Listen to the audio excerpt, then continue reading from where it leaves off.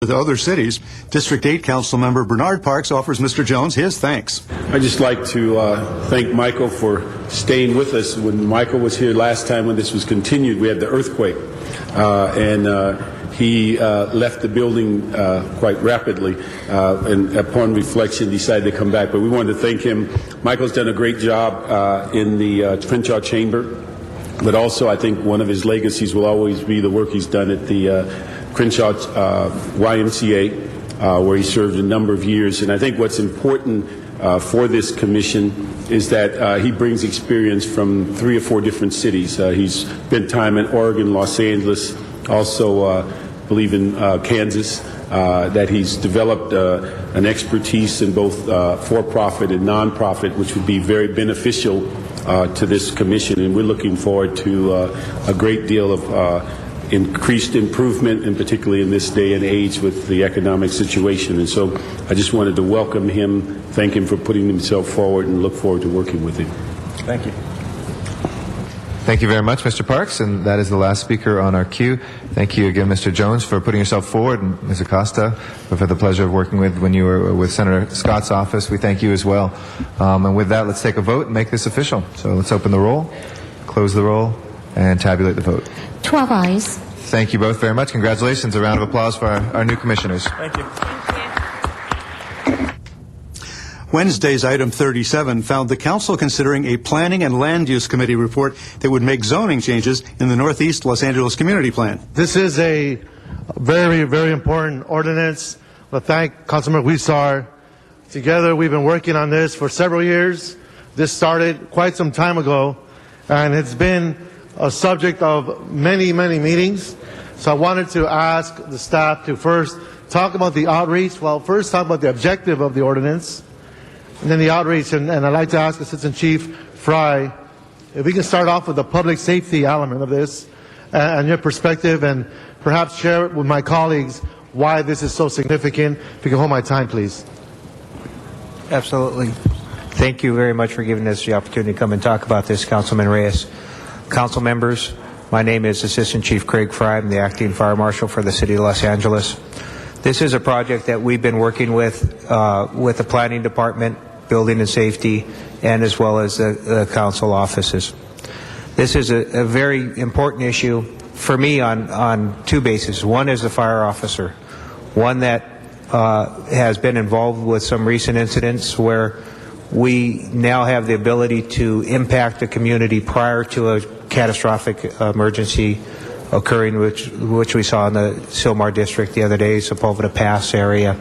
This is one where we can now address the needs for ingress and egress for our residents, one where we can address the water needs for the communities that we serve, and one that we can address the type of materials that we allow to go in there in building in regards to the fire resistiveness, and one of the most important things, what type of vegetation we allow to go in those areas. This is something we've worked very hard with. We're very thankful that we've had the opportunity as a fire department to come in early in the stage so we can have an impact, a positive impact, to prevent a catastrophic incident. The second part is I grew up in this area. I have family that lives in this area, and I see the importance of this for the area that I grew up in and that I lived in. So I appreciate it. And if there's any questions that I can bring in, and I'll let the planning department take it from there. Yes, thank you, Assistant Chief. And colleagues, when I introduced this motion, it was back in 2004. At that time, we had focused on the District 1 areas, the hillside areas in the Northeast, Paradise Hill, parts of Montecito Heights, and from there it expanded. Then Councilmember Villaraigosa wanted to expand it to the other hills surrounding Northeast. So we branched out into El Sereno and other parts of Northeast. And with that, we've been meeting for the past 4 years with the community. And I'd like to ask the Planning Department if they'd like to give us a summary of the nature of the work and the degree of outreach that occurred at this time. Gabriela Juarez, Planning Department. Good morning, Council. In trying to move this project forward, we've done a number of outreach methods, including focus groups and small group meetings over the last 2 years, something over 35 of those in this particular area. In addition to that, we've done several workshops and information sessions. We've met with neighborhood councils throughout this area, as well as their subcommittees for land use. We've also extended our outreach to be translated into 5 different languages and available on our website. And we've also had translators available at all of our meetings. We've used different types of media in order to help portray the different issues and concerns that have been shared with us throughout this process. And we've made it an iterative process in that at every stage of this process we've taken input in order to continue to refine the regulations and make them exactly what the community would like to see. This is a great thing for Northeast Los Angeles, according to District 14 Councilmember Jose Huizar, who describes some of the meetings that were held over the 4-year period. It's a long time coming, but I think it's a great day for Northeast Los Angeles, for the hillsides of Northeast Los Angeles. And I want to thank the Planning Department for all the work you've put into this. Attending many meetings, a number of meetings. I would hear of a meeting at least once every 2 weeks, and I'd say another one, but certainly we did our outreach. Many of those meetings were contentious. Many of those meetings, people brought out misinformation that were scare tactics, that were hoping to scare people away from supporting a good policy. And once people understood what this was attempting to accomplish, many people actually did come on board. So thank you very much, and certainly thank you, Chief, for your support. And I know when we've talked about this, you mentioned your personal attachment to the area, and that certainly resonated with a lot of folks, knowing that a person of your stature understands the good in this policy. But this is a great thing. When I came on board 3 years ago and the ICO had been proposed and I heard about what it was going to accomplish, working with Ed Reyes and his staff and the Planning Department, we immediately wanted to make sure that we actually put the ICO into an ordinance. And what we have before us today will provide us with a way to ensure that we have additional safety. Many of these roads that lead up to the hillsides are small roads, and sometimes our emergency vehicles cannot access those areas, so it will control density. It would also provide for some aesthetics, improvements in aesthetics as we look out to these hillsides today. Without these measures, you have different types of buildings of different construction, of different sizes, that does not make for the pleasant hillsides that you see from many of these areas. It will also provide for a way for our hillsides to be safer, so that we don't have mudslides and other events, natural events that have caused injury and possibly death to many of our residents. So this is a great ordinance, a long time coming. I want to thank you all for the work you've done. I want to thank my staff who worked hard on this, who put up with repelling a lot of the misinformation that was put out there. I actually got called once and was asked by a Spanish language television that, what are we doing taking away old women's property? But that's the type of misinformation that was put out there. But at the end of the day, it's good for Northeast Los Angeles, and this is a long time coming. And finally, I want to add that I introduced an amending ordinance that will address some litigation that is happening at Elephant Hill, an area that if in fact the outcome of that case goes one way or another, these rules will apply to that area to ensure that those areas stay consistent with the development of the rest of Northeast Los Angeles. And when many of the high school students who came to Plum, many of them were asking, why is it that in our area we don't have the same types of beautiful landscaping, beautiful view sheds that many other communities have? Well, that is, if we don't control the type of growth we have, but still allow the growth, we will have this type of results we've had for many years in some of these hillsides. So thank you all for your hard work, and this is a day we will all be celebrating in Northeast Los Angeles. Thank you. There's no further speakers in the queue, so Madam Clerk, would you please open the roll? Close the roll. Tabulate the vote. 12 ayes. All right, we'll go back in order. Our next item. You can listen to City Council meetings as well as committee and commission meetings on the telephone by using the city's council phone system. In the downtown area, dial 213-621-CITY. In West LA, dial 310-471-CITY. For the San Pedro area, dial 310-547-CITY. And in the San Fernando Valley, dial 818-904-9450. Just follow the recorded instructions for the meetings you want to hear. And we invite you to address the Los Angeles City Council on any item on the council agenda, as well as during public comment. You may come downtown to City Hall or go to the Van Nuys City Hall and participate via video teleconferencing. And remember, you can watch all Los Angeles City Council meetings live in their entirety on Tuesdays, Wednesdays, and Fridays beginning at 10 a.m. On Sundays, you can watch the replay of all the week's meetings, also beginning at 10 a.m. Council Week in Review can be seen Monday through Friday at 9:30 a.m. and 6:30 p.m. and on Sunday at 9:30 a.m. Well, that concludes our program for the week ending November 28th, 2008. On behalf of Camilla Chilcott and everyone here at Channel 35, I'm Jack Popejoy, thanking you for watching, and please join us for the next Council Week in Review.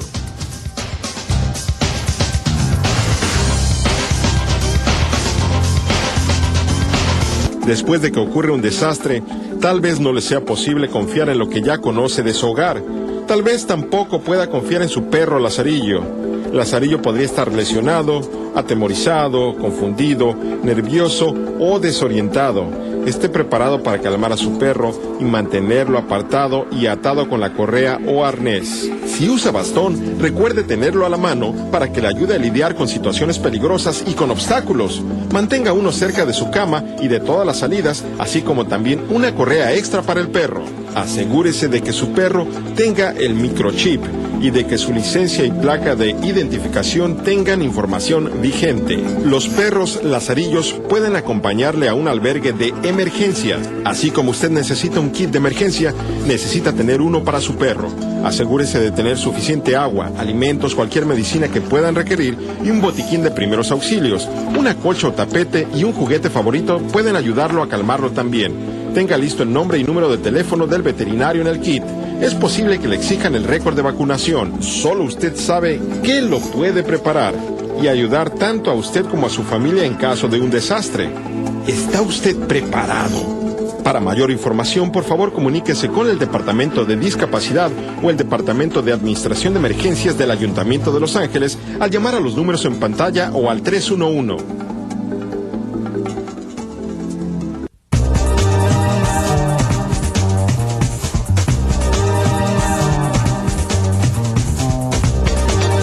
LA City View Channel 35. Your city, your channel.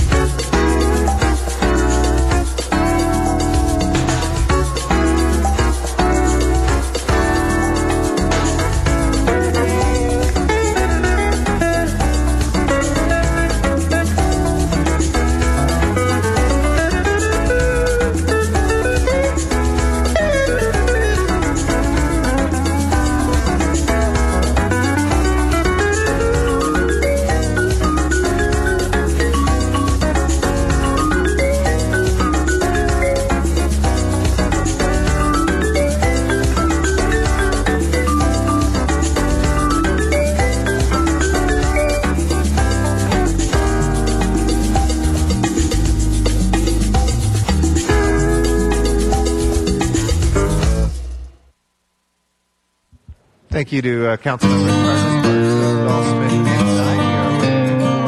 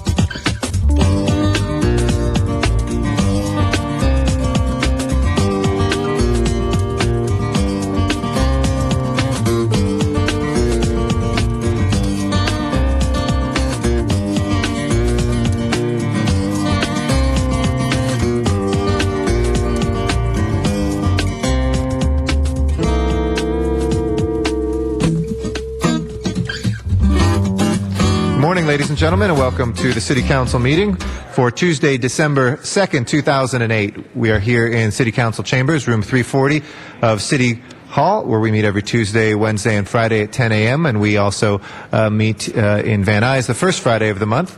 We are broadcast live on Channel 35, LA City View, which is broadcast throughout the city's cable systems. We're also rebroadcast each evening and available on the internet in live streaming webcasts at lacity.org. You can also use your telephone to listen into council meetings by calling council phone at 213-621-CITY. It's 213-621-CITY. And that will be for any committee or full council hearings as well. Our agendas are available online at lacity.org 72 hours in advance or 24 hours in advance for our special meeting items. They're also available here in person in council chambers or in city clerk's office. If you'd like to be heard on any of the items that are agendized for public hearings today, please fill out a speaker card in the back and hand it to one of the sergeants at arms. If you live closer to Van Nuys, we can always hear you remotely from our Van Nuys City Council chambers as well.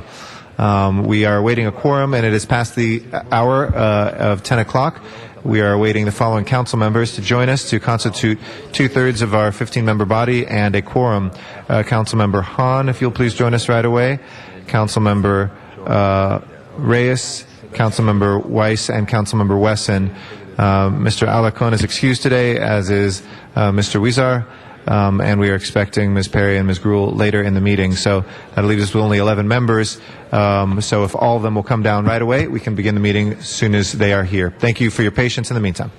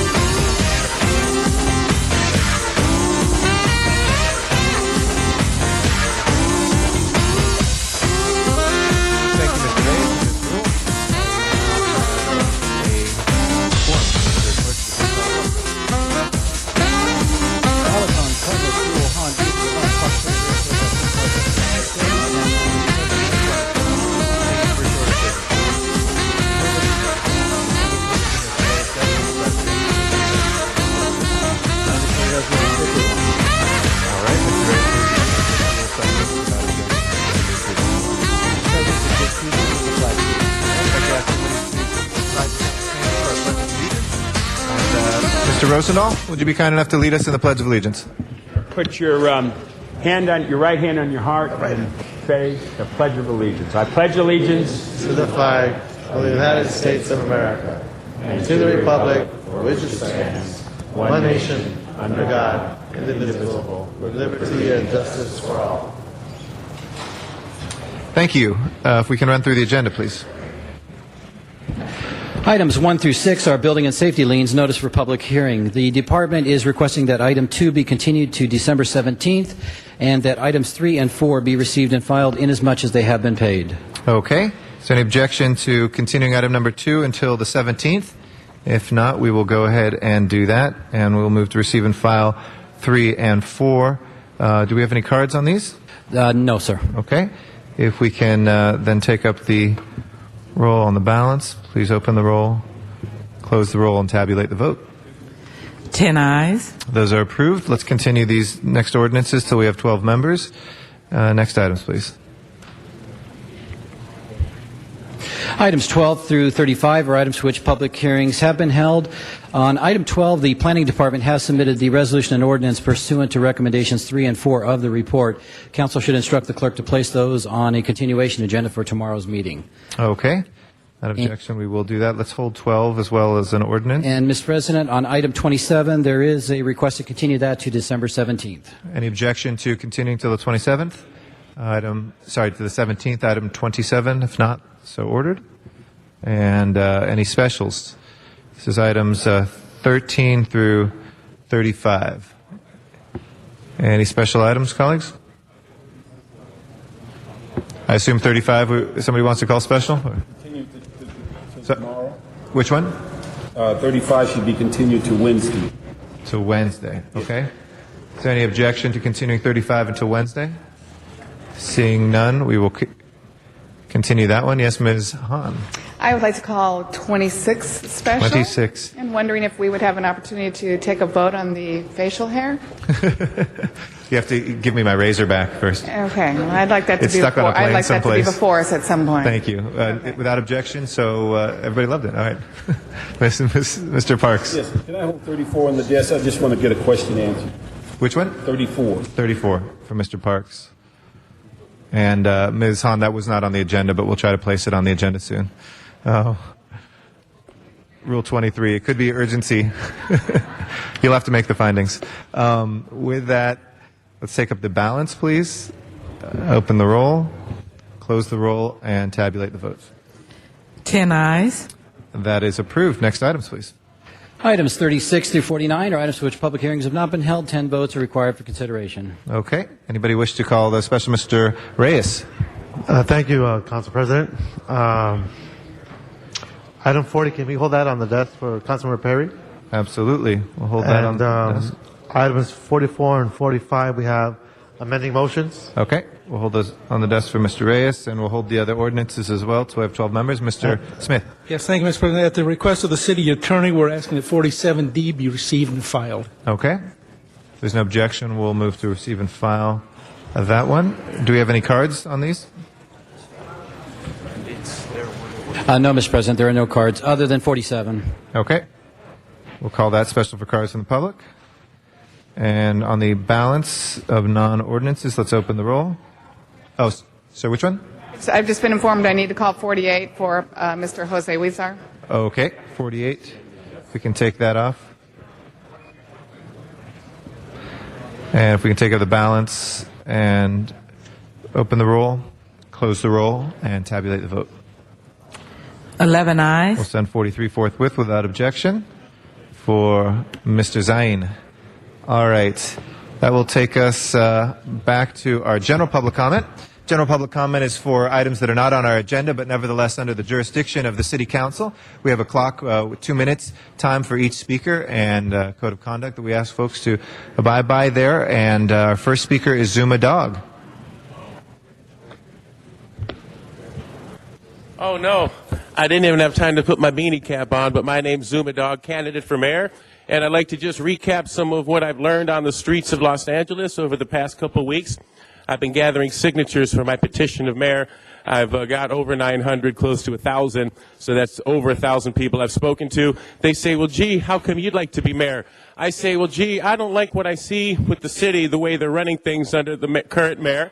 For example, you take the housing. They've gone all upscale. They say, gee, we need to build so much housing. Then they go all $1 million upscale luxury condos, much of it in violation of vacancy rates and zoning ordinances, and then nobody can afford the housing. From right there, everybody's nodding their head. Yes, that sounds good. Well, gee, some of the other things I don't like about City Hall is anytime there's CRA, state money, to redevelop blighted communities, well, what do? They give it to billionaire developers like Related Corp., the Grand Avenue Project, and it doesn't go into the community that needs it most. I'd make sure that money for blighted communities makes it to the blighted communities. Then you talk about the federal money that the city has to do projects through nonprofits to redevelop the community, to provide services in the communities. Then there's these shill nonprofits that the politicians set up with their friends and family and front-end loaded management contracts. The money pilfers into these fake shills, and then they come and say, now we got to tax you to fix the problem that we just wasted all the money for.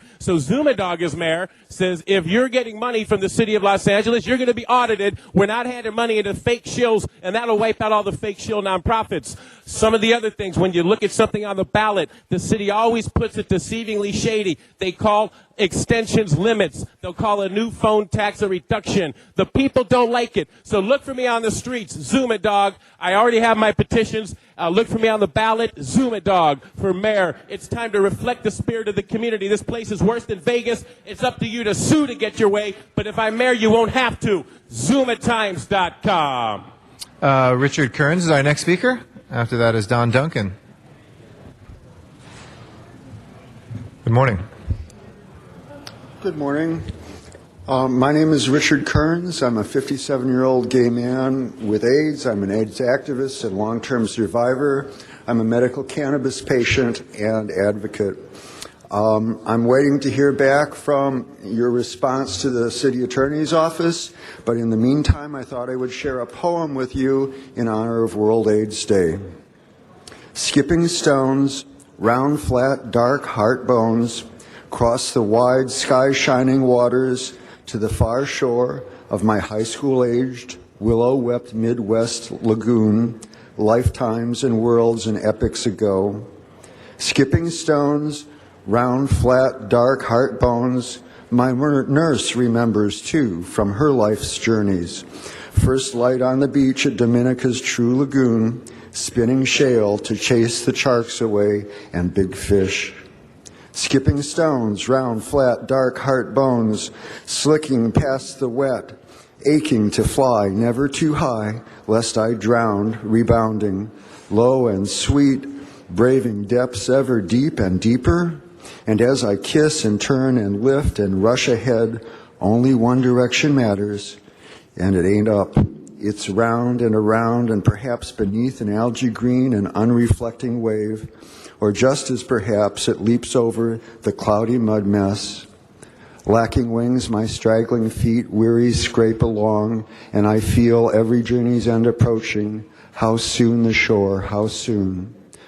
Oh, I am a skipping stone, a round, flat, AIDS dark, heartbroken bone, sailing, sailing, maybe failing, maybe not, singing, wailing, trailing quiet waterwakes of sorrow, waiting to discover the new world, to whose shore I will rush to recover what unlost love remains inside and be tempted to fling myself again into swift, determined, and uncertain AIDS flight.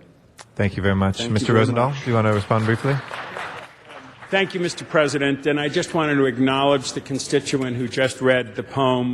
Many of us suffered through the AIDS epidemic in the 80s and 90s. We lost loved ones. Literally millions of people have died all over the planet in the last 20 years. And every year on the 1st of December, many of us around the planet think of our loved ones and think about this disease. And we hope in the new administration in Washington there'll be more urgency, more awareness, more quality drugs and opportunities for everybody on the earth. And we all need to remember and never forget the scourge of AIDS on the planet.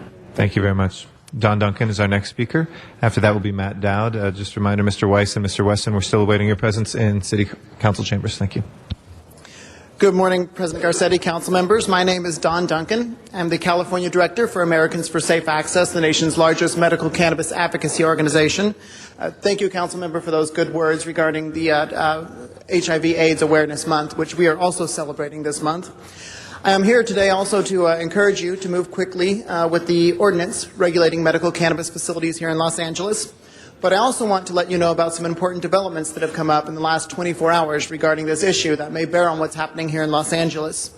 Until yesterday, we kept hearing from the federal government and from even some city staff people here in Los Angeles that while medical cannabis may be legal under our state law, federal law trumps that state law. And that mantra that's been repeated in the media so often has finally been put to rest by the United States Supreme Court, which yesterday declined to hear an appeal of a victory out of Garden Grove in which the California appellate courts ordered the return of wrongfully confiscated medical cannabis. The victory in that case is more significant than the individual patient whose medicine was taken wrongfully during a traffic stop. The victory in that case is important because we now know, with the full authority of the United States Supreme Court and the California courts, that our state law stands despite its difference from federal law, and there is no impediment for local government, for cities and counties to move forward with implementing our state law, and in fact, no excuse in citing federal law to do so. And so I want to encourage you to move quickly. Our moratorium comes up for renewal, I believe, in April. We have 6 more months after that. We don't want to run down to the last minute and make compromised decisions on this. We want the time to go through the committee process and have the proper public and city input on a good ordinance. And so I want to encourage you and the city attorney's office to move quickly on this item so that we can finish before the deadline. Thank you. Thank you. Our next speaker is Matt Dowd. After that, we'll go to Van Nuys for Donna Pearman. Good morning. Yeah, good morning. Thank you. First of all, my boo to Ed Reyes, just for the sake of it, and also for the way he handled the community on the last few years. Community, liquors and everything, liquor stores and their schools and all that, boo. I'm allowed to say it here, so I'll say it on public comment. Thank you. Secondly, the Weiss. There's an election coming up for city attorney. The name Weiss is on the ballot. That's Noel Weiss. Noel Weiss for city attorney. If you see the name Weiss on the ballot, it's Noel Weiss. Now, I got a bill from my attorney, $175,000 now. That's what we're up to. It went up like $35,000 in the month of October. We moved the federal court for a summary judgment against the city of Los Angeles, and that's in the works, but told you it was going to be expensive. I'm still here. The bill's still going up. We're going to hit $250 by the time you guys get your attorneys kicked out of there. The one, Mike Nagel, I'll name him. Mike Nagel. It's nice to see we were victorious with the elephant, getting it out of the zoo. Unfortunately, Greg Smith's getting the payback now for the Las Lomas kickdown. He tangled with Cardenas and Alarcon, and now they're taking away his precious elephant. But let's just hope there's no elephant sanctuaries, because that's just going to be another boondoggle waste of money. We're better off spending the money in Janice Hahn's district on the port, cleaning the air for our children and the freeways, getting rid of those containers and a lot of those other issues down there. Meanwhile, I'm being harassed and retaliated against by the city. My latest ticket from LAPD, yes, failing to come to a complete stop at a stop sign on my bike. And on a bike, and I'm not on the boardwalk. So I don't ride down the boardwalk, which is unsafe. And the bike path, that's full of pedestrians. So I'm riding down the street, minding my own business. And yes, and our comments. Thank you, Mr. Dowd. Donna Pearman is our next speaker, and Van Nuys. After that will be Sarah Slotkin. Okay, this is Donna Pearman. Garcetti, I like you better clean shaven. Anyway, let's vote for Noel Weiss for city attorney and Zuma Dog for mayor, the only ones that will actually hear us instead of rich developers. Pop R needs to be repealed. We need an injunction on this. Please call Tony Bell 213-974-5555. We need to put an injunction that says stop this fiasco. I guess Councilman Rosenthal, you can rest easy because Pop R passed. It will hurt the poor, the middle class class the most. It won't help our local buses. They will still run poorly. They'll only need money. They'll only save money for the subway to the sea. People will be saving up all this money for the subway to the sea, and people will rise up one day and revolt. City workers will need another increase in 5 years, no increase in COLA, to help pay for this sales tax increase. Because food hasn't gone down, and food has gone up, even with the event of lower gas prices. Public transportation prices has gone up. Antonio and the city council are big spenders. Tony Villaraigosa is a big spender. He was kicked off of Sacramento because he kept on coming up with reasons to increase taxes. Most people still didn't vote for Prop R. Remember that. So it's not overwhelming. Prop R is a CRA dream. When the city council makes mistakes with the digital billboard fiasco, but I still want to vote for Eric Garcetti for Hollywood so he can take away more digital billboards, because he said he would take away 15. He's took away 2. So keep him in there so he can take care of that problem. And let's get rid of Prop R, because it's just going to be a big fiasco, and it's going to ruin the 405 freeway, and it's not going to be any good. Zuma Dog for mayor. ZumaDog.com. Thank you. Sarah Slotkin will be our next speaker. And after that is John Hall. Good morning, Mr. President. Morning. I like the goatee. Thanks. Good afternoon, Council. Good afternoon, everyone. My name is Sarah Slotkin. I am a steering committee member for the Greater Los Angeles Caregivers Alliance. And yes, I smoke weed, okay? I smoke medical cannabis, and I don't look like I do. I manage a collective, and we actually have been threatened 3 times by the federal government. And we were actually given an order to comply from your office, from the Building and Safety Commissioners. But yet, in my backyard, collectives are opening. Every day, my patients are coming to me and saying, a new collective has just opened. A new collective has just opened. Why isn't anyone being proactive? I did speak with Todd Robinson from the Building and Safety Commissioner's office, and he specifically told me, being proactive. And I ask you today, why? Why are these collectives getting permits? How are they getting these permits? It just doesn't make sense. And as somebody who wants to do this responsibly and professionally, I come to you today saying, please enforce the ordinance. Please come together. Let's get it done. Let's make it happen and make medical cannabis completely legal and safe in the city of Los Angeles. Thank you very much for taking your time every week to listen to us, come to you and speak. And I hope that someday we won't have to do this anymore. Thank you. Thank you. Thank you very much, Ms. Slotkin. Appreciate your comments very much. John Hall is our next speaker.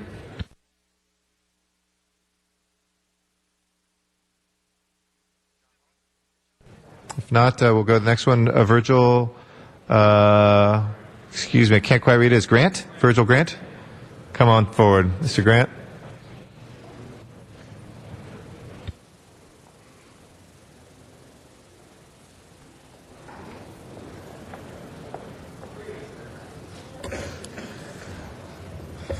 Good morning, President, Council. My name is Virgil Grant. I'm a member of the Greater Los Angeles Caregivers Alliance. We are facing serious issues with our laws and policies. I stand before you as a product of the flaws of our laws and policies. I've been indicted by the federal government for doing what the state of California has allowed, for what the city and the Attorney General has written guidelines and regulations for. The city has issued me a license to operate. Passing regulations is just the tip of the iceberg of what needs to be done for positive progress and change in the medical cannabis industry. The quicker we solidify this at a local level, we could move higher to the level of focus to deal with on a congressional level. The issue at hand is our laws and policies. This is an issue that deserves a lot more focus and interest, not only from the public, but from our local officials as well as our congressional leaders. This is only the beginning, but it starts with council right here in Los Angeles. We are urging all of council to sign on for the sake of our countless patients, providers, and the indicted. Thank you. Thank you very much. Lenny Fisher is our next speaker. After Mr. Fisher is Mike O'Gara. Good morning. Good morning, Council. I'm a 44-year resident of the city of Los Angeles. About a year and a couple months ago, you folks enacted a moratorium to slow down the proliferation of medical marijuana collectors. It's not working. It's not working. You all hear me? It's not working. Someone needs to get their thumb out of their butt and get it done. I don't know what's going on with our city attorney. I don't know why we don't have regulation yet, but I sure would like an answer. As a 44-year resident of this city of Los Angeles, a taxpayer, I believe I deserve an answer. Thank you. And, sir, if you'd like to follow up directly, I know Mr. Zine's office is working on this. We also have a city clerk who is here to answer any questions during public comment. Under California state law, it's the only time we can listen. We can't directly respond because it would be unfair to folks who didn't know that was on today's business agenda. This is the reason for the law.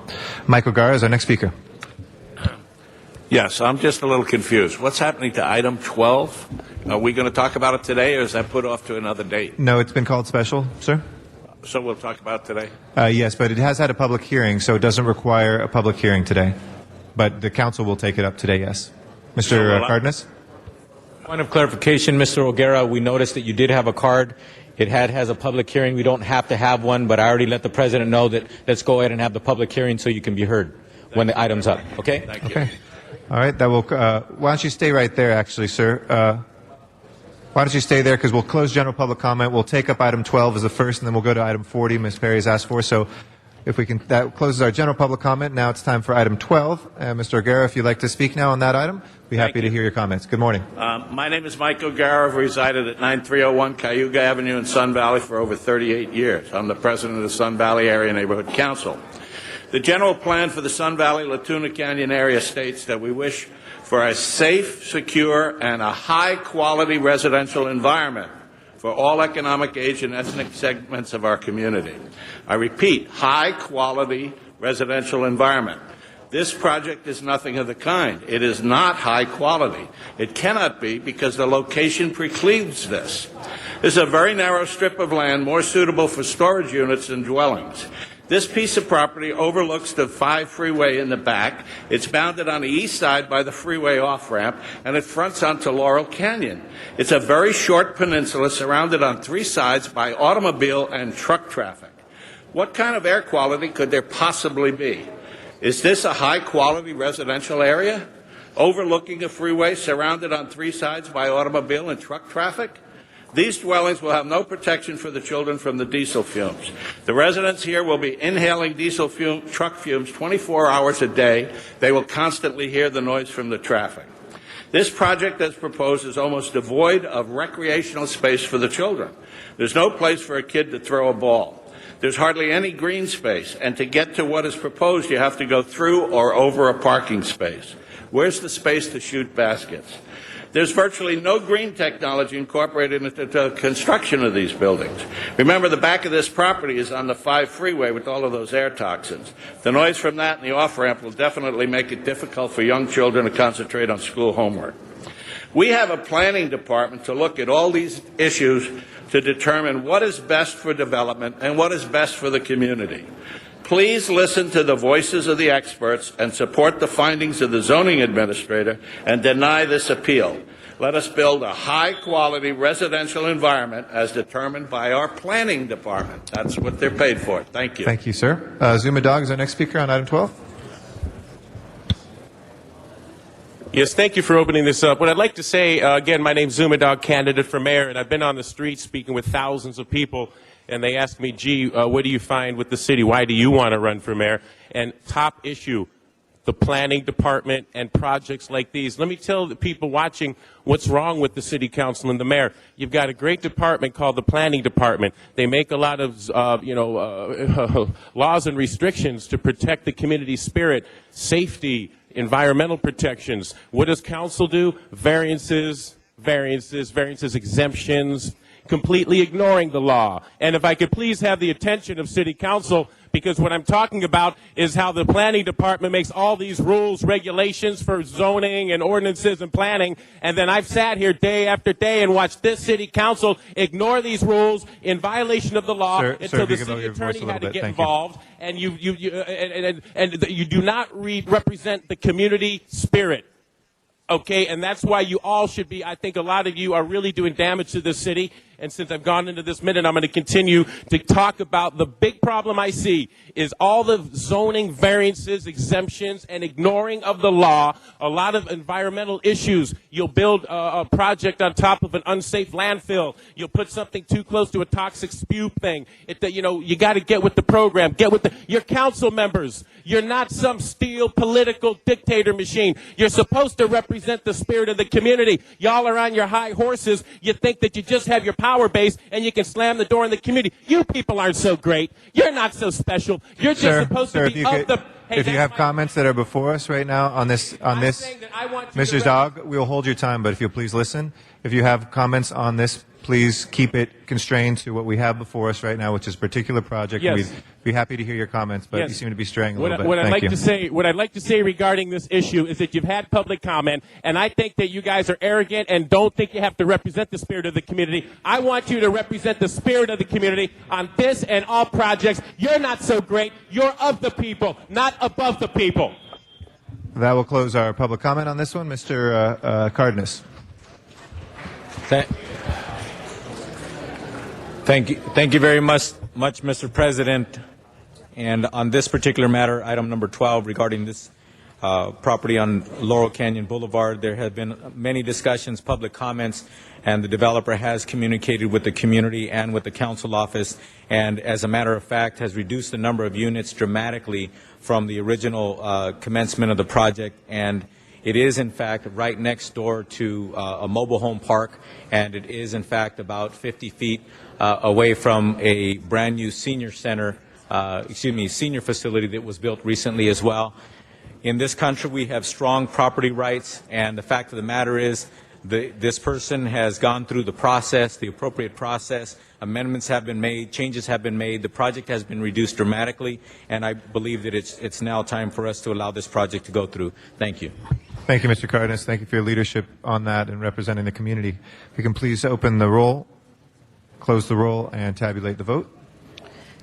12 ayes. That is approved. Ms. Perry has asked for 40 next, if there's no objection. But just before we're going to take up the ordinances, now we have 12 members. If we can just take those on consent. Mr. President, those are items 7 through 11 and 36 through 39. Yes, please. If you can prepare the roll and tabulate the vote. 12 ayes. Those are approved. We'll take up 40 next. Ms. Perry.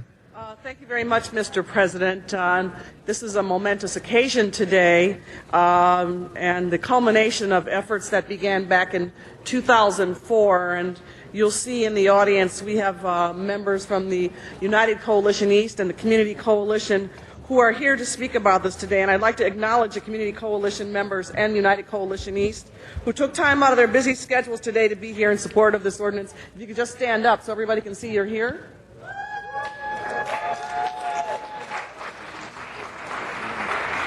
And I'd like to publicly express my gratitude for their consistent and tenacious support of this ordinance that we're about to vote on today, and their help in crafting this ordinance. Before you is an ordinance that has been in the works, again, since 2004, a really, really long time.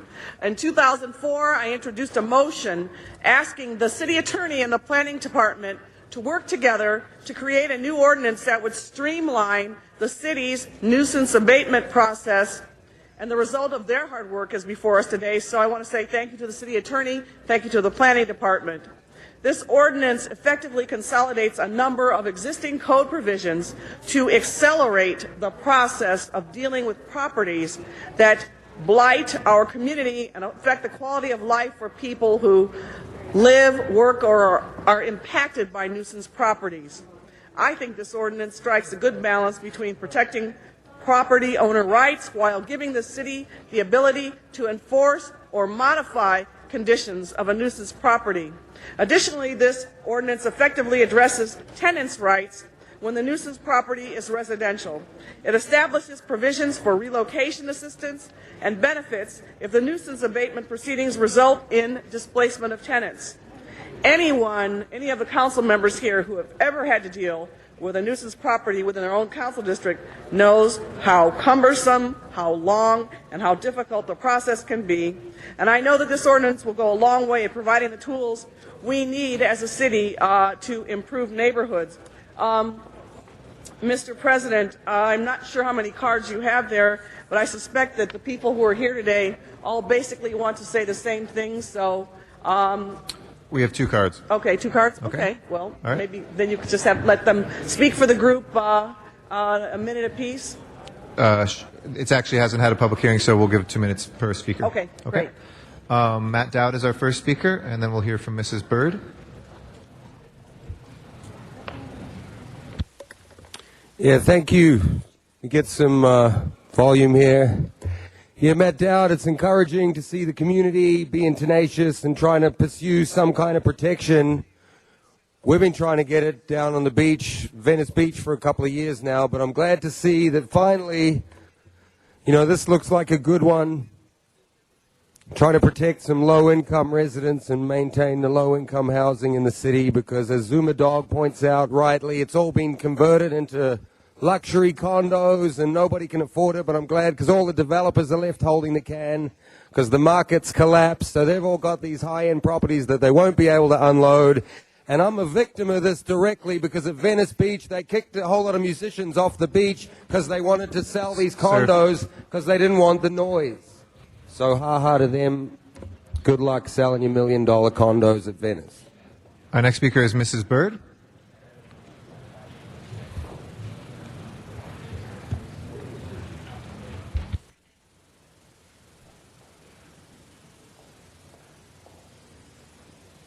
Very good morning to you. Good morning to the council and to all of you. I'm grateful to be here this morning to speak on this nuisance and the things that is bothering Los Angeles. It's not just South Los Angeles. When anything is not right and need to be cleaned up, it's all of Los Angeles. We have been fighting for these laws and these issues for many years, and it has gone into be something that we have become a nuisance because we keep coming down here and getting the same answer each and every day. I don't understand what is going on. I know it's some things need to be cleaned up in Los Angeles. If we want to make this city be the angel city, we all can get together and make a difference. These streets doesn't have to look like this. These hotels and motels and liquor stores can make a change. If you can put an additional fee on my light bill, put the same fee on their light bill. If you can put the same thing on my trash bill, put it on their trash bill. I don't mind paying the difference because I'm making a difference in my neighborhood. But we all can make a difference in this thing. We got to stop sugarcoating it and start doing something. Your city downtown, you're looking beautiful. But it doesn't make any difference when South Los Angeles is looking the same. It's still Los Angeles. I don't know how many others going to speak before me. It really doesn't matter, but what I'm trying to say, we got to come together. Whatever it takes, is too many people's not doing anything, but we all can do something to make a difference. This nuisance law and all these laws that doesn't make sense, let us clean up Los Angeles. Thank you. Thank you very much, Mrs. Byrd. I was mistaken. We have a number of other cards. Our friend Marquise Harris-Dawson is next. Very good morning. Good morning, Mr. President and our council members, particularly our own council member Jan Perry and council member Bernard Parks. We're very excited to be here today, and we thank you in advance as members of the Community Coalition. You can see us here with the green T-shirts and members of USEP and other organizations. Many of you know that the Community Coalition has worked for over 20 years, beginning with our founder, Assembly Speaker Karen Bass, to close down liquor stores and other nuisance businesses in South Los Angeles. One of the roadblocks that we've run into is the folks that you see here will come to hearing after hearing after hearing after hearing after hearing after hearing. And at every hearing, the Board of Zoning Appeals will say, yes, this business is in violation. There's murders happening at this business. There's prostitution happening at this business. But let's give them another 90 days in order to come back and clean up. And after they go through all these hearings, the city gives a revocation. But what we find in South Los Angeles is all too often is that revocation declaration is meaningless because business owners show up the next day at the property and continue business as usual. And so we've been happy to work with Councilmember Perry to fashion a motion that will close some of those loopholes and make the revocation process have some teeth. We expect that after this motion happens, that after we win a revocation, which is a long, hard battle, after we win a revocation, that a chain will be put on the door, the lights will be cut off, the water will be turned out, and that business won't reopen until a new operator is there doing a new kind of business. So we're very happy to be here today, and we're very excited to work with you on this matter. Thank you very much, Marquise. Our next speaker is Francis Fikes. Francis Fikes. After that will be Lily Martinez. Good morning, ma'am. Good morning.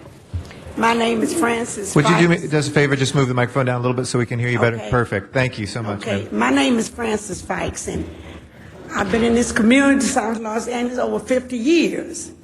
And as a veteran of the community coalitions, I remember coming to hearing on top of hearing and on top of hearings to the worst of the worst business in South Los Angeles. I remember the Oakwood Indian, the Adlon Liquor Store, the Payless. They would not obey nothing was said or done to them. Year after year we came here, and nothing would be done. So we did all the work, the community coalition, getting them to improve, but they would not hear the community coalition, and they would not hear the city. And the city didn't do nothing. You didn't do nothing. But just hearing after hearing and after hearing. But now I hope,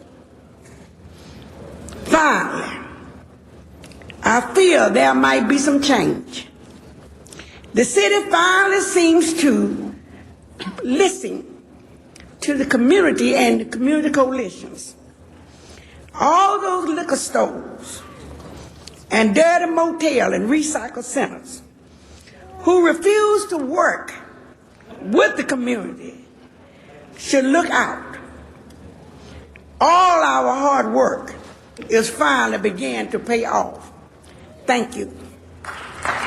Thank you. Our next speaker is Lily Martinez. After Lily Martinez will be Sylvia Davis.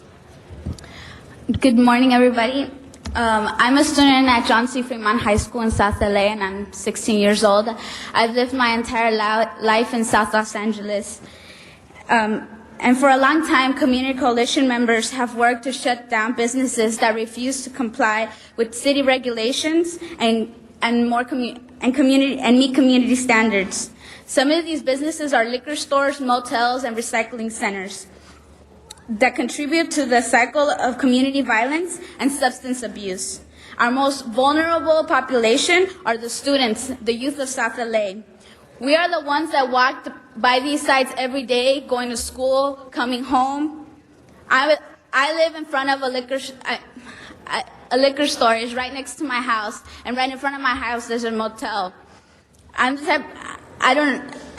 don't go a day without hearing sirens going off, going to these liquor stores, because they attract violence.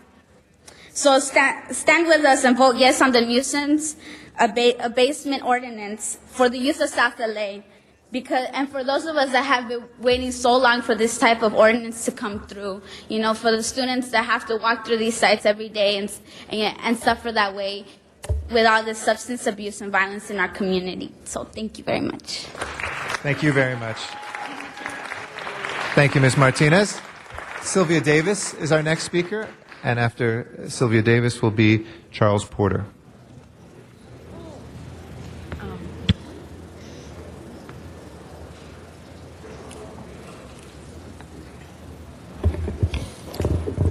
Good morning, everyone. My name is Sylvia Davis, and I'm a member of the Community Coalition, and I'm here to voice the opinion of the coalition that hopefully that you will understand the work that we've been doing to improve and enhance our community for years. So we're hoping that all this will come to an end and we'll be able to enforce what we've been working for, because in the past, when we've been able to gain revocation, the businesses have been thumbing their noses up at us and the whole thing, because we don't have any leverage. So we're hoping that after this, we will be able to shut them down and close them down and take them out of our community, so we can have the things in our community that enhance and encourage, uplift, and not be a nuisance to bring our communities down. So we thank you, and hopefully that all of our years of work won't go in vain, and that you'll pass this and support us. And thank you very much. Thank you. Charles Porter is next. After that is Mary Lee.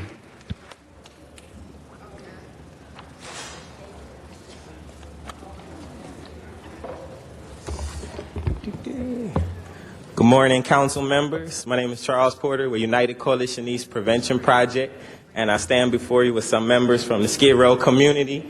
We've been using the nuisance abatement process in Skid Row for nearly a decade to clean up some of the worst businesses in the city. And one of the things I also wanted to emphasize is that as long as I've been working in that neighborhood, people have always cared about where they live. They've always wanted a safer neighborhood. And so we're hopeful this tool will help to hold property owners accountable, because years go by and people have the courage to show up and come to public hearings and they watch as nothing is done. And so we're particularly excited about the tenant protections and also the option of receivership, because one of the nuisance businesses in our neighborhood actually was ordered to close down, but it still operates. And so we're hopeful that this new language and this ordinance will assist us in holding property owners accountable, because the community deserves more, and people that are poor shouldn't have to be subjected to dangerous living conditions. And so we ask that you go ahead and adopt this ordinance, and thank you for your support. Thank you.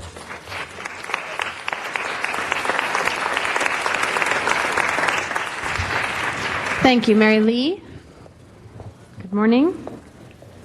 Good morning, Madam President, members of the council. My name is Mary Lee, and for the past 10 or 12 years, I've been privileged to provide legal representation to both the United Coalition East Prevention Project, who you just heard from, and the Community Coalition. And in 2002, actually, I sent a memorandum to our council representative, Jan Perry, and it's the result of that memorandum and the interactions that we've had in the past 6 years, that have led to the introduction and I hope passage of this motion here today. I want to again thank Councilwoman Perry for her perseverance and her willingness to stay on this for all that time. But in those years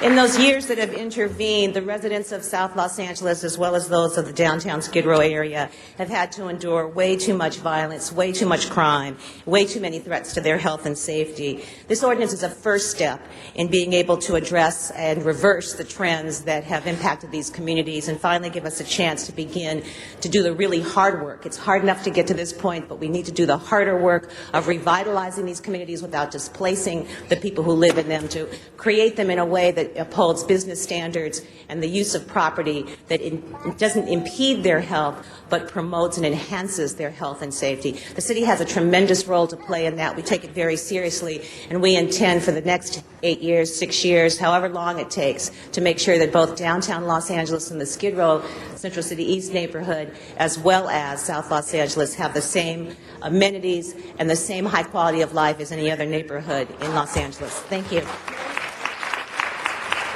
Thank you, Mary Lee. Maria Isabel Rutledge, followed by Hein Kim, and then Estela Lopez Spears. Good morning. Good morning. It's a pleasure to be here to address all of you, and thank you for listening to us. I'm here to say that it's a shame that we do need this nuisance abatement ordinance because in other parts of our Los Angeles, they don't need it, but we do. And the laws seem to work everywhere else, except in our area.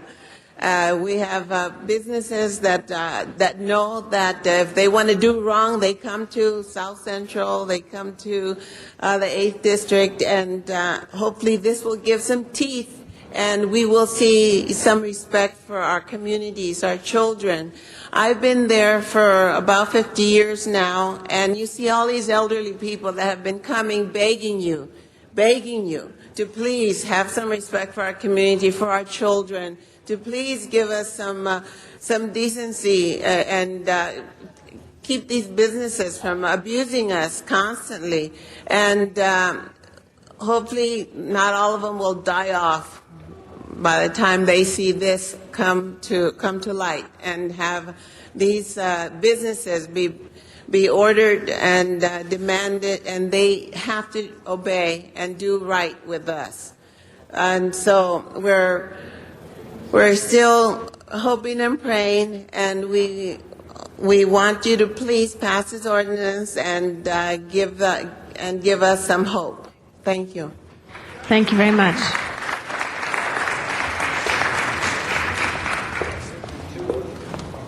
Good morning. Good morning. My name is Hailey Kim, and I'm speaking on behalf of Community Health Councils. In addition to my testimony, we did provide a letter of support for the nuisance abatement ordinance as well as Community Coalition. I think importantly, the ordinance provides a mechanism to hold non-compliant businesses accountable for their continuous violative conduct. In addition, by removing these businesses, we provide an opportunity for other more favorable businesses to come into our communities and provide services to our residents. Specifically, CHC supports the development of businesses that provide healthy and nutritious foods. Therefore, we urge you to approve this ordinance and support our communities. Thank you so much. Thank you. Estela Lopez Spears. Good morning. Good morning. I feel excited and very hopeful to be here today because I was here about a few days last Friday, and I saw the compassion and the desire to change around this table. I heard it. I heard when you guys spoke about Mayor Bradley's wife passing and other people who have fought in the community to improve our community. Now, every day, people who live in South LA are fighting to have better streets, to have better responsible businesses. Right on the corner of where I live, there's a bar, and a few steps away, there's a liquor store. And I've talked to the business owners, and many times they don't want to take accountability and responsibility. So what do? I go out and buy trash cans and hook them up to the trees or the poles so people can throw the trash away, because the business owners, they don't want to take responsibility for it. We change the bags. We buy the bags. We do everything for these business owners. It's time that business owners in our area take responsibility and accountability for what they do. We're not against businesses. We're against business owners that do not take accountability and responsibility for what they do. And it's time to make a change. Now, I have 4 girls, and my daughter, the oldest one, wrote a poem. She speaks about LA. And it's so sad what she writes in that poem, but it's basically facts. Now I urge you to support this ordinance and pass it, and so we could change and be productive in our communities. Thank you. Thank you very much. That closes our public comment period. Ms. Perry, did you want to add anything before we went to the next speakers? How many more speakers do you have, Madam Chair? Well, we're going to Mr. Labange, Mr. Reyes, and Mr. Garcetti. Oh, no, let them go first, and I can close. Okay, great. Yeah. Mr. Labange. Yeah, thank you, Ms. Perry, for bringing this to all of us in your work. I have a representative for the CLA at the table, or anybody from the department at the table? Is there anybody here, Ms. Perry? Here we have a representative from the city attorney here, and planning and the city attorney are the departments that worked on it. So I got that. all right, you can ask them questions if Just you a like. quick question. So maybe the CLA, if the CLA or anybody is not there as well, maybe about the planning. I don't think the CLA had much involvement. Well, I in know it's the drafting next step that I'm thinking of. This is All right, a well, good, why don't- yeah, why don't- good thing here. Yeah, okay. Okay. What this ordinance does, it helps us, correct? Helps us a lot. But the next step, how does it get enforced? Okay? What's the practicality of it? Tom Rothman, the Planning Department. This ordinance really, as everyone spoke earlier today, really adds teeth to our existing nuisance abatement ordinance. Right. We are empowering other departments to help close down nuisance properties. Who puts the teeth in it? Cynthia could answer it, but Yes, Cynthia Kuza, Code Studies, Planning Department, and I was project coordinator. The critical question was that prior to this ordinance, we had no ability to close down a facility, which the Planning Department could reach the point of discontinuing a use, revoking the C of O, but there was no ability on the part of the Building and Safety to actually close down a facility, padlock it. What we've done in this ordinance is give them that ability. I understand that, but the person at the table is not there. I want their members that I think we've got to look forward to. In 2009, okay, Building and Safety doesn't put a padlock on there. They just don't walk out and put a padlock on, right? They have to go through a court, right? No, the ordinance has a lot of procedure in it. Correct, in that procedure, but to try to strengthen it, and Mr. Weston, I could maybe join with you in your leadership. I think we need to work with the court system in the County of Los Angeles to develop a division that handles housing issues. So the same judges become familiar with your challenges. In my experiences, and if other members want to chime in my experiences, I often find that departments sometimes they go to one judge in one court, and they don't have necessarily an interest in this issue as much as they do in other things. And if there was a housing court or a housing division, we may have more success. Have any of you at the table been representing the city in court on these type of issues? Mike LeGrand, Department of City Planning. Personally, I have not. Our city attorneys have. On the nuisance abatement, one of the things we look at is most of these cases are litigated. We've had a very high success rate in the city of Los Angeles being upheld in the courts. We had some settlements through the courts that have allowed for certain procedures to be changed. And this ordinance actually strengthens our ability to be successful in court.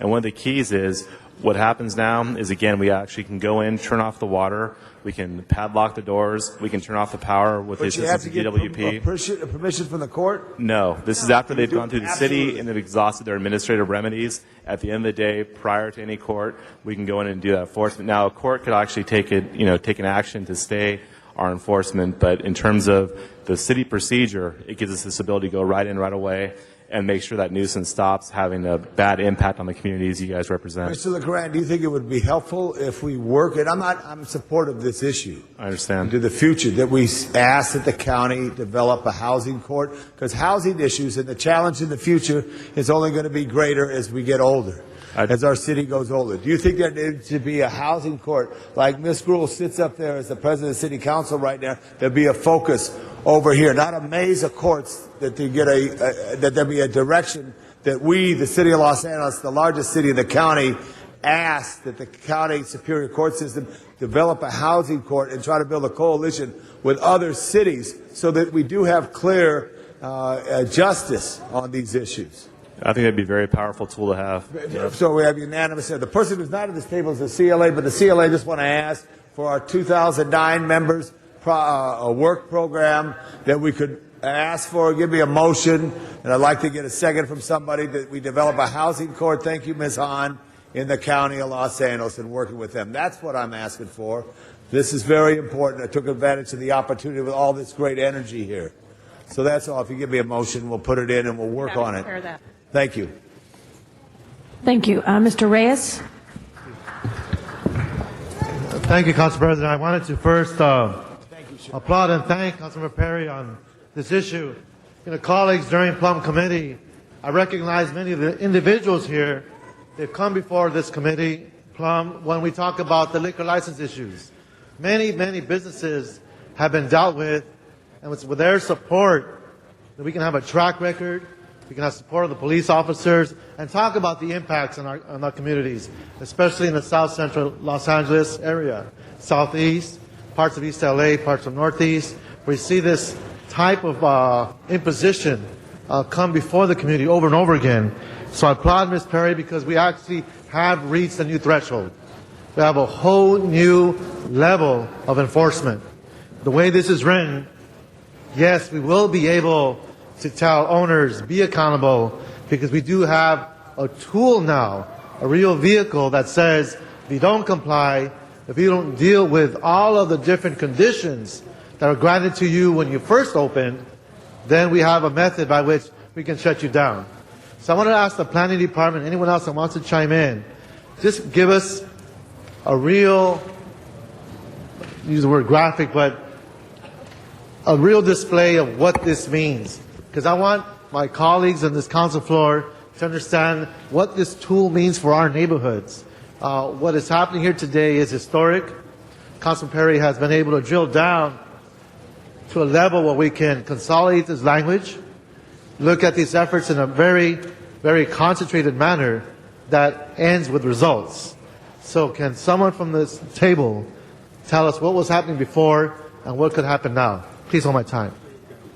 Michael LeGrand, Chief Zone Administrator, Department of City Planning. The two major differences I see in a nutshell for this ordinance, one is cost recoverable. So after we go through this long process of getting a nuisance eliminated. Can you say that one more time? This ordinance requires cost recovery. So Cost recovery. Cost recovery, full cost recovery. So the establishment, the operator, the owner that's basically contributing to the nuisance in your district, after the administrative procedures through the city are exhausted, they're going to have to pay back the city for all the staff work, the city attorney, the planners, Department of Building and Safety, the Housing Department inspection.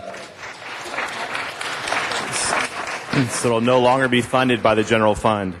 That's one major difference in this ordinance. The other major difference is after we've exhausted all those administrative proceedings, we've gone through, you've seen your constituents come down and testify before committees, before the zoning administrator, the director of planning, and we go through those procedures, all the appropriate appeals, and it's finally determined that yes, this is a nuisance and it needs to be discontinued.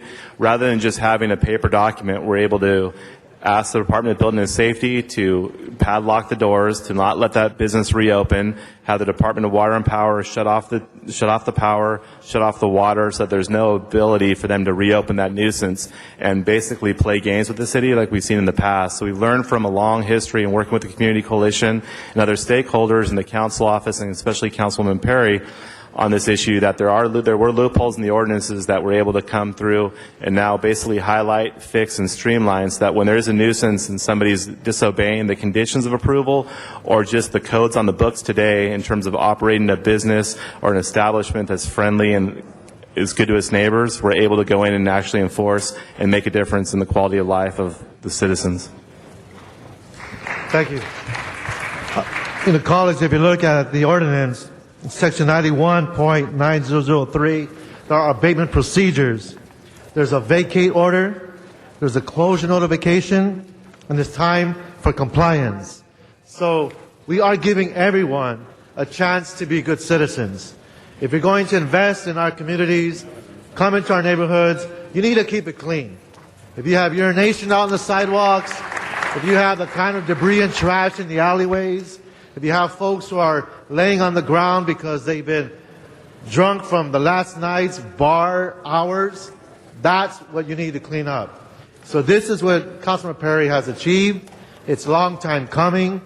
I'm sharing this with you. I want to drill down to these examples because I'm hoping the neighborhood councils in our city realize they have a new tool. I'm hoping that that PTA president who's been working with that principal to deal with that troublesome liquor store down the street, they understand they have some power now. I want to make sure that the managers who manage those apartments in the alleyway next to that liquor store is also responsible and not point fingers at the liquor store saying, this is why I can't keep my front yard, our sidewalks clean. All that has to change. We have a tool that we can use. And again, I want to applaud Councilman Perry for getting us to this point, and I urge and I vote. Thank you. Thank you, Mr. Reyes. Councilmember Garcetti, followed by Ms. Hahn. I was getting Garcetti and Hahn together. Garcetti, Hahn, and Ms. Perry. Thank you. Thank you very much, Madam President. And let me start where Mrs. Byrd left off, because I think there's a group of people that are here representing the tip of an iceberg in Los Angeles asking a very simple question: do laws work for the people, or do laws work against the people? And Ms. Perry, who is very modest about her work, for 2 years has plugged away on this issue with her great wingman, Mr. Reyes, as chair of Plum. And it probably would have been her preference to quietly pass this. We didn't have any speakers. We don't need to talk about this. But this is a moment where your voices get heard by the wider city and where the city gets to hear what its representatives are doing. We looked at this issue in Hollywood, where I represent, and there's nothing more corrosive to a community than that one crack house, that one apartment, that one liquor store, that one nightclub, that one institution that begins to be that broken window in an area, and the rest of the neighborhood follows suit. It is corrosive because the good people who are trying to keep a neighborhood stable and strong and clean feel like they're working against the wind every single day. And the city bureaucracy that wants to do something in the past hasn't had the laws. We're the lawmaking body here, haven't had the laws and the power to be able to help and empower the community. So these businesses just wait it out. In Hollywood, we've talked to the good business owners about how something like this is pro-business, because what it does is it rewards the good businesses. It says if you do keep your place clean, and if you do have a place that abides by the law, you can stay open. And you won't see a neighborhood brought down by that 1 out of 20 or that 1 out of 10 or 1 out of 5 even actors somewhere on that street that destroys the character of that street and that neighborhood. Nightclubs in Hollywood, we see that, where it only takes 1 or 2 and cops come by and they're open past the hours they should be and they just thumb their noses because they know the law has been on their side. And so I want to thank Ms. Perry because she's pushed the law back onto the side of the people today. When we looked at doing something like this, the City Planning Department said, well, why don't you go work with Ms. Perry? She's been working on this for 2 years. And so we're just kind of sailing on the draft of her wind. And being able to do that is something that the community should feel very proud about, because the Community Coalition came together years ago to fight liquor stores in the community, to say that South LA and other parts of the city deserve better. And your legacy is not just there, it's changing the law one neighborhood at a time. And it's not just going to change the neighborhoods of South Los Angeles, it's going to change the neighborhoods of Central and Northeast San Fernando Valley and East Los Angeles and West LA, where these nuisance abatements are everywhere. So I just want to say in closing, thank you again to Ms. Perry. You know, it's very easy to come here and to complain, but it's much tougher to roll your sleeves up and actually pass a law. You have done that work today. I know this is going to pass unanimously, and it's because you have a super representative. I'm proud to be on the council with Ms. Perry and to be a small part of that. Thank you very much. Thank you. Ms. Hahn. Thank you. I just also wanted to rise in support of this ordinance, and as Eric Garcetti so eloquently said, putting the law on the side of the people for once. And I really want to thank you, Councilmember Perry, for doing this. We have all been frustrated with trying to shut down nuisances in and around our neighborhoods. And while we try to do everything we can, as you said, they play games with us, but ultimately it's the neighborhoods that suffer. And, you know, this is Los Angeles. It is the city of the angels. It's about time we start acting and looking like a heavenly place. And you can't do that when we have businesses that disregard the neighborhoods. We have trash. We have hours that are incompatible with residential neighborhoods. And we have people that are thumbing their nose at the quality of life of people who live here.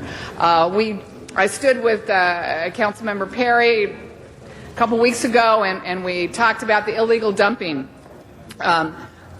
problem in Los Angeles, and we're trying to get tougher on people that use our neighborhoods as a dumping ground. I mean, and they tend to dump more in South Los Angeles because they think no one cares, no one's watching, no one is paying any mind. But what you showed us today is that you do care.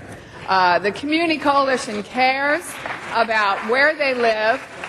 You are paying attention. Many of you have lived here your whole lives, and the Community Coalition, naturally, you're one of your most famous persons is now Speaker of the Assembly of the State of California, Karen Bass, and I smiled when the young student from Fremont High School stood up. My own father went to Fremont High School, and look, he later on became a city council member and a very powerful member of the County Board of Supervisors. You are not only improving your neighborhoods, I think there's a lot of great leaders that are coming out of the Community Coalition. You will go on, maybe someday, to use your talents in a public policy body like an elected position. So thank you, Community Coalition. Thank you, Councilwoman Jan Perry. Thank you for all the people that we represent, that I represent, who have struggled with this problem. This is finally bending government to the will of the people, which is really what we should be about every single day. Thank you. Our next speaker is Ms. Gruhl, then Mr. Rosendahl, and then Mr. Reyes, and then Ms. Perry to close. Thank you, and I know Ms. Perry's ready to approve this right away, and so are all of us. And I want to thank all of you that came and spoke today eloquently about how this is going to impact your neighborhood and the steps you took. And it's a very good message to send to all of our communities that a group of individuals can get together and make a difference. And when we look at our neighborhoods and communities, not only where each of you live, but all across the city of Los Angeles, the kinds of challenges that we face. And I went out one night with a number of my LAPD officers in an area where was a lot of prostitution on Sepulveda Boulevard, and how that impacts a neighborhood, and the fact that many people live in their homes in fear, or they're renting wherever they may be in fear of going out into that neighborhood because of the challenges that are faced there, whether it be all of the things that are listed here, from gambling and prostitution, harassment, public drunkenness, all of these things that impact your quality of life. And so I wanted to stand up and thank Ms. Perry, because she heard you. She's a fighter. If we all knew that, but I know you know that as well. She's a fighter, and we should thank her for helping all of the residents of Los Angeles for these nuisance abatement laws. And we look forward to its implementation and more that we can do to protect the neighborhoods. But thank you to all of you here in the Community Coalition and our young student. You were very eloquent, and we'll say we knew you when. Thank you all for being here today. Thank you, Ms. Perry. Mr. Rosendahl. Yeah, I was just hugging, actually, Jan Perry for the obvious reason that for the last 2 to 3 years, she's been fighting for this. And to see this moment in history right now on the council floor is gratifying for all of us. Tenants' rights are tenants' rights. And if tenants' rights aren't being honored, something has to be done. This new approach, which takes into the account landlords that have been less than, let's say, honorable in some cases, and I say that with a grain of salt on that, now they must beware. They must beware that they can no longer take a tenant and throw them out and treat them the way they have in the past. They can no longer do it. Number one. Number two, when they look at their building and they look at their situations and they look at the way things have been and they decide they're going to finally clean up their act, they better not do it at the expense of the tenants.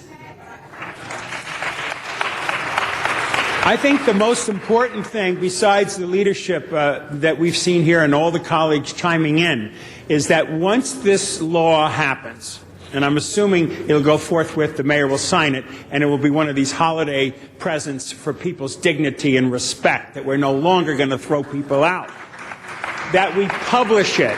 We publish this in the most simplest of ways so that every landlord can see these are the rules going forward in 2009. So they can't pretend, and they cannot harass and manipulate the tenants like they've done in the past. In fact, one of the things would be great if they posted in the buildings so that the folks know their rights, they know their rules, and the landlord can't pull a fast one on them again.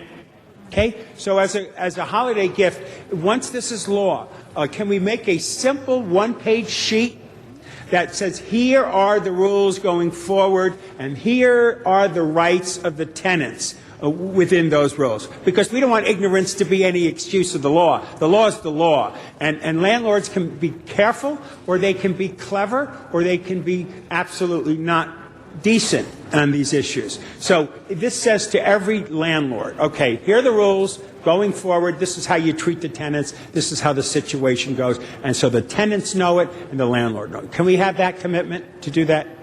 Thank you, Councilman Rosendahl. Hakan Mordezai, Housing Department. We, in fact, do have a recommendation to that very effect as part of our foreclosure transmittal before the Housing Committee to actually amend the municipal code to require that kind of a posting on properties so that tenants are made aware of their rights and all parties are made aware of their responsibilities, and that the Housing Department's contact information is provided there.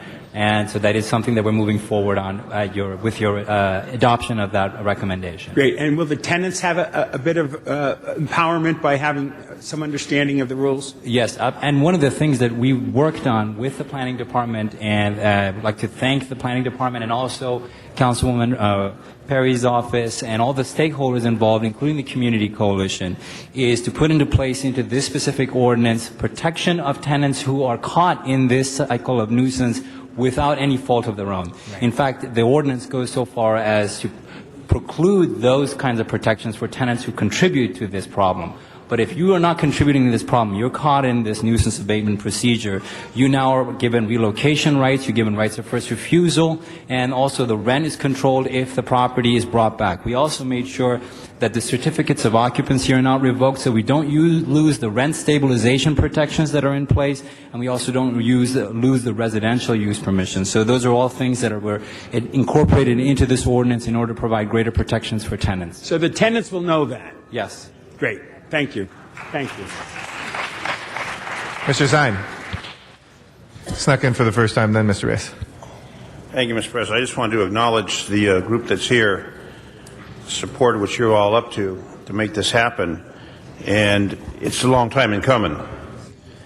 I represent the San Fernando Valley, where they've got some nice neighborhoods, and I work LAPD as a reserve officer in South Los Angeles, where we've got some neighborhoods that have really gone through deterioration because people haven't given the consideration and the care.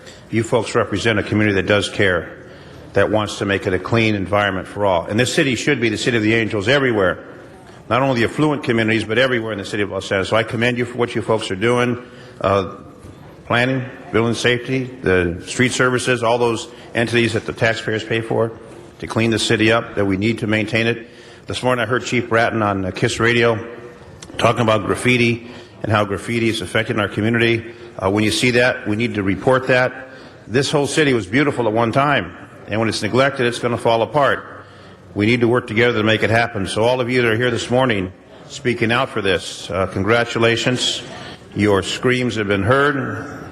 My colleagues are all supportive of this, and hopefully we can make a turnaround so you can have a comfortable environment for you and your families. I see a lot of little children here.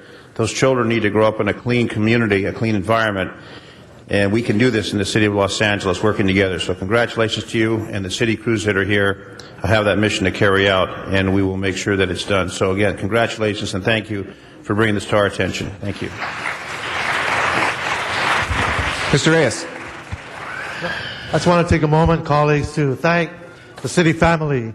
Because sometimes we enter into tough predicaments, and at times our departments have a way of looking at the other departments and say, well, I did my part, now you do your part.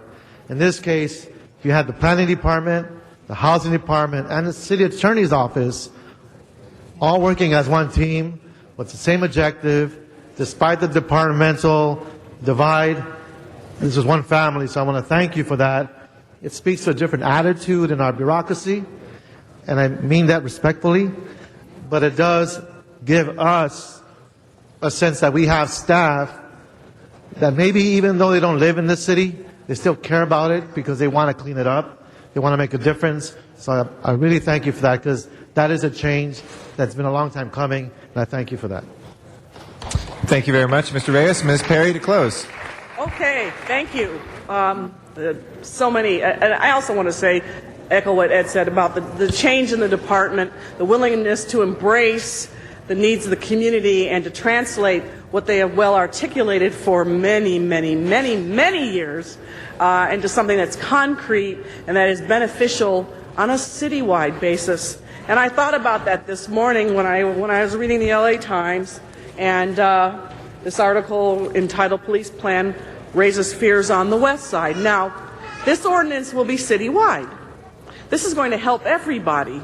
Everybody who's ever had to suffer disturbance of the peace, illegal drug activity, public drunkenness, harassment of passerbys, gambling, prostitution, sale of stolen goods, public urination, theft, assaults, battery, vandalism, excessive littering, illegal parking, excessive loud noise, traffic violations, curfew violations, lewd conducts, and the list goes on and on and on.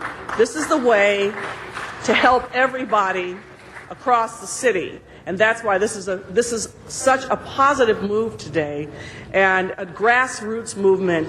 Some of the time when I do what I do, it's because I try to reflect what the community says to me. I did that on the fast food ordinance. I'm doing this on this ordinance since 2004, and even though it's been tedious, the process has been long, many times lonely, and everybody who's in here in these T-shirts knows how hard it is to revoke a CUP, and that sometimes it takes up to 5 years, and you don't always win in the end. This is a giant leap forward, and so I'm pretty thrilled today. I mean, this is what city government is all about, is reflecting the needs of the people and taking their needs and reflecting it into concrete actions. And even though, we may not be on TV or having news conferences that have 12 cameras or whatever, this is the bread and butter work of what we should be doing. And this is the kind of work that will change and transform the landscape of everybody's community, so everyone in the entire city stands to benefit from the passage of this ordinance, and that's why I'm so very happy today. And just to comment about Mr. LaBonge's idea, great idea. Thank you for the idea. I think it's a wonderful idea. Good luck. I've tried to get a homeless court since 2001. Still trying. I'm not going to give up either. But this is something that's concrete that we have here, that we have now. And I want to thank everybody out here.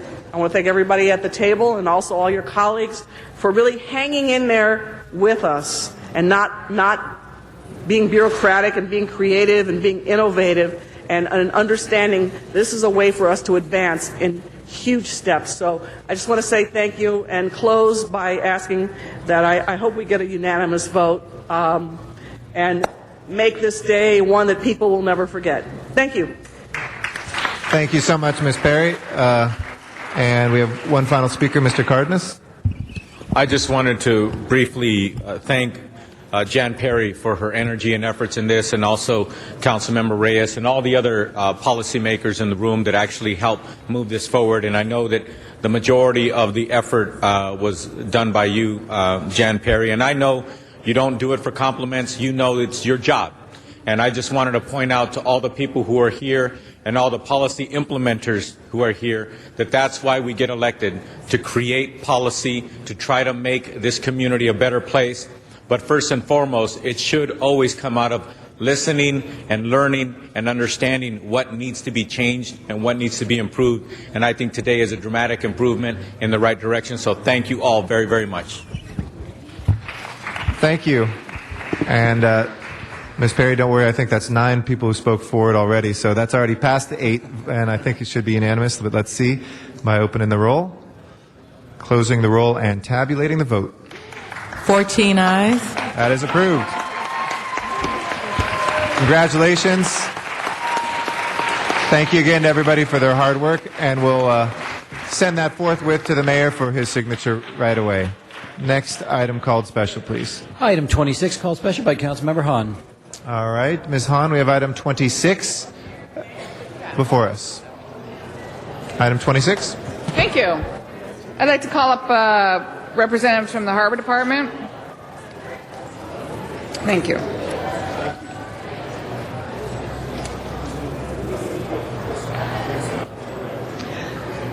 Colleagues, you graciously allowed me to continue this item until today so that I could actually have an opportunity to have the Harbor Department come and report to us. This is one of those age-old problems that you've heard me talk about before, but I think it's in the interest of public health. This is about the Cabrillo Beach down in San Pedro, which is in the Port of Los Angeles. And every year when Heel of the Bay comes out there with their report cards, this beach gets an F. and it really is upsetting. It bothers me, particularly because this beach is known as Mother's Beach. This is one of those beaches with no waves, so it's typically a place that mothers feel safe bringing their kids to swim. And when this comes back with an F every year, it really, I feel very concerned about the public's health when they swim here. It's in a beautiful setting. We've done a lot since I've been elected in 2001 to improve the area. We have a renovated bathhouse. We have an expanded Cabrillo aquarium. We're doing more and more down there. We're remodeling the waterfront in the Port of Los Angeles. And Cabrillo Beach always just keeps sticking out there like a sore thumb with this F that we get every year. I'm just going to ask you, Ralph, a little bit about why you think we're still getting an F.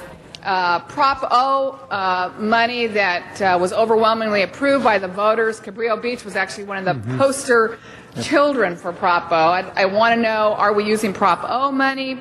Kind of tell me, because I know we've done some projects. We've looked at air filtration. We've looked at replacing all the sand at Cabrillo Beach. What have we done so far?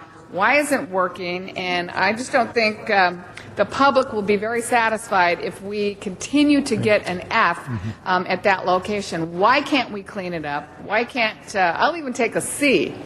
I'd love to have an A. But I want to see some improvement, and I feel like we're not getting that, and I think the public is very concerned, and I'm concerned about the public's health with Cabrillo Beach. What can you tell us today?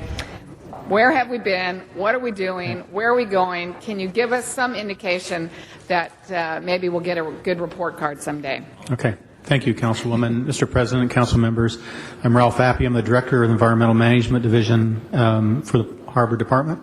I also live in San Pedro. This is a personal issue to me. Whenever I'm at gatherings, people keep knocking on my shoulder and saying, how can this continue?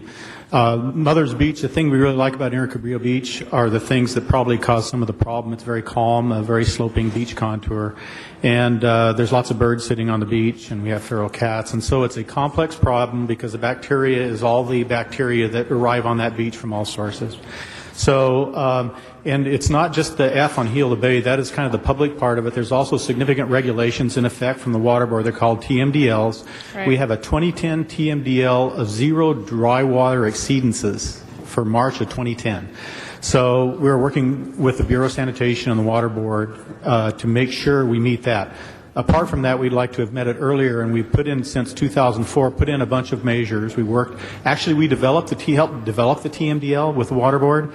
And so some of the things that we've done since 2004, we've put all the low-flow stormwater diversion into the sanitary sewer.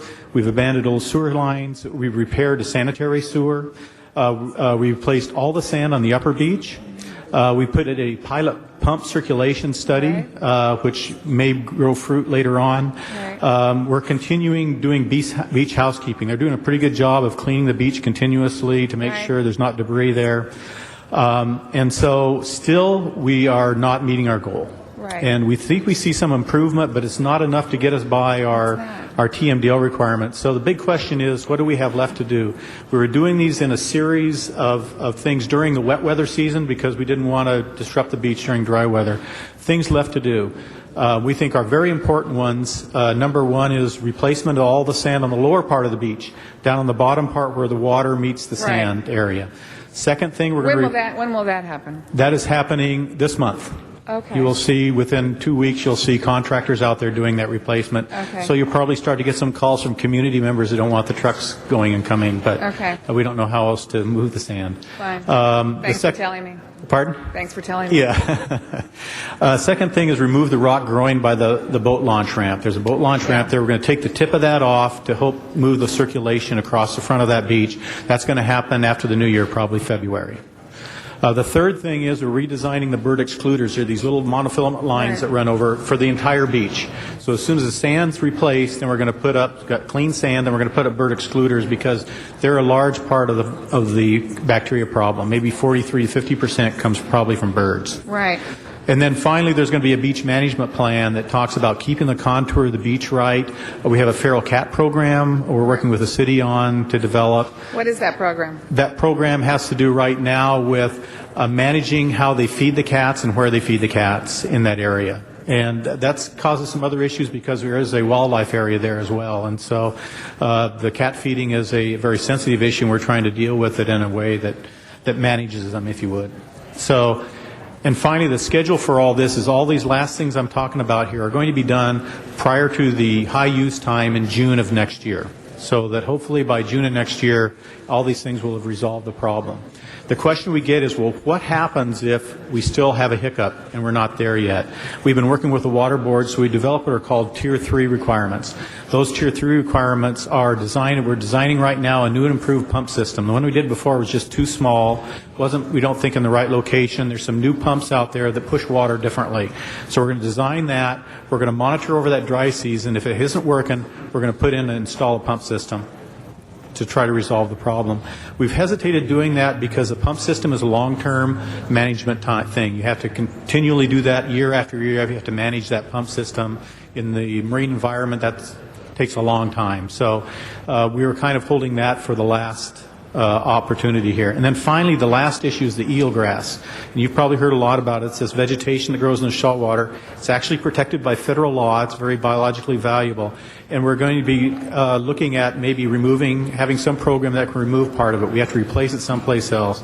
And so that is a follow-up thing along with the pump system. Because what does that do? That traps... They think it puts a drag on the water circulation. At low tide, you can kind of see it lying there. It drags the water, and then in addition, it breaks off and forms what's called rack right along the water line.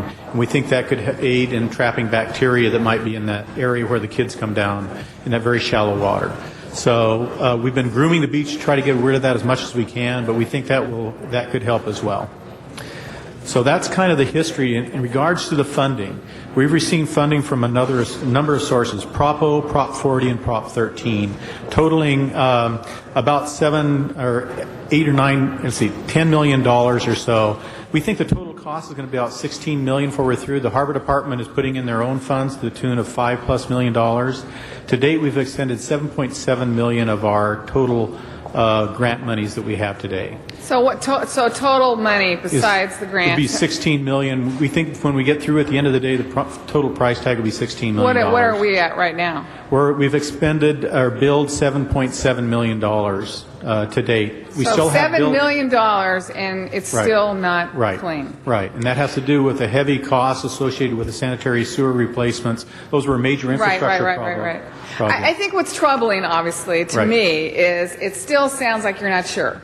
We have not really figured this out yet. Because to me, if you had figured this out and this pump system was what would do it, we would have that in by now. Right. I think it bothers me a little bit that we keep trying things that aren't working, and for even the pump system, you're waiting until the very end to see whether.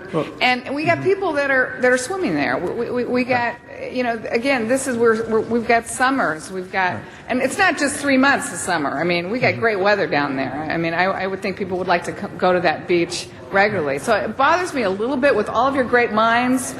And all of your degrees in environmental, design, and you've got engineers. We got all the great minds there. I'm really perplexed that we have not figured this out yet. Yeah, I think it has to do with a combination of factors that contribute to this. It was just one thing that's a problem. I think part of the reason we put the pump system in as a pump for exactly the same reason you were talking about is, hey, we need to do something to see if we can give some relief to this while we're doing these other infrastructure things. And so I think that's why we did the pump system, and it did not solve the problem. We don't want to blame the pump system because it was a small pump. And we think we're redesigning it now. We're going to design a new pump system. So it is a complex... I mean, for me, I think you should go for broke at Cabrillo Beach. Mm-hmm. You should go for broke. Yeah. You should just figure out how to solve this problem and not keep trying these incremental small steps. The smallest pump. You didn't do the bird, what do they call it, diversions good enough. Come on, you know, I mean, it's really frustrating to me. I don't know why you guys don't go for broke and clean up Cabrillo Beach. If it takes the biggest pump, put the biggest pump in. If it takes the most bird diversion wells, put them in. If it takes replacing all the sand, replace all the sand. You know, and the feral cat problem, you know, deal with that. That should not be an issue that you're working on slowly. If that's part of the problem, you know, I'm for my animal rights people, but when it comes to public health, I will choose the public health over protecting feral cats. So if we need to deal with that immediately, we should deal with that. Yeah. You could probably help us with that. I'd be happy to help you with that. It just feels like you're not going for broke to clean up Cabrillo Beach. I think you know what needs to be done, but you're trying to do it in smaller measures, and I think that's in a way wasting our money instead of figuring it out, putting the best that needs to be put there, spending the dollars, and cleaning up Cabrillo Beach. I think it's an embarrassment for the Harbor Department. I think it's an embarrassment for San Pedro. We are trying to attract people to come. We want them to come spend there. It's a beautiful beach. The outer beach, we know, is clean and safe, and it just, you know, it boggles my mind that we have the best and the brightest, I believe, in the Harbor Department. I do. I really believe that. And if it's a money issue, I would be the first person to say, spend the money. Clean it up. Don't keep doing these incremental measures. I think that's what's frustrating to me. I think individually, we thought individually these things could resolve it, and I would say that what you're asking for will be done by June of this, by the next high use, with the exception of the pump system, will be done by June of next year. So I think we're there. And well, you don't know. Well, you never know until you've actually implemented all the measures and you have the why aren't you putting in the more expensive pump system? I'm not saying the pump system is more expensive in terms of putting in there. It won't be Just cheap. The maintenance. It's the long term. It's the 100 years of maintenance. Do it. Right. Do it. Right. But I think it's worth it. I think everything we're trying to do down there, develop a water. We're designing it. We're designing it right now. I think that is the will of me. That's the will of this council, I believe, and I believe it's the will of the people.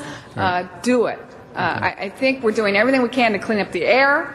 Down there, we've got the Clean Ports program in place, but to have this beautiful beach still, not being acceptable is, I think it's a real sore point for the Harbor Department, and I think you need to figure this out. Right. Go for broke. We're working on that with our best and brightest. Okay, well, I have a phrase in my office. I don't let people say working, R-I-N-G. You either do it or you don't do it. You don't work on it. I think the time for working on Cabrillo Beach is over. Guys, I think you know what to do. Let's just do it and clean up that beach once and for all. That would be a beautiful legacy that the Harbor Department can leave to the people of California. Yeah, I share that with you. Thank you. Thank you. Ms. Hahn, thank you. We're going to vote on this. Wait a second.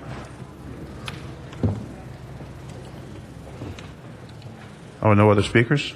Matters up for... Other speakers. Pardon me? Open the roll. Close the roll. Tabulate the vote. 14 ayes. All right. Matter passes. Thank you. Thank you, Ms. Hahn. Our next item is number 34. Yeah, and Mr. President, I've been told that Mr. Parks' questions have been answered. All right, Mr. Parks, your question's been answered on 34. So we will then bring that forward for a vote. Open the roll. Close the roll. Tabulate the vote. 14 ayes. All right, thank you. Our next item is... Items 44 and 45 were called special by Councilmember Reyes, and amending motions have been circulated on both items. Mr. Reyes, 44, Just, 45? we can vote on those amending motions. That'd be great. And now we also have on 44, Mr. Matt Dowd wishes to speak. You want to hear from Mr. Dowd first, Mr. Reyes? You want to hear from Mr. Dowd? He has a speaker card. That's fine. I mean, all right, Mr. Dowd. Yeah, thank you. Just take a minute. These are important elections. Obviously, The city needs to be happy with the people who are elected because they got to work with them and spend all the CRA money. But this is, let me just say, you know, the council lives in delusion a lot of the time. You're deluded about keeping elephants at the zoo, deluded about a lot of these developments, deluded about Grand Avenue project, and now here's another one. You know, downtown Los Angeles is not some palatial grounds where everything's just going to be lovely. You can make a magic wand and throw a whole lot of public money at it. You know, throw the money at the people, the homeless, get some, you know, affordable housing and some of these things. And I hope this new board, the CRA people, they obviously they're just in the pocket of the mayor and there's no hope for us, but at least I got to say it. Thank you, Mr. Dowd. Mr. Reyes. Let's just vote. Okay, there we go. Open the roll. Close the roll. Tabulate the vote. 14 ayes. All right, we have another item there also. Item 47, call special for cards from the public. Number 47, Mr. Zumadog. He's not here. No one's to speak on number 47, so number 47, open the roll. Close the roll. Tabulate the vote. 14 ayes. All right, next item, please. Item 48, called special for Councilmember Huizar. Mr. Huizar. Thank you, Mr. President. What this item is a motion for a $50,000 reward for anyone who would come forward and provide information for the death of Fernando Garcia. What is interesting is that on November 26th, we actually had a press conference with the local police officers to announce this, and we got some information from Las Vegas that giving us information about a possible suspect. The police officers feel very good that this, in fact, is the person responsible for the death of Fernando Garcia. I just wanted to bring that update. I know we do these motions, and they often pass by on consent, but I wanted to, just in case anybody was reading this or following on this, that we, in fact, do have someone in custody, and we will follow up to see if, in fact, the person will be eligible for this $50,000 reward. This is very good news. This was a very horrendous crime that we needed to get this individual off the streets, and thanks to active residents who are following this, we were able to apprehend this suspect. So, thank you. Thank you, Mr. Huizar. No other speakers on that matter? Open the roll. Close the roll. Tabulate the vote. 14 ayes. All right, next item, please. Council has motions for posting and referral. Posting and referral. Desk is clear. All right, any announcements? Any adjourning motions? Adjourning motions, please stand. Everyone in the audience, please stand for adjourning motions.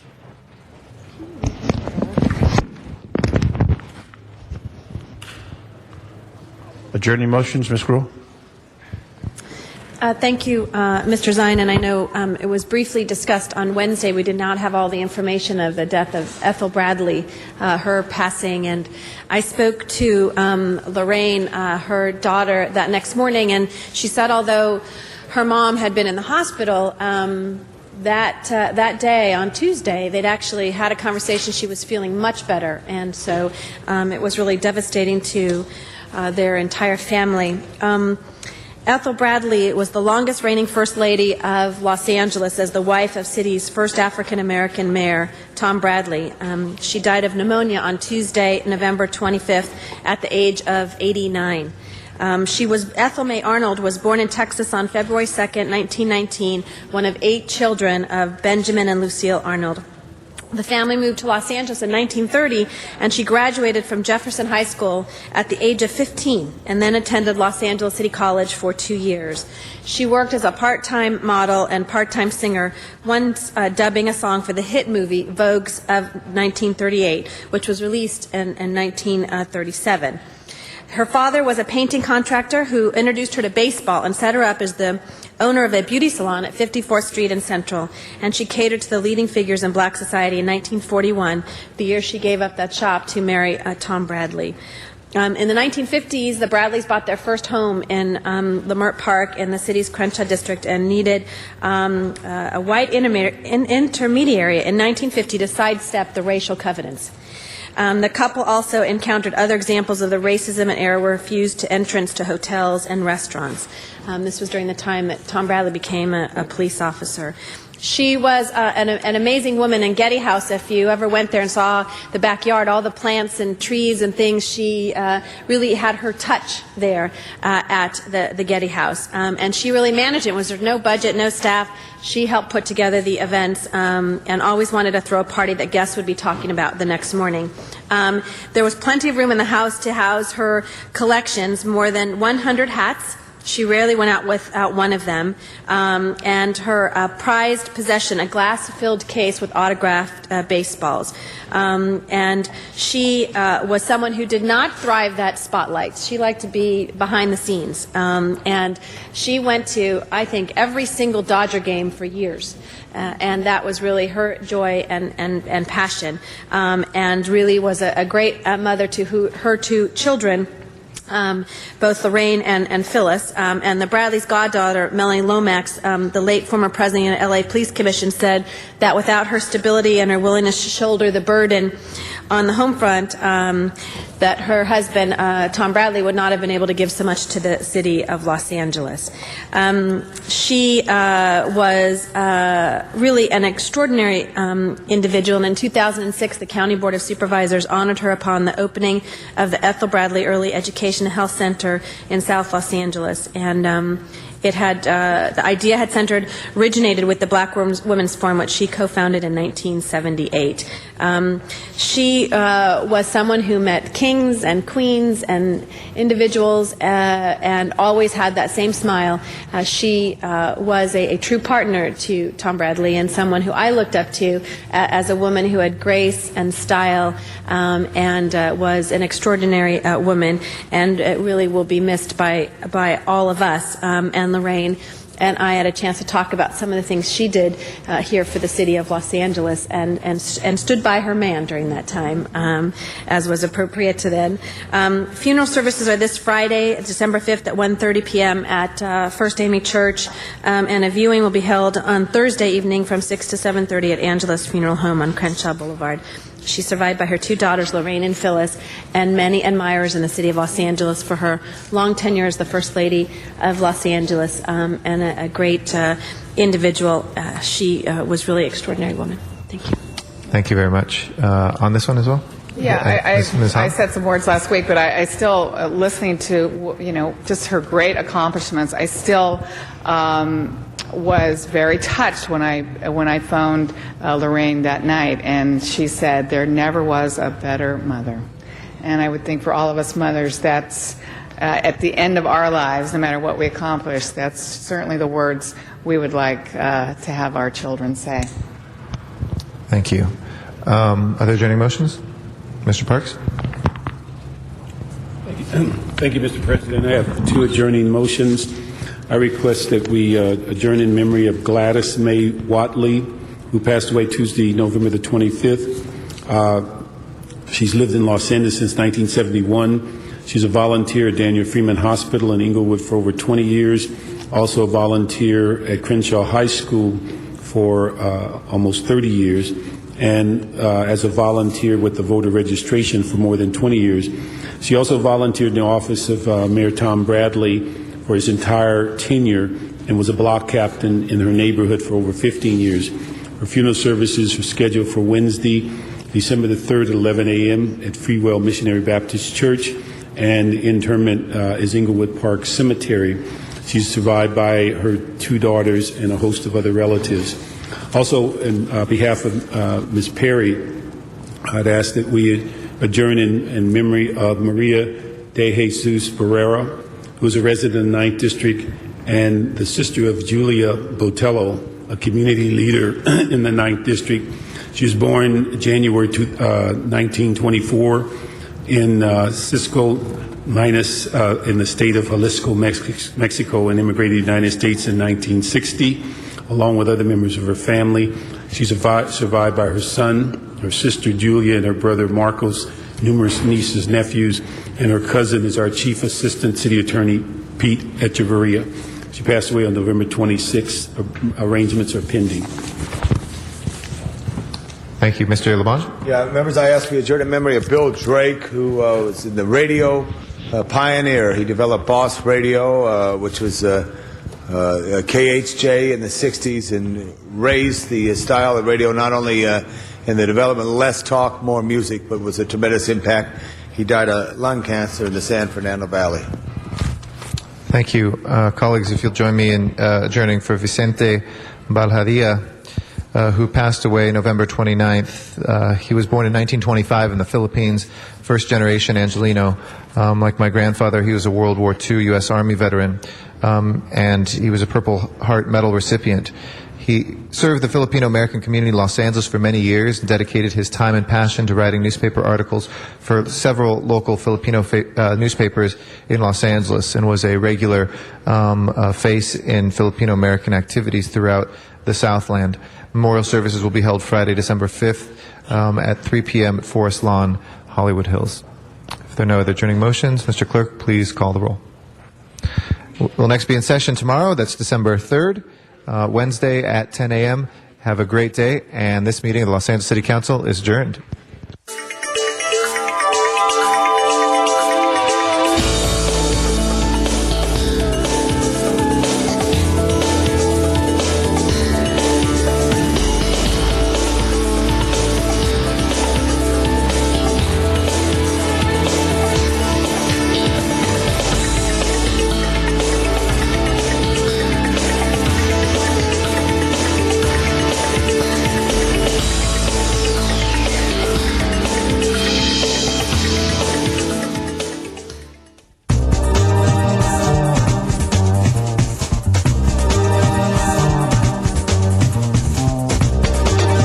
LA City View Channel 35. Your city, your channel.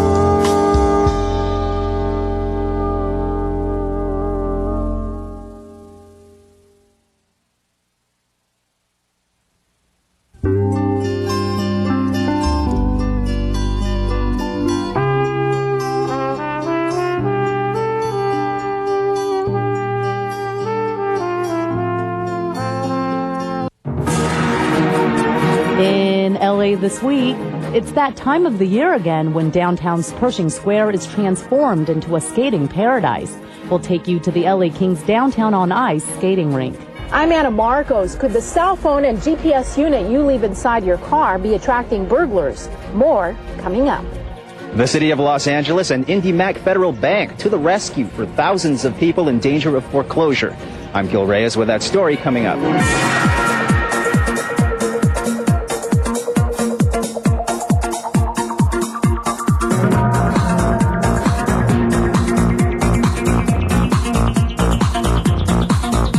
Hello and welcome to LA This Week. Thanks for joining us. I'm Ellen Chang. One bank is offering some help to struggling borrowers in danger of foreclosure. As Gil Reyes reports, IndyMac is willing to rework customers' mortgages free of charge, and it's not the first time the bank has reached out to customers during these troubled times. Some 35,000 homes recently received the invitations, offers to IndyMac Federal Bank customers to renegotiate the terms of their house payments if needed. The bad news, more than half of the recipients didn't respond. The good news is, like these homes, the offer still stands. Just bring in your pay stubs, bring in information that will help them help you. But it does work. I'm not being paid by anybody. I'm here because it does work, and it did happen to me, and I was about to lose my home. To get the word out on the free service, IndyMac recently invited its customers to attend a free Saturday Home Preservation Day at the Browdy Constituent Center in Van Nuys. IndyMac representatives hope thousands will show up, but even if you miss the event, you can still get free loan modification and other advice over the telephone. Loan modifications are free. If there's someone out there telling you you need to pay $3,000 to $10,000, don't do it. In 70% of those cases, all we're doing is we're just changing the interest rates. So if someone has a 9% interest rate, we'll try to bring it down to maybe 6%. In some cases, we can even bring it lower than that to as low as 3% for 5 years. So we don't do that for everybody. It's mainly for people who are suffering a particularly tough short-term economic hardship. More loan modification events are planned with the City of LA's help in hopes that other companies will offer the same freebie. A team effort to help keep roofs above the heads of hassled homeowners. Gil Reyes for LA This Week. IndyMac Federal Bank customers can also get free assistance by calling 1-877-908-HELP. Next, we have team coverage from Patrick Rohde and Anna Marcos on the massive earthquake preparedness event called the Great Southern California Shakeout. First, we go to Patrick on the simulation of a 7.8 quake aimed at getting every resident prepared for the big one when it hits. This is a classroom at Bishop Alemany High School in Mission Hills. It's just before 10 a.m. and these students are about to get a taste of what it would be like to experience the big one, a major earthquake. These young people have been taught to do what you're seeing here, get under their desks and wait for the quake to end. In this exercise, that's about 2 minutes. This simulated quake was a big one, a magnitude 7.8. Next, they made their way through smoke-filled halls and outside to a predetermined meeting area. Hundreds of student volunteers here at Bishop Alemany High School are being made up to look like earthquake victims. And as you can see, the makeup jobs are pretty realistic. I'm burned in my face and I have a bruise on my arm, my wrist right here. You can see on my hand. I have a burn injury, well, kind of a burn, more gruesome than a burn, normal burn. Then I have a scratch on my cheek and a head gash, so I'm a little messed up right now. But this Golden Guardian preparedness drill was no laughing matter. Thousands of people throughout L.A. joined millions across California in what was billed as the state's largest ever disaster drill. It's one thing to talk about being ready for emergency, but it's another thing to actually test it and practice it and really see each year where the shortcomings are and then to correct those shortcomings. That's what this exercise is all about. Yes, a 7.8 is going to be something that we've never experienced before, but through our past exposure to significant disasters, we have learned. Exercises like this, we again learn more. So it only helps us to prepare for that 7.8, which we all know is just going to be devastating to the region. We're trying to get the community to think about the earthquake problem. It's really easy to try and pretend it doesn't exist because they don't happen that often. And watching the city do all of this work and watching the people of the city be willing to be part of it is very inspiring. Golden Guardian was started by the governor's office in 2004. This year's drill cost about $5 million, which came from federal grants. I'm Patrick Rohde for LA This Week. Officials say a real earthquake like the one simulated in the exercise would cause about 1,800 deaths and send 50,000 people to emergency rooms. And continuing with our team coverage, Anna Marcos has some highlights from the city's 3-day convention called the LA International Earthquake Convention, a one-stop shop for all things related to earthquake preparedness.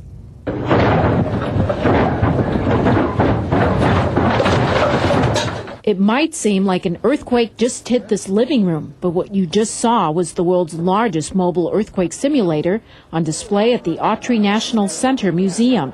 This event drove home the point that part of earthquake preparedness is also about securing your big appliances, furniture, and valuables before the next big one hits. The prediction of the experts, the scientists, is that this earthquake is going to be 50 times more powerful than the Northridge earthquake in 1994, which did $26 billion of damage. They're predicting upwards of $213 billion of damage. So you get the point. Strapping and silly puttying a few things down could protect you from earthquake fallout.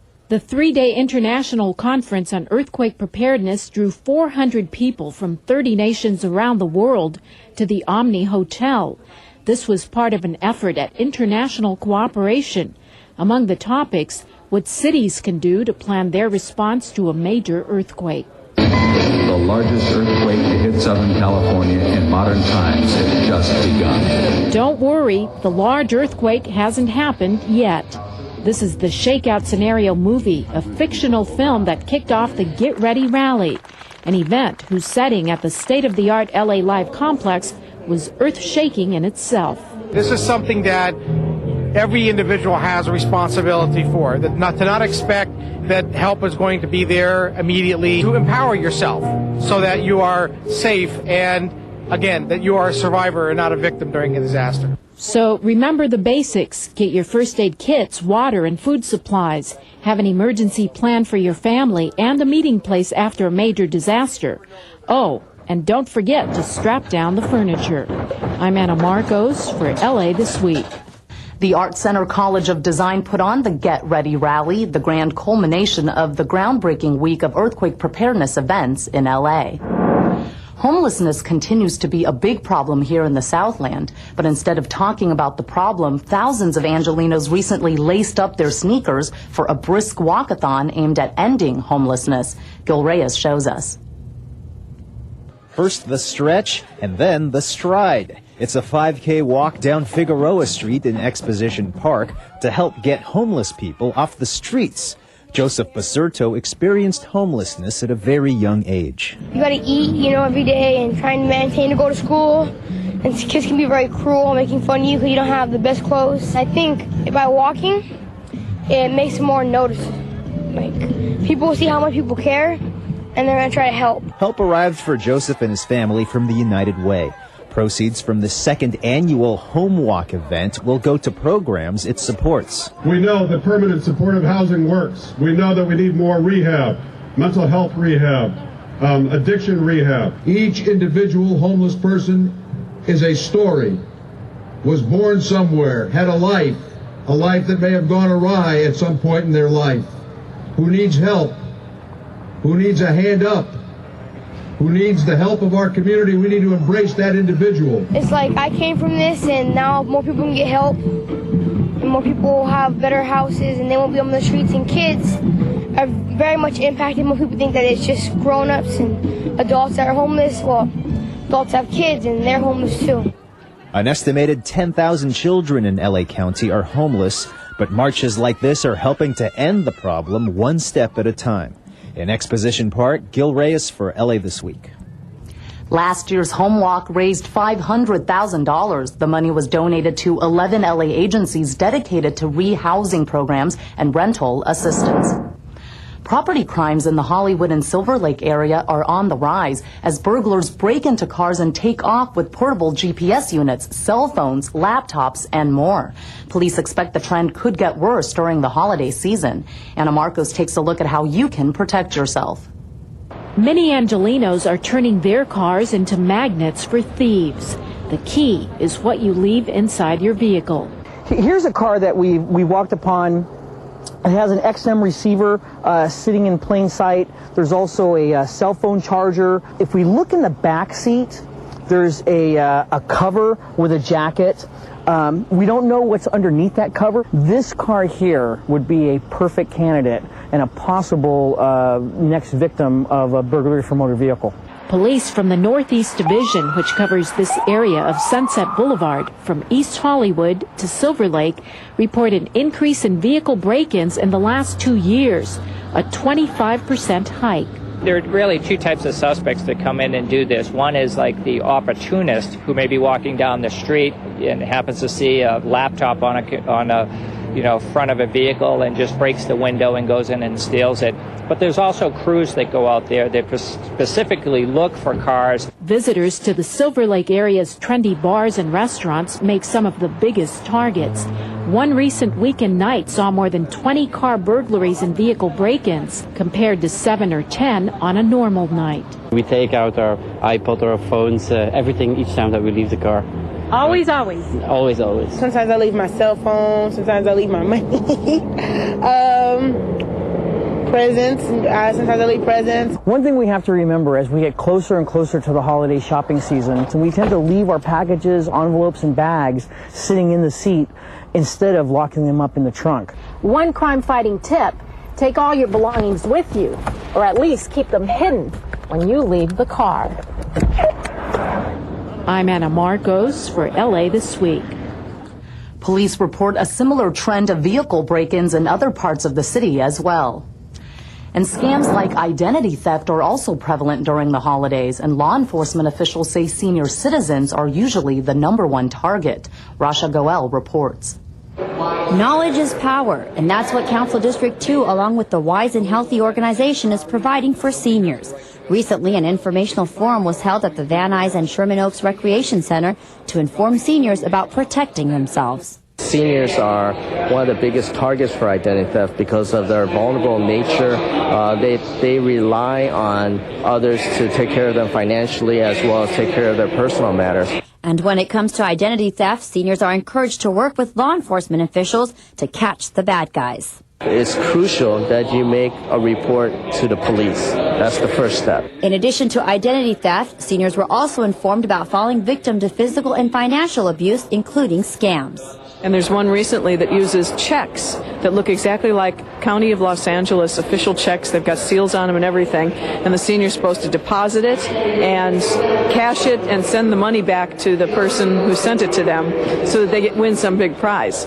Well, they find out the check is bogus, so they're just out the money. Many times, financial abuse can also happen by family members or caregivers. If you suspect financial abuse where all of a sudden the senior can't pay their bills or whatever, Adult Protective Services is one of the places to report, and that's a city agency. Every city has one. If you need any information on senior services, you can contact the Wise and Healthy Aging Organization at 310-394-9871 at extension 464. I'm Rasha Goel for LA This Week. When it comes to the welfare of seniors, officials say family members and caretakers also need to make sure the elderly aren't neglecting themselves by missing checkups and failing to take medication. The holiday season can also be a dangerous time on the roadways when accidents tend to be on the rise. That's why one insurance company is urging young drivers in particular to take extra precautions when behind the wheel. Anna Marcos reports. Go, go, go. These teen drivers get to burn some rubber, and they've got the thumbs up from Allstate Insurance to do it. The students are taking the Allstate Action Against Distraction Teen Driving Challenge, a campaign that highlights just how dangerous distractions can be for teenagers behind the wheel, especially when friends are on board. Let's go! Yeah, come on. Hey, have a cookie. Cookie time. Come on, see. Oh my gosh. Come on, it's open for you. Come on, come on. Oh, you dropped all the cookies. And watch what happens to the cones in the challenge course, which represent pedestrians and other obstacles in the road. It's not that hard. It's a thinking thing. Well, you just ran over a cone there. That was an accident. The course asks the teens to do things like text while driving, eating, drinking, and talking to other people while trying to avoid obstacles. So let's see how I do here. Oh, ah! Yep, those obstacles come up real fast if you're not paying attention.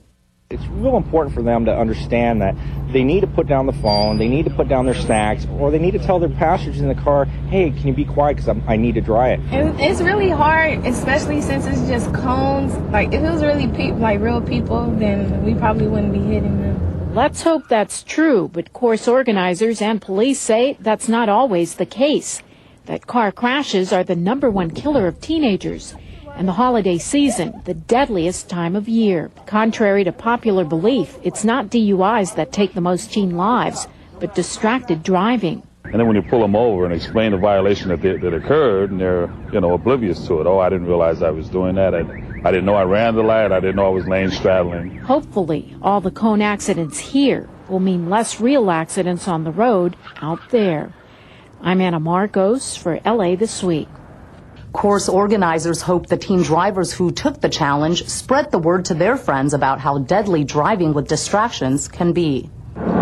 Even before the recent Sylmar wildfire, the West San Fernando Valley was hit with 2 tragedies, the Chatsworth Metrolink crash and the Porter Ranch fires. Community members expressed their gratitude for heroism during these events at an appreciation picnic. Cindy San Luis has more. Residents of the San Fernando Valley illustrated what it truly means to be a community in the recent Chatsworth Metrolink crash and Porter Ranch fires. People didn't think twice about what they were doing. They ran towards the tragedies. They put themselves in the face of danger. An appreciation picnic was held to say thank you at Holly Burnson Park in Porter Ranch. Our community, the way they turned out, were real heroes, and we just want to celebrate that community feeling and the fact that so many people did so much for so many. Andre Vandervalk was one of the first responders at the Metrolink crash. Got as far as I could, stopped the truck, went and climbed over the fence, climbed up the railroad track embankment, and started pulling people out. The crash killed 25 people and injured over 300 last September. A month later, tragedy struck the area again. The Porter Ranch fires charred almost 20,000 acres.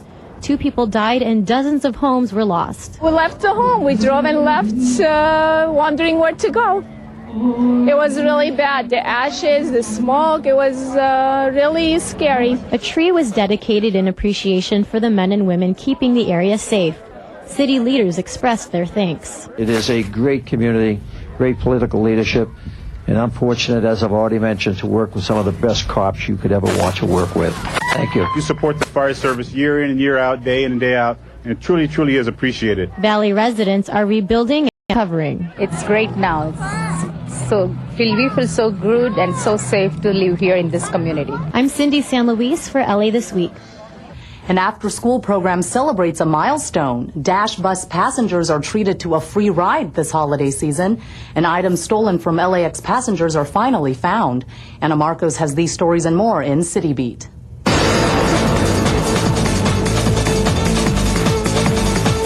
Some of this expensive merchandise could be yours. The LAPD and airport police have arrested 2 employees after finding close to 300 items in their homes. Video cameras, iPods, laptops, and brand-name handbags. Authorities say most of the items were stolen from the bags of passengers headed out on international flights.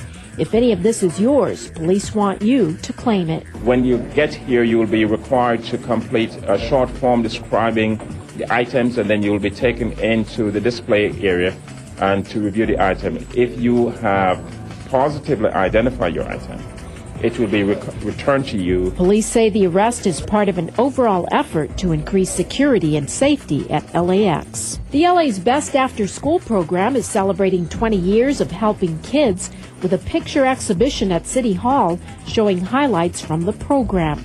LA's Best provides after-school tutoring, sports, recreation, and even music to thousands of kids in the LA Unified School District. We bring music instruction to every child in our partner schools, violin and cello instruction. The exhibition is now on display at the City Hall Bridge. A mini pocket park has now transformed a traffic-congested intersection in Los Feliz.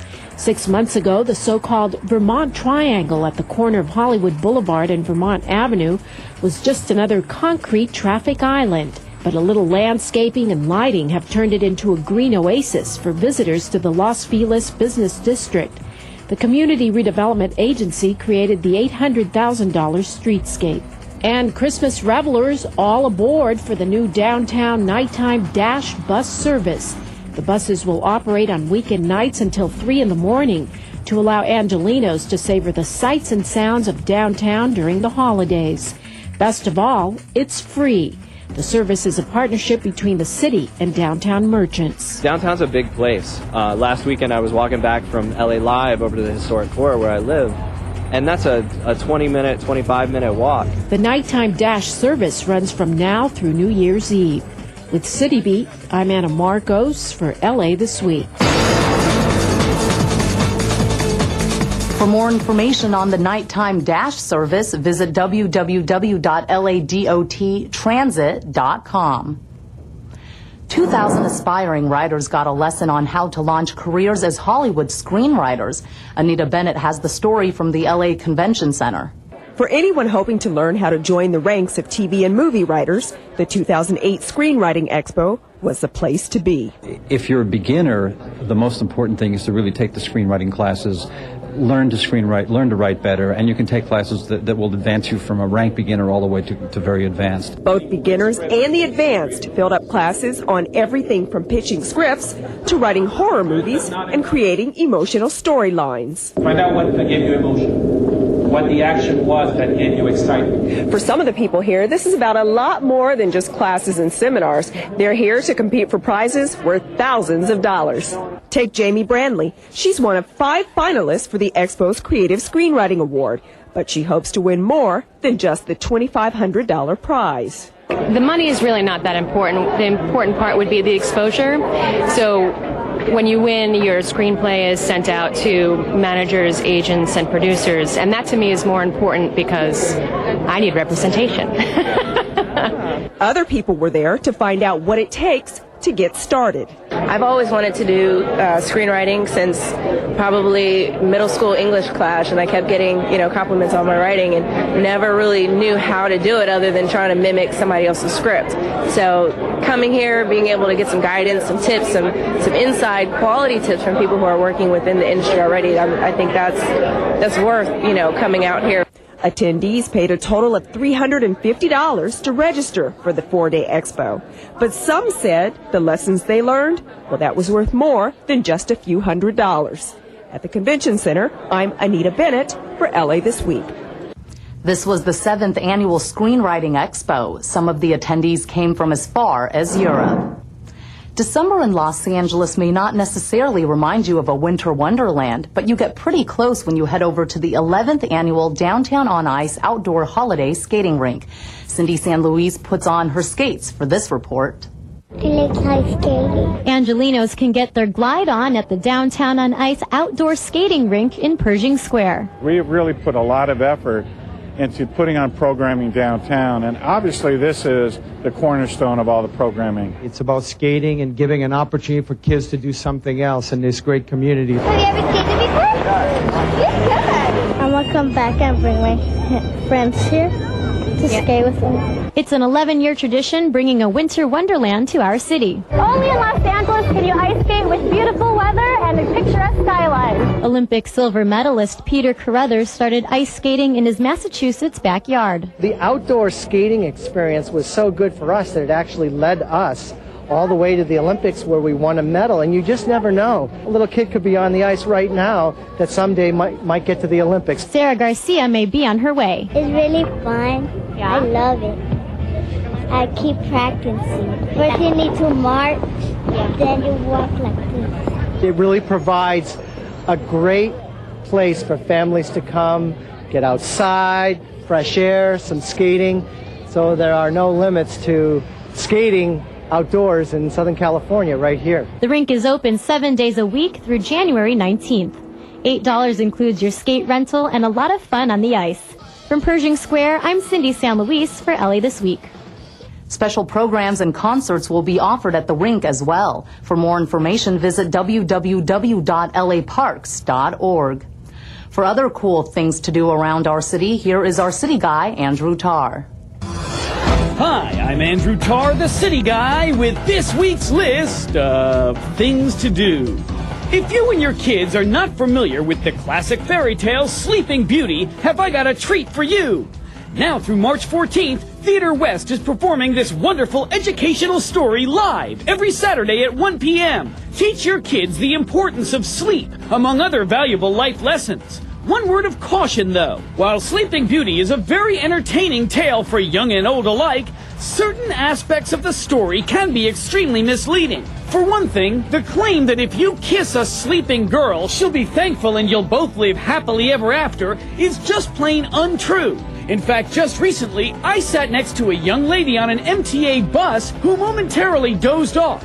I'll spare you the details, and I'd like to thank the good people at Cedars, but suffice it to say, I met firsthand an LA resident who clearly hasn't seen Sleeping Beauty at Theater West. Don't miss this interactive musical for children and their families. For tickets and information, go to theaterwest.org. Now, while princesses who are happy when awoken by a kiss from a stranger are the stuff of fairy tales, this holiday season, share with your kids the magic of a true story as well. A lot of kids get to a certain age when they no longer believe in reindeer.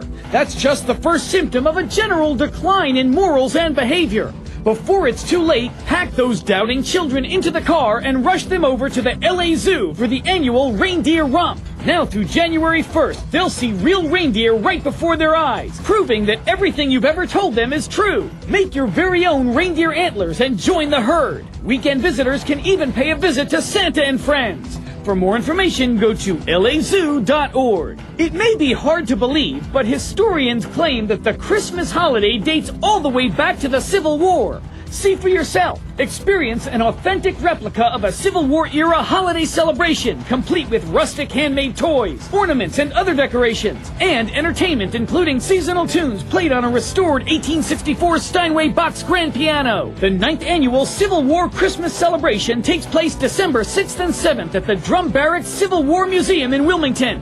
Admission is free. For details, go to drumbarracks.org. And every evening throughout the holidays, get in the spirit with a spectacular 10-minute multimedia light show on the Nokia Plaza in front of LA Live, LA's newest entertainment mega complex. Admission is free. I'm Andrew Tarr, the City Guy, and I'll be back next week with even more things to do. That's going to do it for this edition. Thanks for joining us. I'm Ellen Chang. A reminder that you can catch us online at lacityview.org. We'll see you back here next week for more of LA This Week.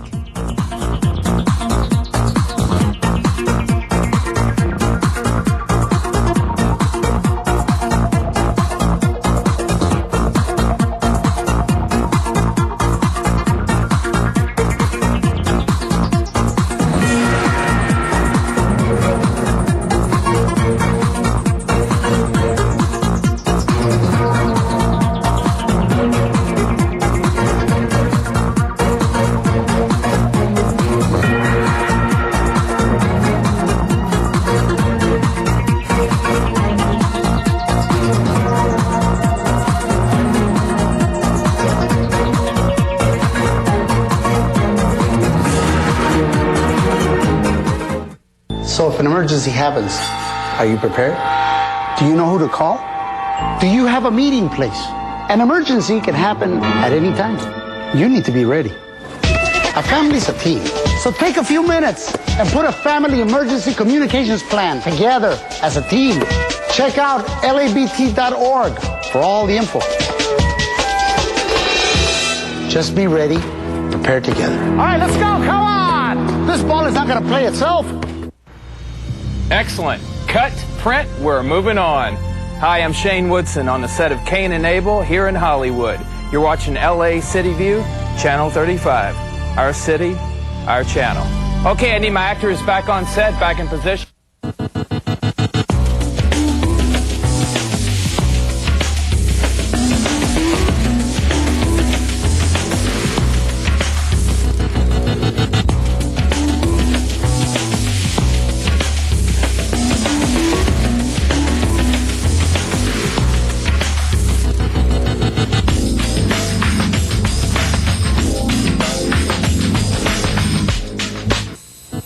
You're watching Neighborhood Council's calendar of events. Brought to you by LA City View Channel 35 and the Department of Neighborhood Empowerment. Airing Monday through Friday at 8 a.m., 12:30 p.m., 5:30 p.m., and 11 p.m.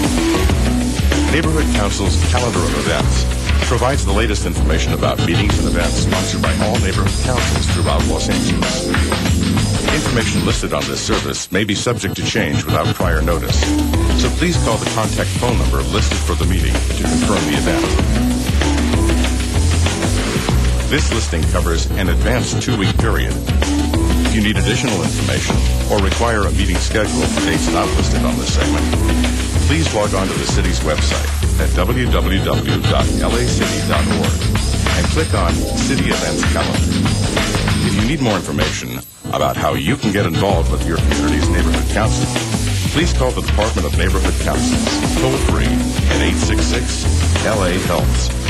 That's 866-524-3577. If you need more information about how you can get involved with your community's neighborhood council, please call the Department of Neighborhood Councils toll-free at 866-LA-HELPS. That's 866-524-3577.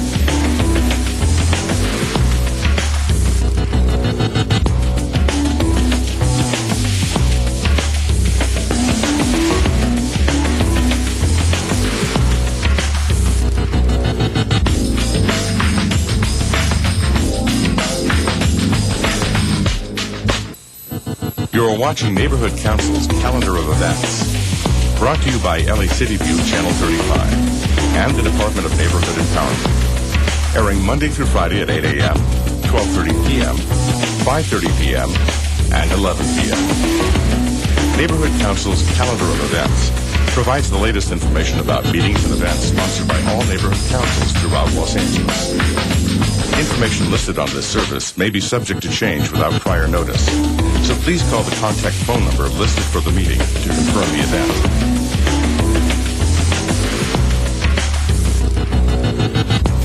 This listing covers an advanced 2-week period. If you need additional information or require a meeting schedule for dates not listed on this segment, please log on to the city's website at www.lacity.org and click on City Events Calendar. If you need more information about how you can get involved with your community's neighborhood council, please call the Department of Neighborhood Councils toll-free at 866-LA-HELPS. That's 866-524-3577. If you need more information about how you can get involved with your community's neighborhood council, please call the Department of Neighborhood Councils toll-free at 866-LA-HELPS. That's 866-524-3577. You're watching Neighborhood Council's calendar of events. Brought to you by LA City View Channel 35 and the Department of Neighborhood Empowerment. Airing Monday through Friday at 8 a.m., 12:30 p.m., 5:30 p.m., and 11 p.m. Neighborhood Council's calendar of events provides the latest information about meetings and events sponsored by all neighborhood councils throughout Los Angeles. Information listed on this service may be subject to change without prior notice, so please call the contact phone number listed for the meeting to confirm the event.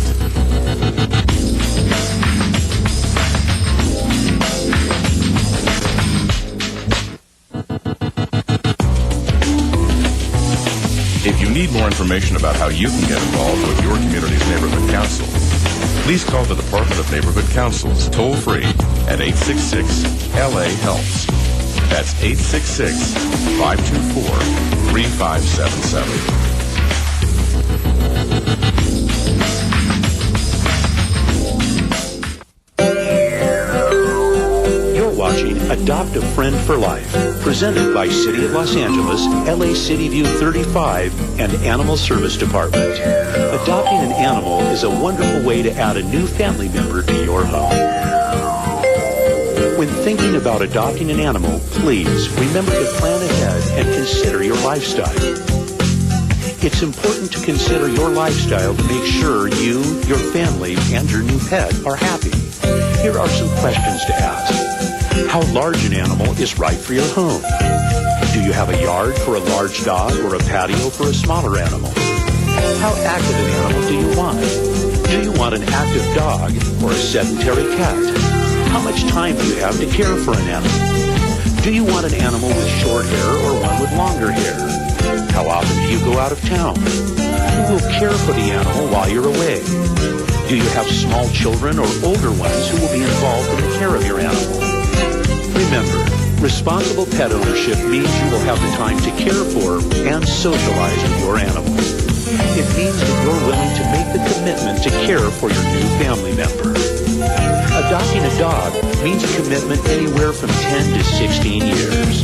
Adopting a cat means a commitment anywhere from 15 to 20 years.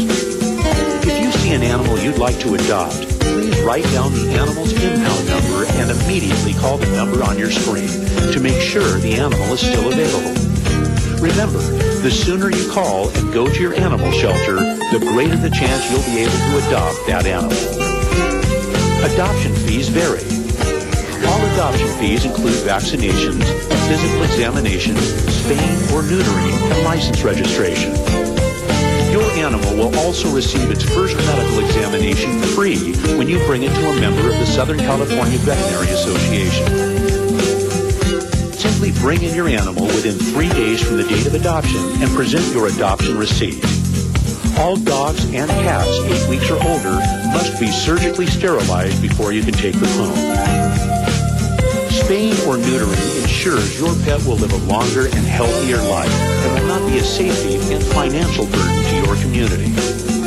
If your adopted animal is already sterilized, you may immediately take the animal home after completing the adoption process.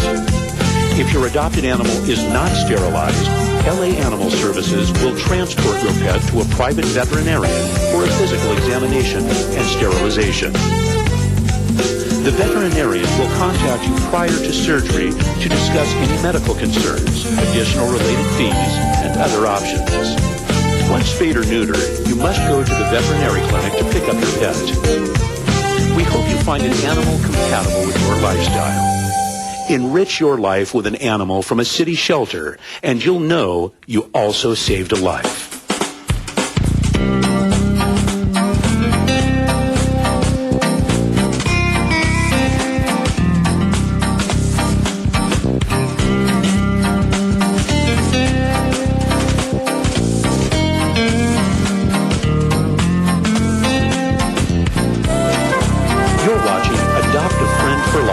Presented by City of Los Angeles, LA City View 35, and Animal Service Department.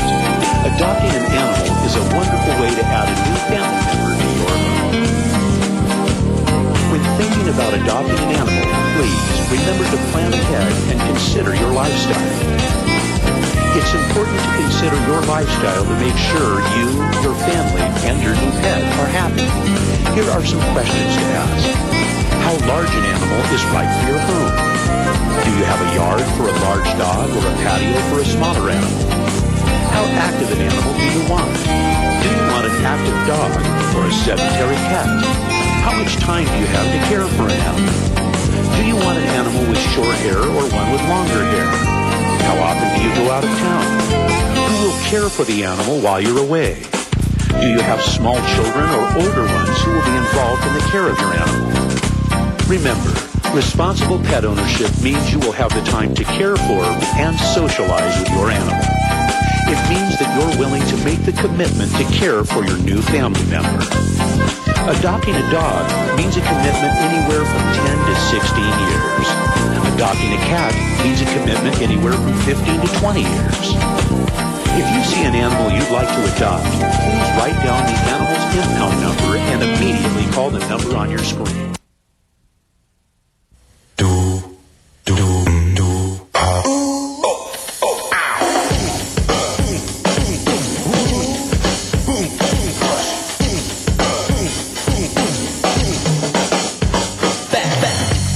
It's time you considered the City of Los Angeles as an employer.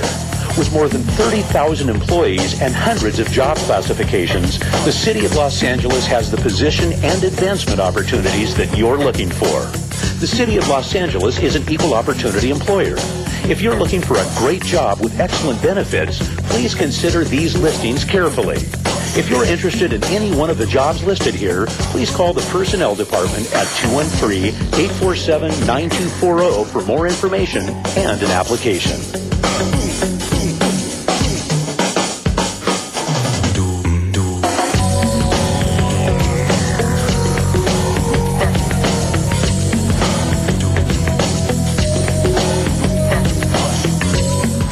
It's time you considered the City of Los Angeles as an employer. With more than 30,000 employees and hundreds of job classifications, the City of Los Angeles has the position and advancement opportunities that you're looking for. The City of Los Angeles is an equal opportunity employer. If you're looking for a great job with excellent benefits, please consider these listings carefully. If you're interested in any one of the jobs listed here, please call the Personnel Department at 213-847-9240 for more information and an application.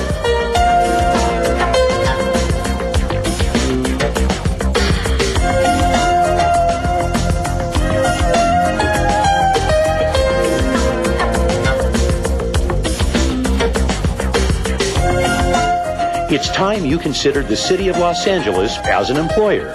With more than 30,000 employees and hundreds of job classifications, the City of Los Angeles has the position and advancement opportunities that you're looking for. The City of Los Angeles is an equal opportunity employer. If you're looking for a great job with excellent benefits, please consider these listings carefully. If you're interested in any one of the jobs listed here, please call the Personnel Department at 213-847-9240 for more information and an application.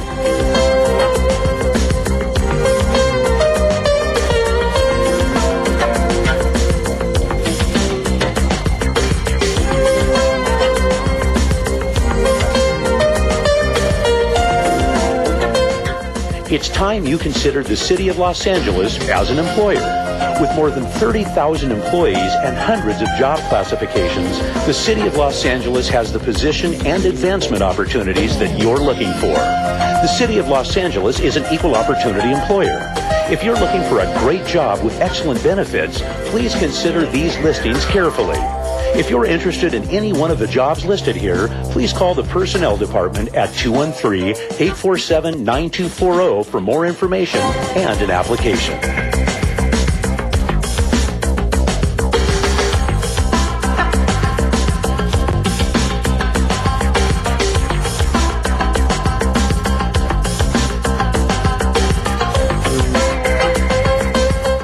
It's time you considered the City of Los Angeles as an employer. With more than 30,000 employees and hundreds of job classifications, the City of Los Angeles has the position and advancement opportunities that you're looking for. The City of Los Angeles is an equal opportunity employer. If you're looking for a great job with excellent benefits, please consider these listings carefully. If you're interested in any one of the jobs listed here, please call the Personnel Department at 213-847-9240 for more information and an application.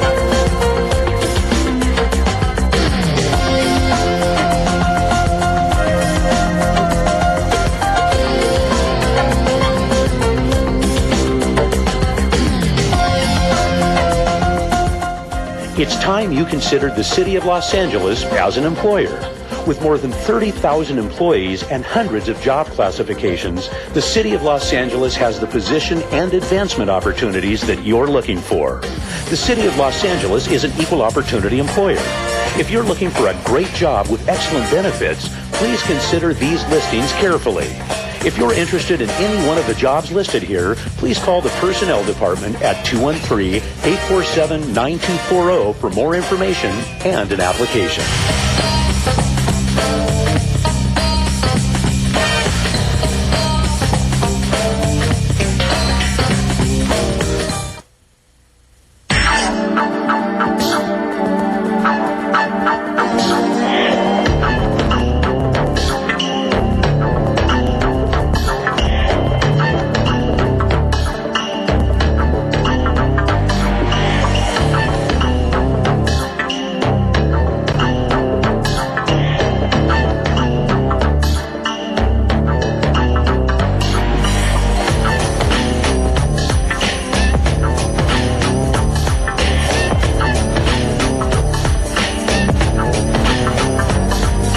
You're watching Crime Watch, brought to you by the City of Los Angeles Police Department and LA City View 35. The City of Los Angeles is offering the following rewards for information leading to the identity, arrest, and prosecution of the person or persons responsible for committing the crime. The deadline for each reward is seen on your screen, accompanied by the phone number and the detective handling the case. Basic information about the victim and the crime, such as date and place, is stated. However, complete information surrounding the crime may be only discussed on the phone with the detective assigned to the case. If you have any information that might assist the LAPD in solving this crime, you're urged to contact the number on your screen. Each investigation is filed under a number which is also on your screen. You will need to refer to this number when calling the detectives with your information. If you wish to provide anonymous tips regarding a crime that you may have information about, please call the number on your screen. However, anonymous witnesses will not receive the award.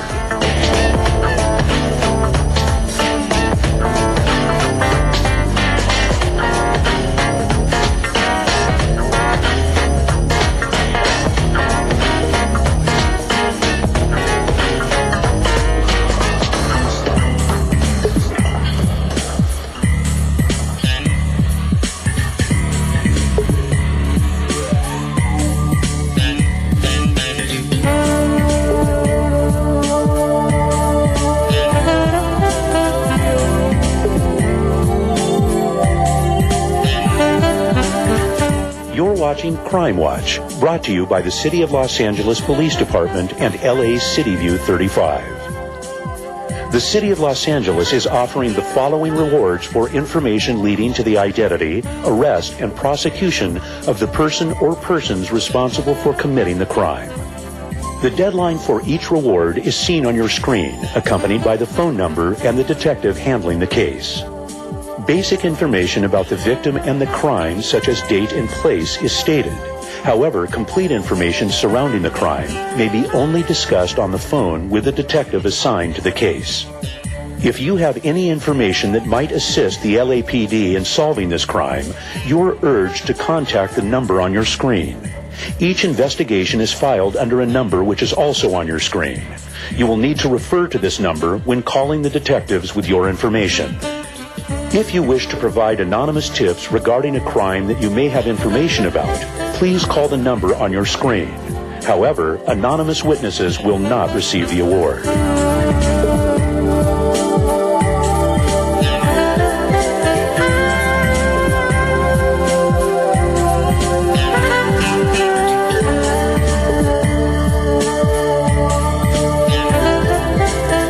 You're watching Crime Watch, brought to you by the City of Los Angeles Police Department and LA City View 35. The City of Los Angeles is offering the following rewards for information leading to the identity, arrest, and prosecution of the person or persons responsible for committing the crime. The deadline for each reward is seen on your screen, accompanied by the phone number and the detective handling the case. Basic information about the victim and the crime, such as date and place, is stated. However, complete information surrounding the crime may be only discussed on the phone with the detective assigned to the case.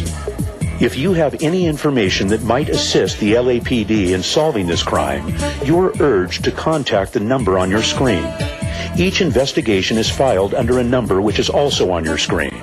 You will need to refer to this number when calling the detectives with your information.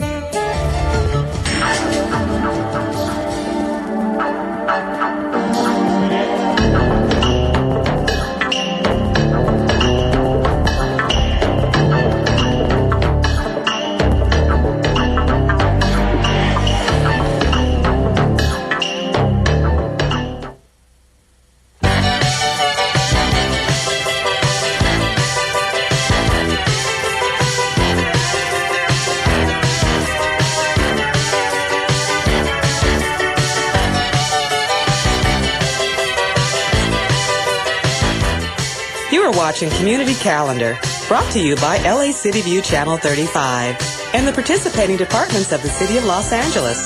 You can watch Community Calendar weekdays Monday through Friday at 8 a.m., 12:30 p.m., 5:30 p.m., and 11 p.m. Tune in to find out what the city is doing in your neighborhoods. From community festivals, parades, and neighborhood cleanups to official city meetings, public hearings, and other important activities that you want to know about. All announcements are for an advanced 2-week period. For city activities prior to this 2-week period, log on to www.lacity.org and follow the link to citywide calendar and agendas. If you are interested in a particular announcement and wish to receive more detailed information, call the phone number listed for the event or log on to the city's homepage at www.lacity.org. LA City View Channel 35 is pleased to bring this program to our viewers. If you missed any portion of this segment, please call 213-485-7561 for additional information.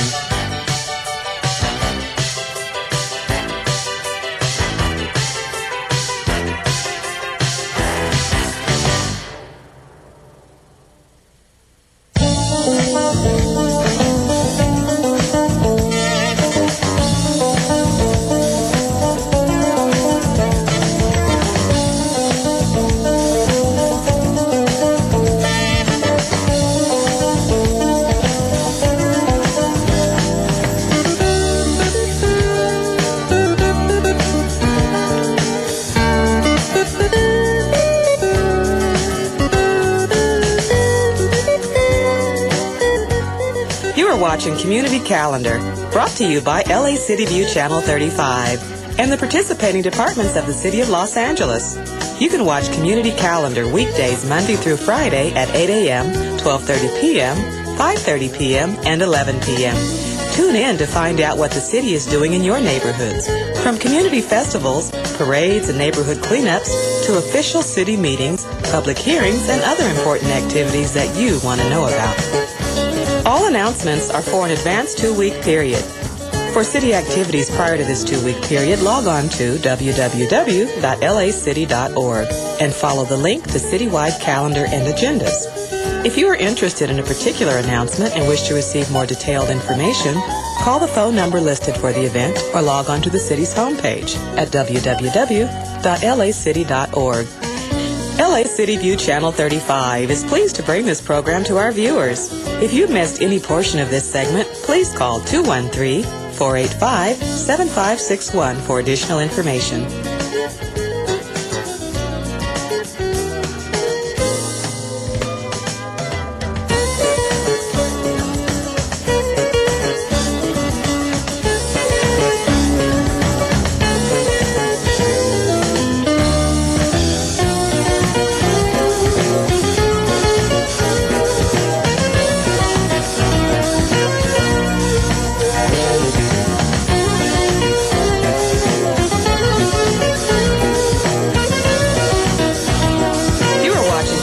Calendar, brought to you by LA City View Channel 35 and the participating departments of the City of Los Angeles. You can watch Community Calendar weekdays Monday through Friday at 8 a.m., 12:30 p.m., 5:30 p.m., and 11 p.m. Tune in to find out what the city is doing in your neighborhoods. From community festivals, parades, and neighborhood cleanups to official city meetings, public hearings, and other important activities that you want to know about. All announcements are for an advanced 2-week period. For city activities prior to this 2-week period, log on to www.lacity.org and follow the link to citywide calendar and agendas.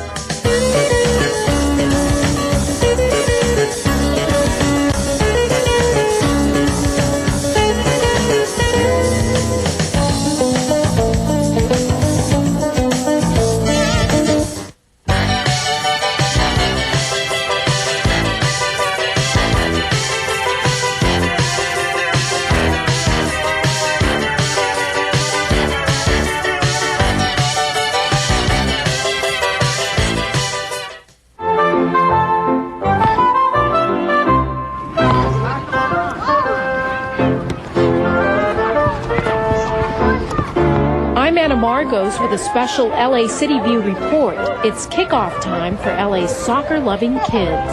Yeah! The Kick It at the Park program is a partnership between the Chivas USA soccer team and the LA Department of Recreation and Parks. This first clinic and scrimmage got things rolling at Rio de Los Angeles State Park in Cypress Park. This used to be an old rail yard where this is a neighborhood where kids have nowhere to play. Now we have 40 acres of park. We're absorbing all this energy. With Chivas USA, we are conducting these clinics and defining a place in which the families can come together. One line! Today's the kickoff. I think we've got like 850 kids, but their families are here and a lot of the neighborhoods has been invited. So it's a wonderful day. This is a 40-week academy. Each week we will have an academy at a different park in the city. We're targeting 25,000 kids. It's a whole a year program. It will last from January to December, and I think it's going to last for many years to come. Chivas, as you know, Chivas USA is a professional soccer team that plays in the MLS, plays in the city of in the city. It's an LA team, and this is a program for education. So we'll have probably 10 to 15 of our coaches each week teaching skills. So they'll be doing drills, so they'll be doing some fitness training, and then they'll play little scrimmages at the end. It's a game that thrills people in LA. We have a bigger soccer audience than anywhere else in this country. We are targeting youth between 5 and 15 years old. We know that age group is an age group at the greatest risk. So we bring them into the park, basically keeping them out of the gang element. We do that through these sports programs. I like a lot of soccer because I like soccer. It's more active, it gives you a lot of energy, and it's good for you. You look at this area, and it's a great area of working people, great families here, people who struggle every day. And to the extent that we're getting these beautiful young kids, look at them. Look at their eyes. Look at the talent in these kids. There's a lot of talent here. But kicking it at the park is one way to develop that talent. I think we're going to inspire not only the game of soccer, but life skills in terms of fitness and teamwork and leadership. The sport is a great sport, but you want to teach the kids to play together, to understand, to communicate together with other kids, to integrate to a community. There is information on healthy eating and really physical fitness. There's also booths on interactive soccer so that you can actually go into the booth and kick your soccer ball against an inflatable, which is really fun. You can, test your strength, test your power. Now we're going to do some passing drills, okay? I was discovered in one of these clinics. I was discovered here and they signed me up, and right now I'm playing pro. I just told the kids what I was telling is never give up. Follow your dreams and they always come true.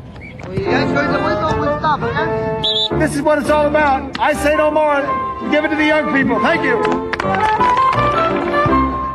For more information on soccer clinics coming up and locations, visit www.laparks.org and click on Chivas USA Youth Soccer Clinics. I'm Anna Marcos with a special report for LA City View.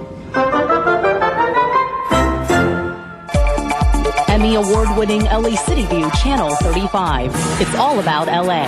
In LA this week, travelers can expect tighter security at LAX and other U.S. airports. Thanks for joining us. I'm Ellen Chang. LA Update is the nation's first daily newscast on a municipal station. Hello, I'm Ellen Chang with your LA Update. Here's what's making news in the city on this Friday. Last month, the city's Animal Cruelty Task Force seized 17 fighting dogs. Talk shows that talk the talk. Welcome to LA Roundtable. Welcome to Council Week in Review. I'm Mary Grady for the Los Angeles Police Department. Hi, I'm Brett Pomerantz, and welcome to the Neighborhood Cafe. With over a dozen original series programs for city departments. Luckily, they defused it. There were something like 25 squad cars there. Award-winning PSAs. Pull to the right! Save it, buddy. The ball call. The average car weighs 6,000 pounds. The average bicycle with rider weighs 170 pounds, give or take a few. And if the two collide, bugs splatter. Live gavel-to-gavel city council meetings and commission coverage.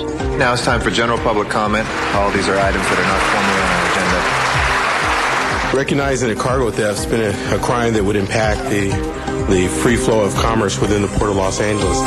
Thought-provoking, historical, and cultural programming. The Los Angeles Basin was the most prolific agricultural area within America. When William first arrived and saw the dry, dusty little town, population 9,000, he was not impressed. Live events as they're happening, seen only on LA City View Channel 35. You can see the dignitaries are arriving from 43 countries. We see the Secretary of State, Warren Christopher.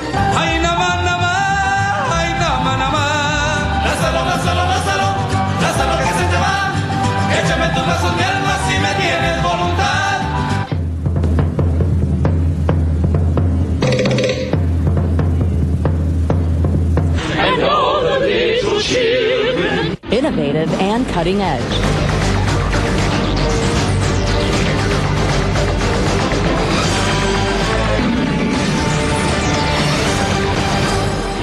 Welcome to your LAFD in action. Hello, everyone, and welcome to CityWorks. The EAD is also making it possible for agencies such as the park rangers and others to purchase bicycles to use in some patrol operations. My name is Jeanette Bolden. I am the women's head track and field coach at UCLA. Shows with impact that will affect your life. Hanging with the homies, slinging drugs, doing time. LA City View Channel 35. Your city, your channel.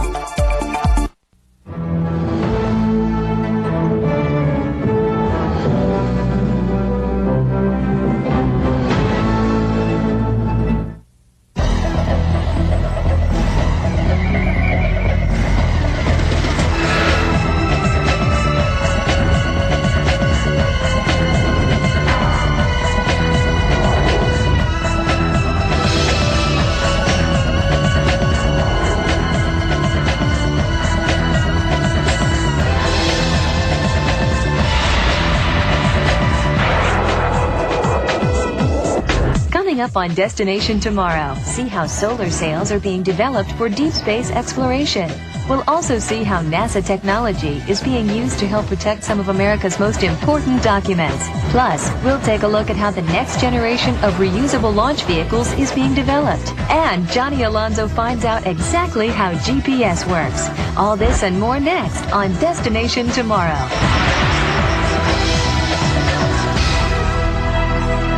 Hello, everyone. I'm Steele McGonigal. And I'm Kara O'Brien. Welcome to Destination Tomorrow. This program will uncover how past, present, and future research is creating today's knowledge to answer the questions and solve the challenges of tomorrow. Up first, we look at a new way for spacecraft to travel to distant destinations. New lightweight solar sails might soon become the standard mechanism to power spacecraft. These reflective structures use energy from the sun rather than rocket power to move through space. These sails are not only less expensive than current rocket-powered spacecraft, but can potentially be 4 to 6 times faster. This increased speed and cost savings could change the way we study deep space. Jennifer Pulley spoke with Dr. Keith Belvin at NASA Langley Research Center to find out more. Throughout humankind's early history, the quest for greater knowledge and understanding fueled the need for exploration. For centuries, the vehicle most early explorers used to achieve this exploration was a ship with sails. But because these ships depended on wind pushing against the sails for forward motion, they were generally very slow, unpredictable, and often very dangerous.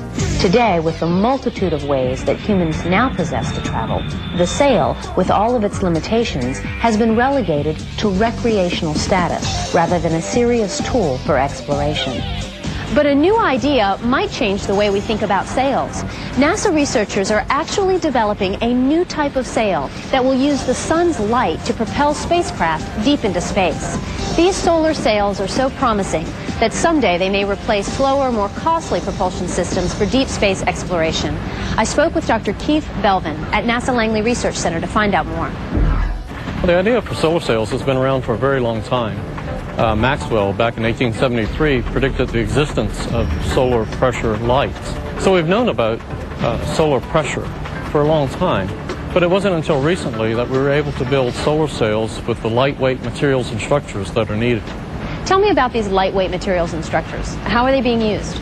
Well, the key to building a solar sail is, of course, to make it very large and very lightweight. For a useful solar sail, it has to have a weight of less than 10 grams per square meter. For example, copier paper has a weight of 70 grams per square meter. So we're talking about some materials that are much lighter than that. One of the things that NASA's done over the last decade is to work on materials that can be processed to just a couple microns. That's a couple millionths of a meter thick. And these lightweight, thin materials then are made space durable so they can withstand the radiation and temperatures of space. Dr. Belvin, tell me how a solar sail works. The basic principle is much like a ship on the sea that uses sails to capture the wind. The sun is constantly emitting light, or photons, in all directions. Since the photons have mass and are in motion, their momentum produces a pressure when reflected by a surface. When a spacecraft uses a solar sail for propulsion, the sail's reflective surface transfers a continuous force from the photons to propel the craft through space, much like a sailing ship uses wind to push it across the water. Since the pressure being emitted from the photons is very low, the force is small.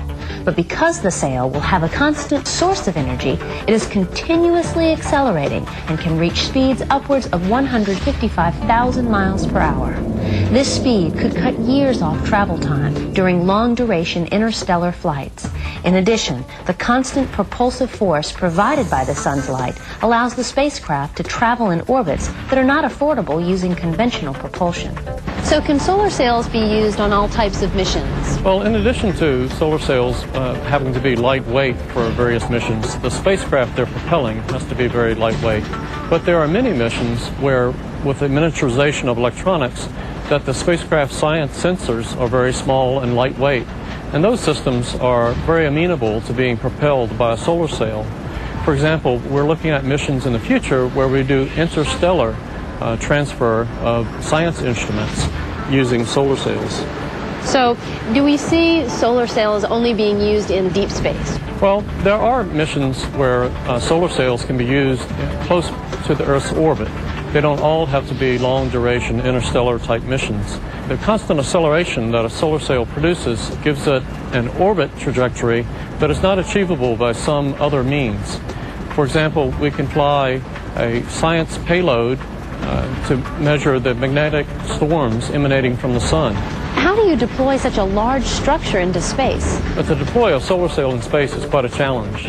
First of all, the sail has to be packaged in a small size to fit into the launch vehicles.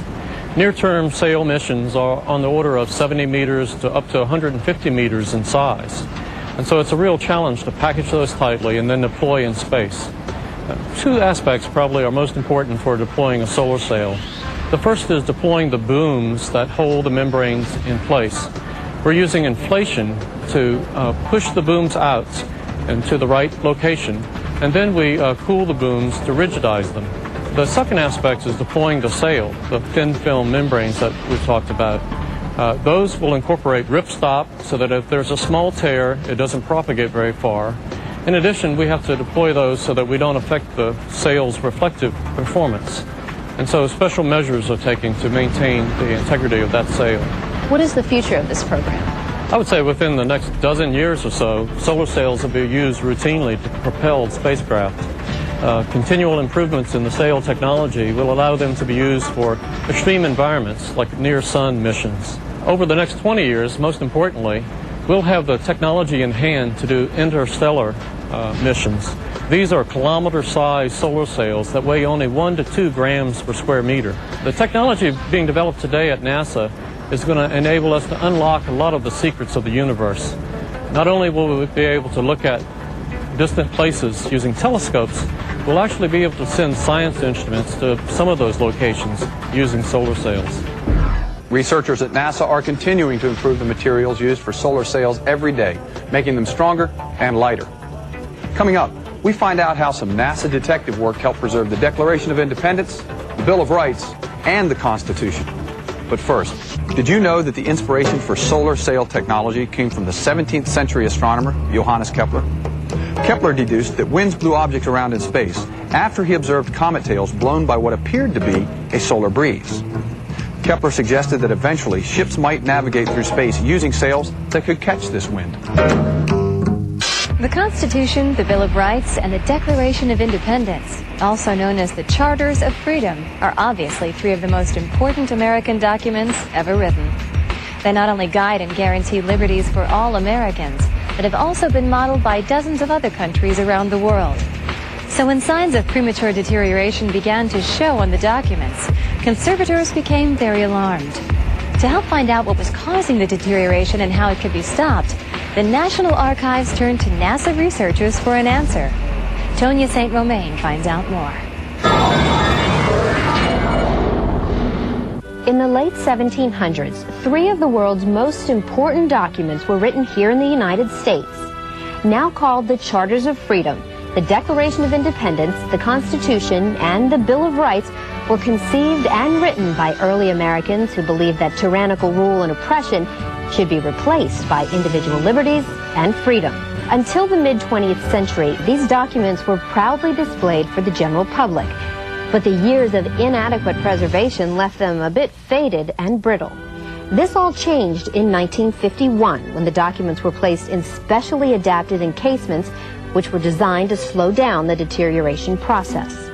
These glass encasements were filled with inert helium, which would protect the documents from the harmful chemically corrosive effects of air, keeping them safe for generations to come.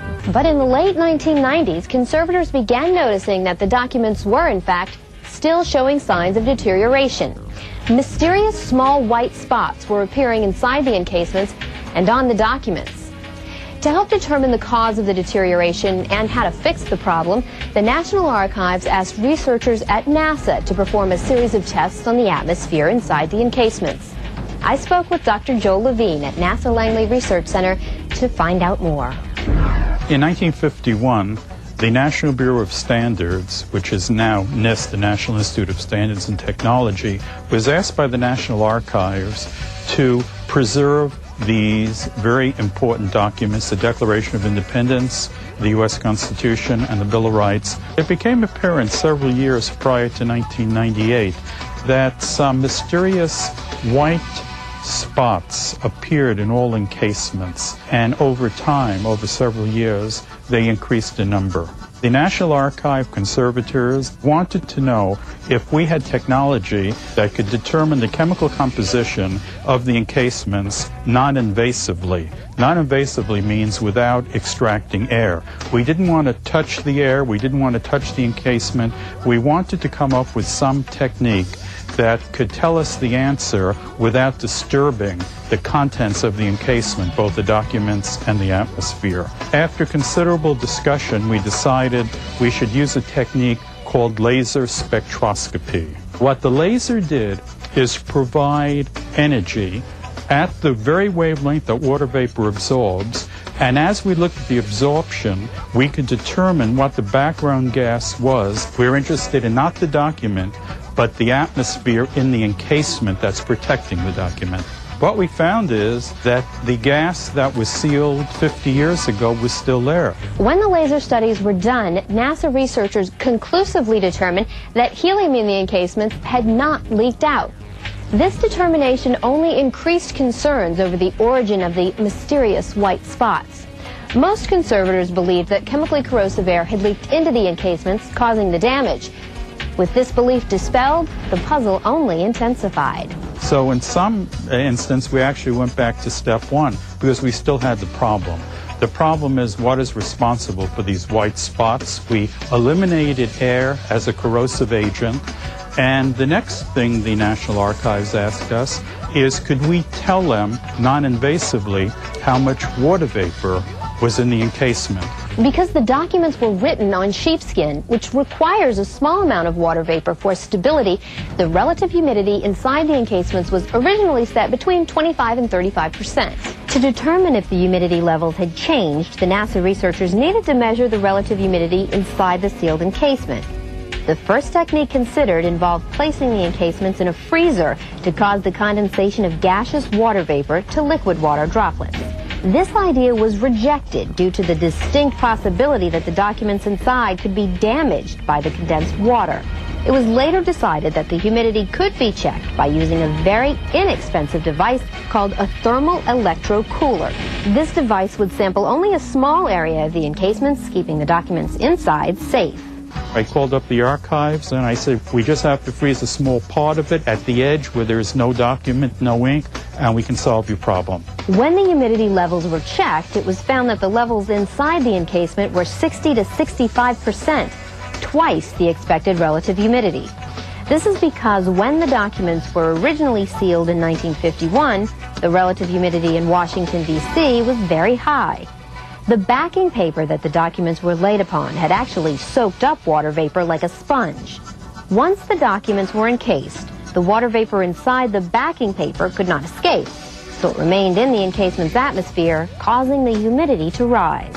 The white spots were basic or alkaline chemicals that were pulled out of the glass because of the presence of high levels of water vapor. And now, when the National Archives opens with its new encasements, we are all sure that the documents will be stable for many centuries. And in some small part, NASA scientists and NASA technology help preserve these documents for many generations to come.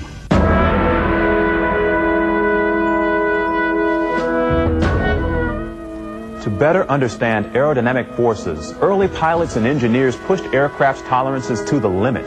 But by pushing the limits, some pilots experienced a very frightening aerodynamic phenomenon called a flat spin. In an effort to better understand this phenomenon, NASA's predecessor, NACA, developed a unique wind tunnel called the 20-foot vertical spin tunnel.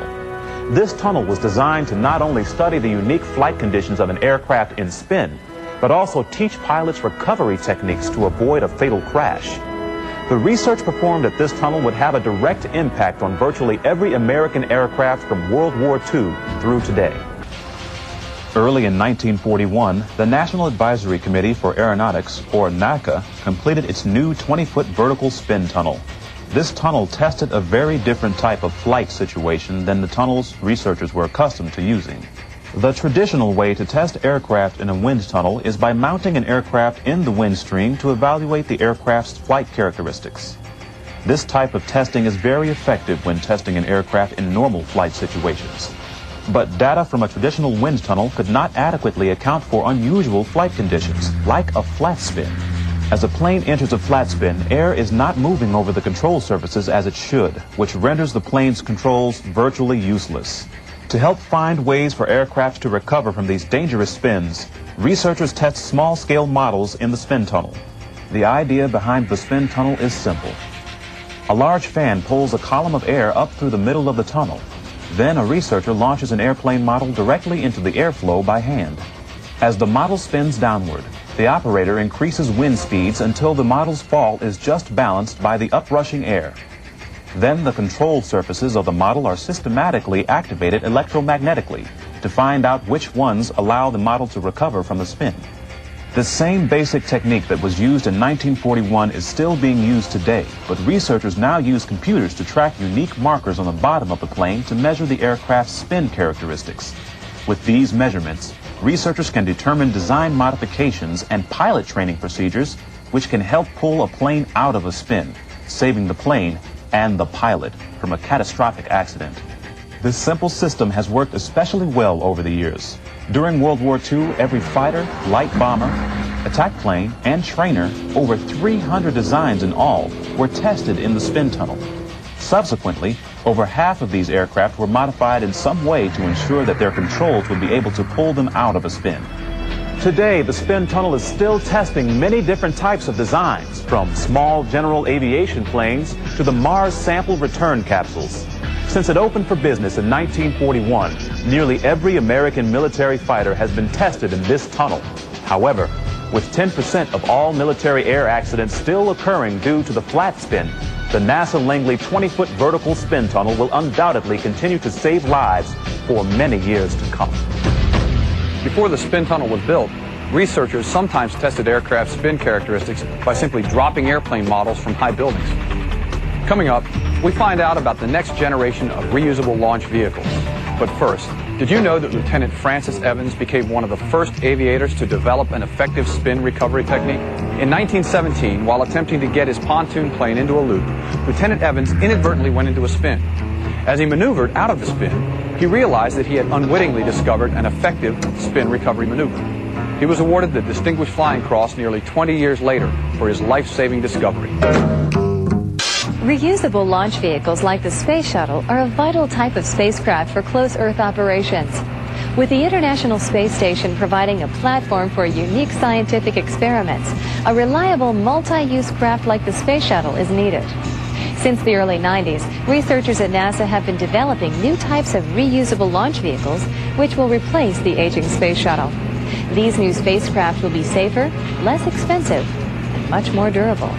Stephanie Tsai spoke with Charlie Cockrell at NASA Langley Research Center to find out what the future holds for the next generation of reusable spacecraft.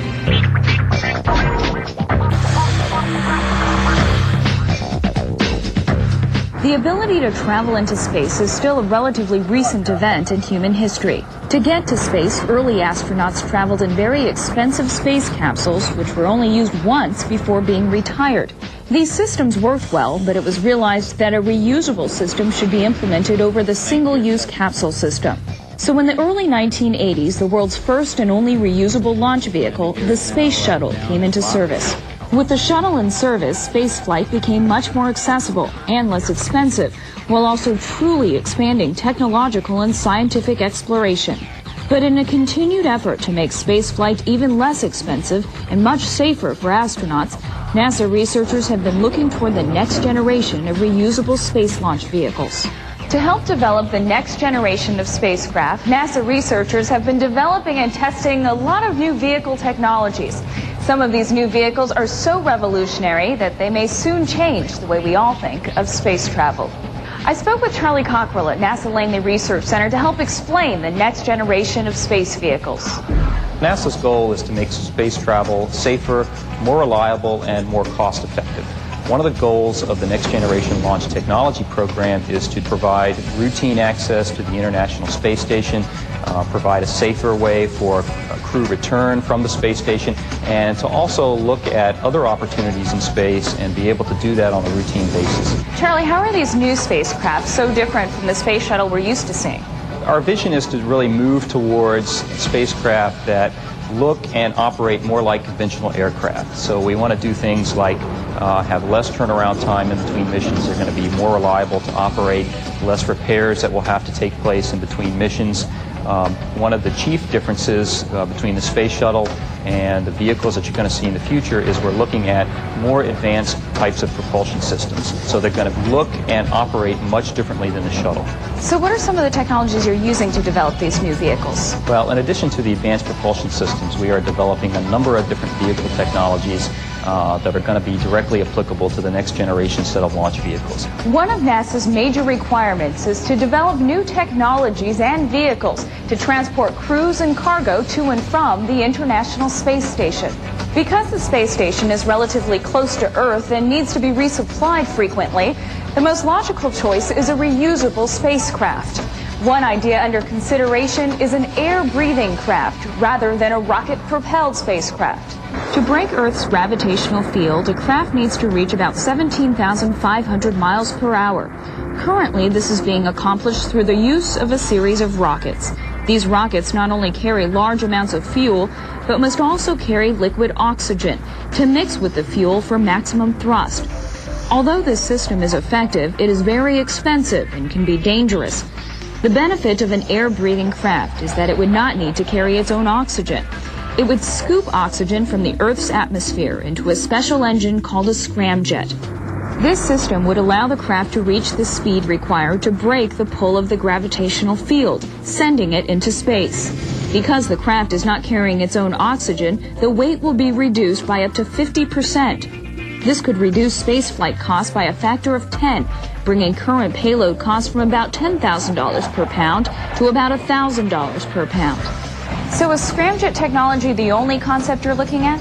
No, we're actually studying a wide range of technologies that include different configuration shapes, different numbers of stages in the vehicle, different types of propulsion systems. Most of the longer-term applications do use scramjets, but we're also looking at something that we would call combined cycle propulsion, which would actually take elements of rocket propulsion, scramjets, high-speed turbojet engines, and maybe other advanced propulsion cycles so that we can use the benefits of those at different points in the flight.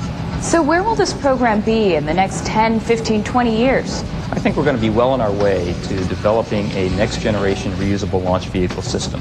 Whether or not we will actually have an operational system in the next 10 to 15 years is going to be dependent on what the nation's needs are and how we address that as an overall strategy.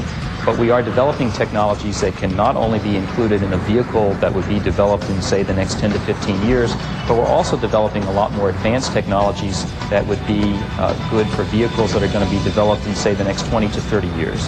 And we're doing all of that by utilizing all of the unique capabilities that we have at our NASA field centers across the country. One of the most useful developments for professional pilots, drivers, and seamen in recent years has been the GPS receiver. These receivers are also being used by hikers, golfers, and fishermen for recreational purposes. However, many people who use this technology still don't know exactly how it works. Our own Johnny Alonso finds out how this complex system helps keep many of us on track and on schedule.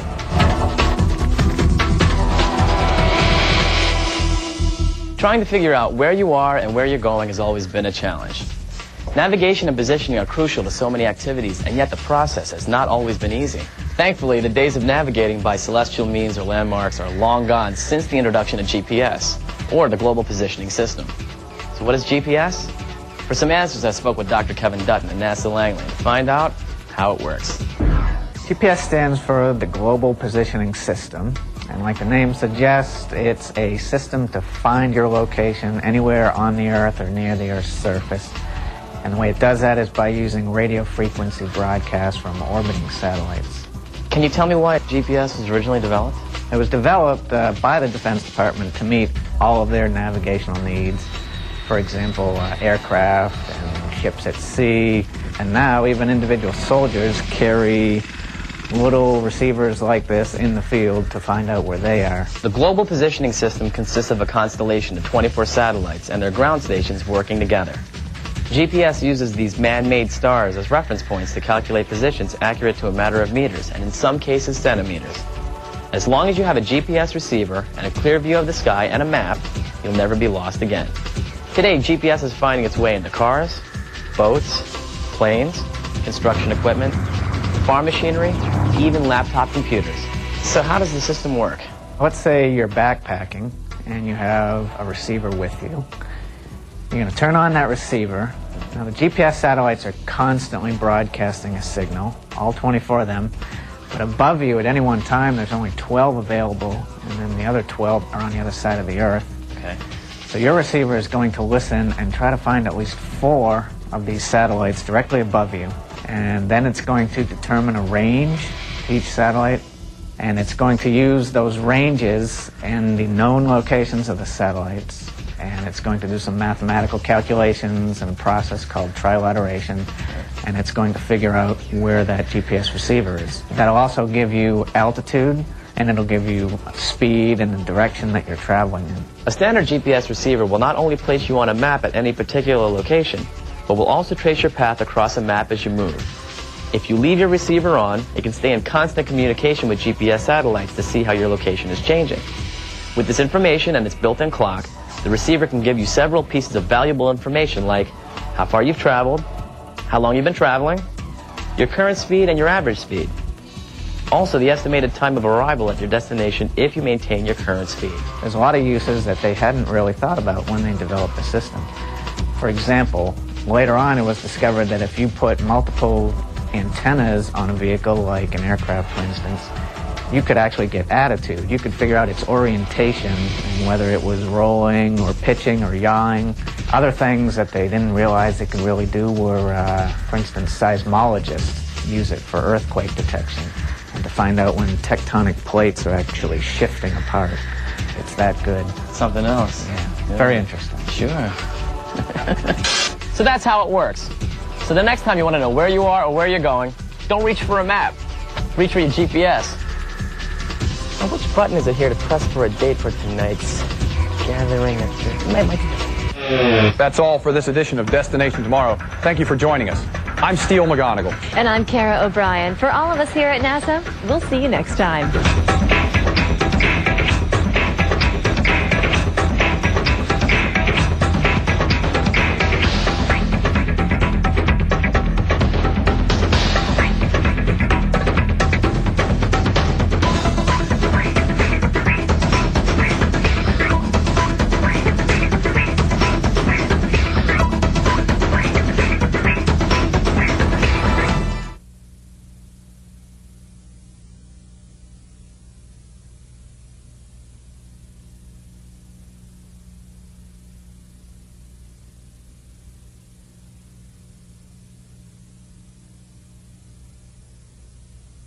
T-minus 10, 9, 8. The clock is operating. We're underway.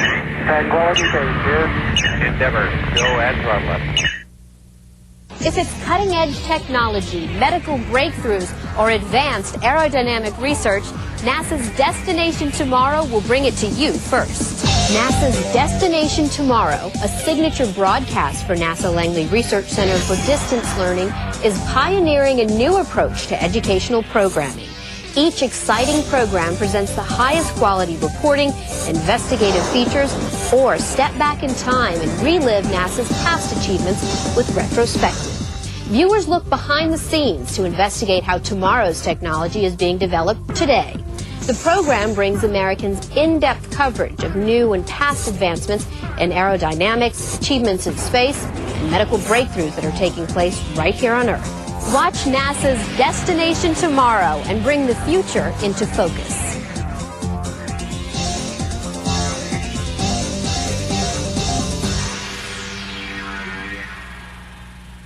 Hi, this is Anna Tarian. I design eco-friendly clothing in Sherman Oaks. To watch eco-friendly programming, watch Channel 35, our city, our channel. Hello, I'm Paul Peterson. What exactly is Medicare? What is Medicaid? And what is Medi-Cal? Understanding the differences among the three and what each provides can make a significant difference in one's life, especially if you are a senior citizen. On today's program, we will provide important information on each benefit and how and when they can be used. Please stay tuned for Aging in LA.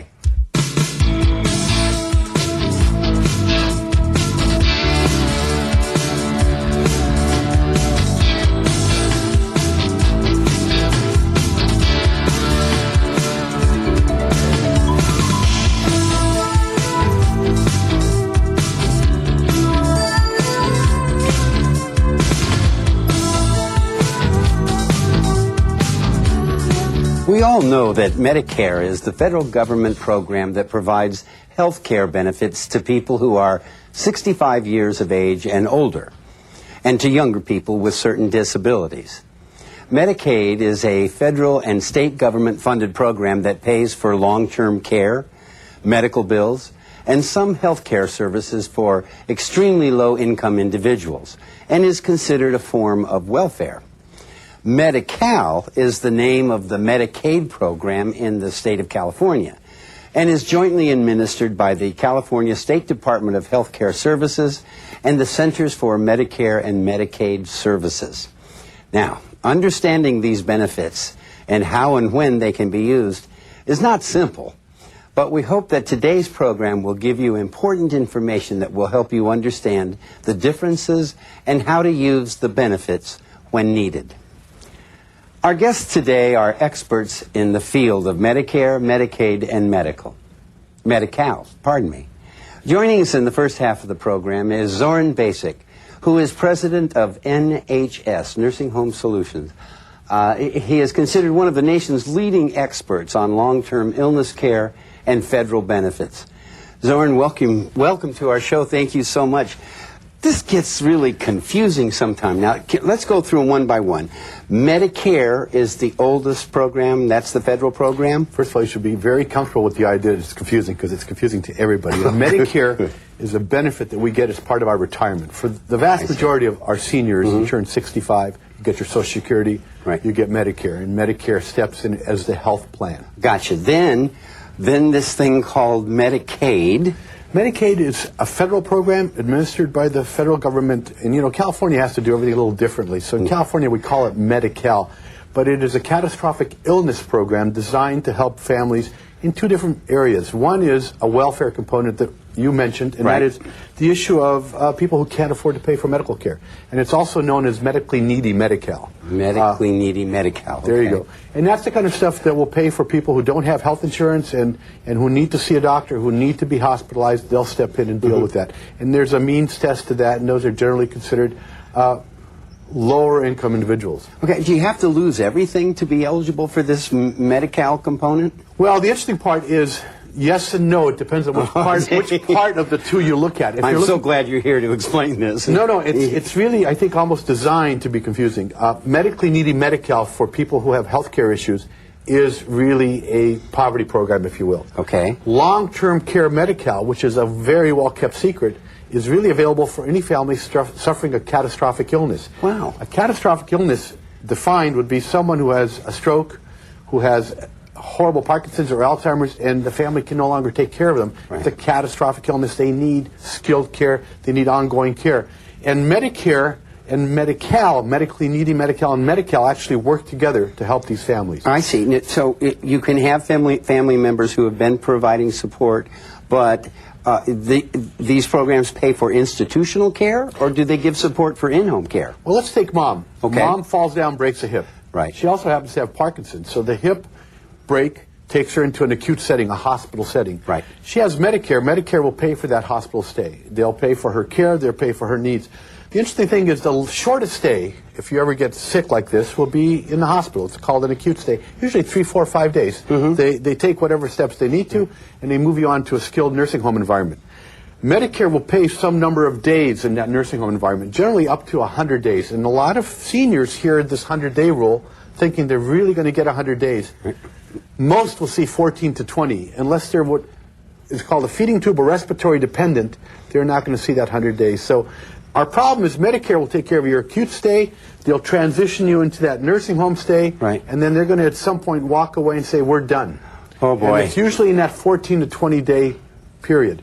And it's at that point that these families are told, hey, listen, you're now private pay. Or the worst case is they say, come get them. They're ready to go home.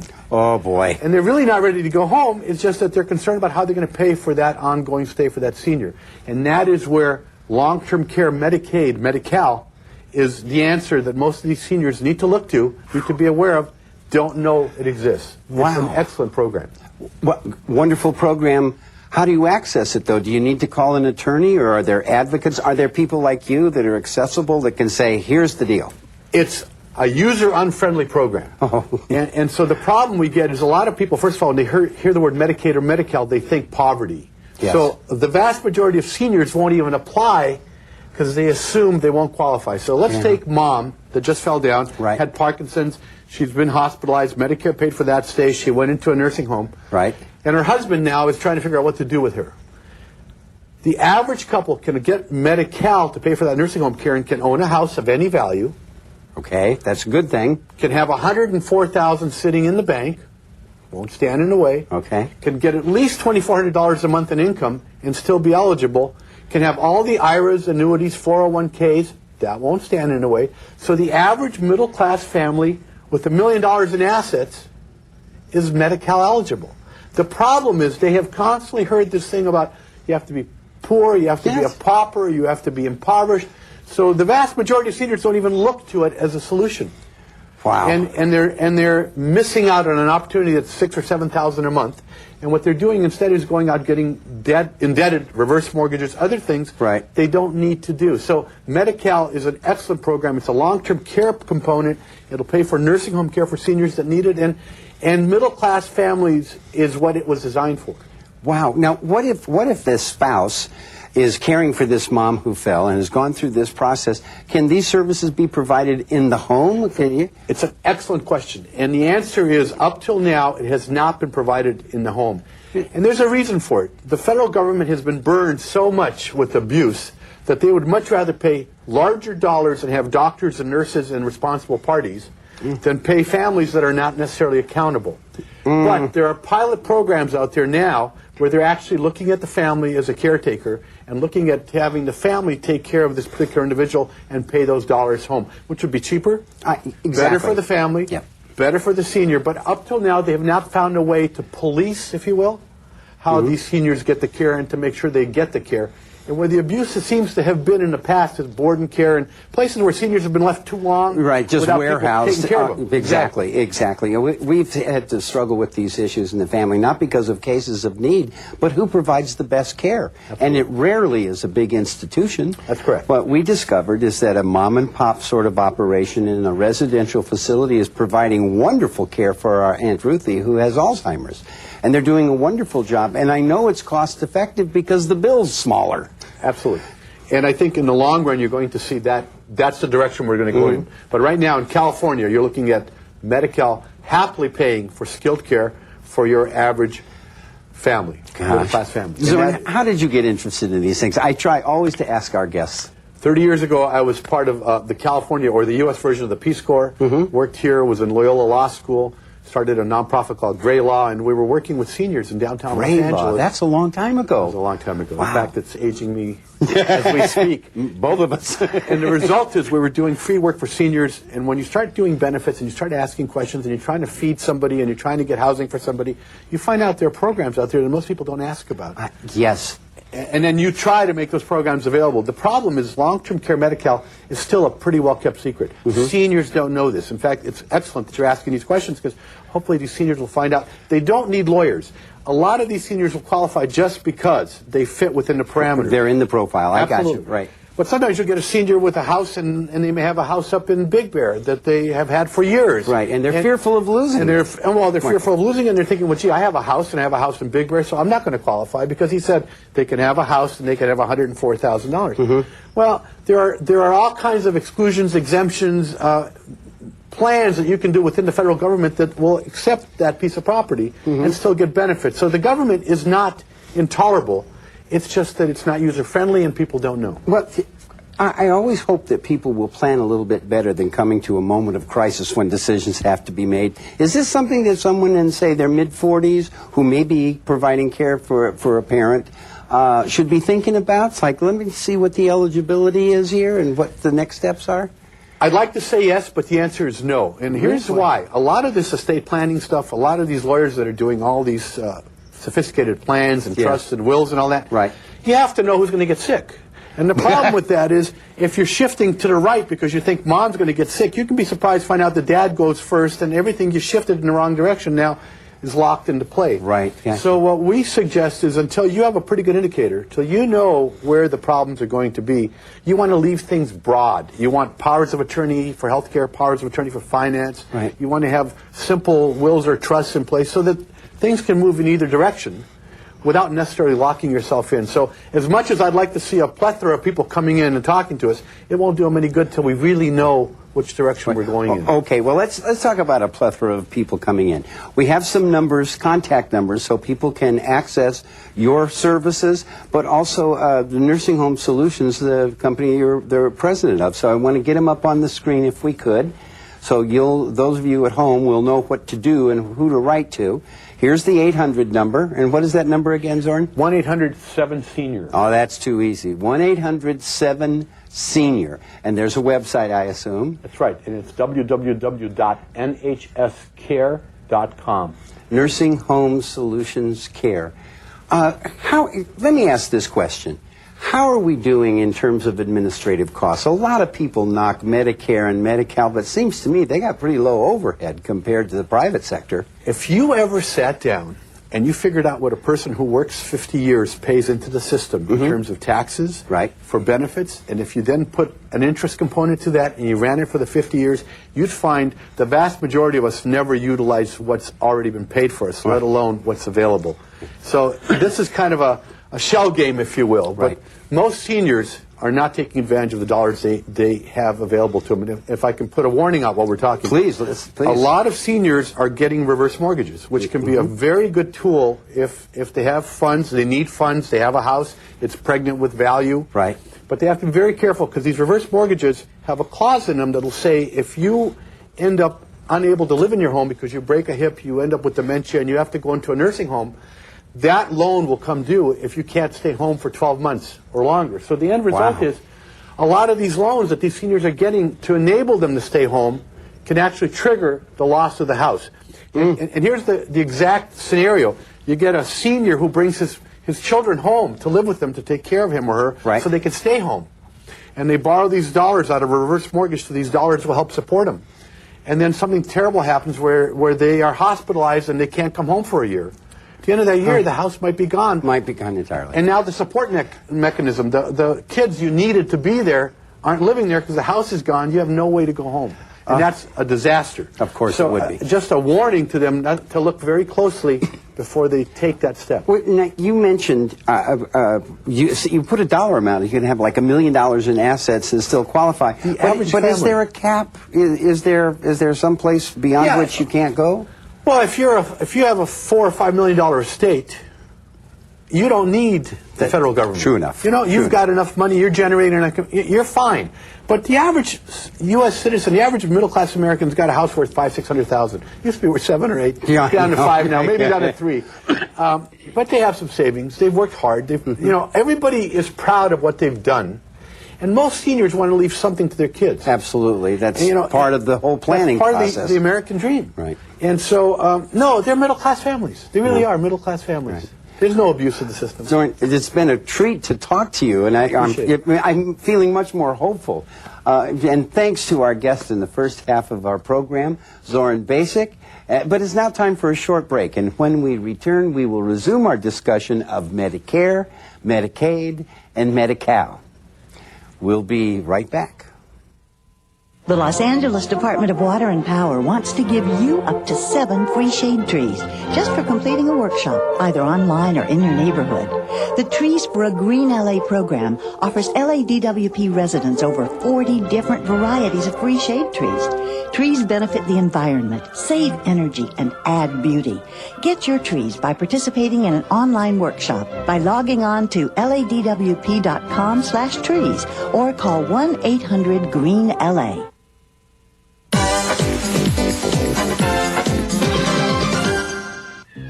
It's fun to be a good neighbor. So say hi to your new neighbors at the LA Zoo. And bring Grandpa. They've got a walking buddy for him, too. They've expanded, so there's even more to see and do. Don't wonder who's here, because just for kicks, they've got birds on sticks. Whatever you do, make sure Mom and Dad come early, because they're certainly ready to say hi to you. And this invitation comes from your good neighbors here at the LA Zoo. Welcome back to Aging in LA. Our topic today is the Medi-Mix-Up, and we are discussing Medicare, Medicaid, and Medi-Cal, the differences among them and how seniors can use their benefits. Joining us in the second half of the show is Eileen Harper, Executive Director of the Center for Healthcare Rights, a nonprofit healthcare advocacy organization dedicated to assuring consumer access to quality healthcare. Eileen, thank you so much for joining us today. Now, you brought some important information that our viewers need to know. For example, there are some changes in the legislation for Medicare now, right? And is that going to impact a lot of people? Well, basically the most recent Medicare legislation did result in some changes in the program. Nothing, on a huge major scale. Probably the most important is an actual expansion of the Medicare coverage for mental health. Right now, an expansion of it. Well, expansion in that right now the way the program works is that there is really significant cost sharing when people use the mental health benefit. Medicare only pays about 62.5% in terms of the bills. So by reducing the cost sharing over a several year period, what will happen is that Medicare beneficiaries will have much better access to mental health coverage than they had previously. That's the good news. Of course, so many of these changes are alarming to our senior citizens. The moment they hear change, it's oh, I'm dependent on those benefits. Right, Is there an outreach program, or in fact, are you doing that to try to reach out into the community and help people understand some of the subtle differences? Right. Well, what our program does, Center for Healthcare Rights, is we provide Medicare advocacy and health insurance counseling services here in the LA area. We're funded by the City Department of Aging, and we're also funded by the LA County Area Agency on Aging. We have a telephone hotline that people can call us. I believe we're going to show it today. Right. In fact, we'll put it up now. It's an 800 number, so and there's no cost to this. People can call us Monday through Friday and basically ask us any questions relating to Medicare. We also try to make sure that we provide services in other languages because we have a very multicultural population here in LA County. So we try to work hard to make sure that our services are available in other languages for many Medicare beneficiaries who don't speak English.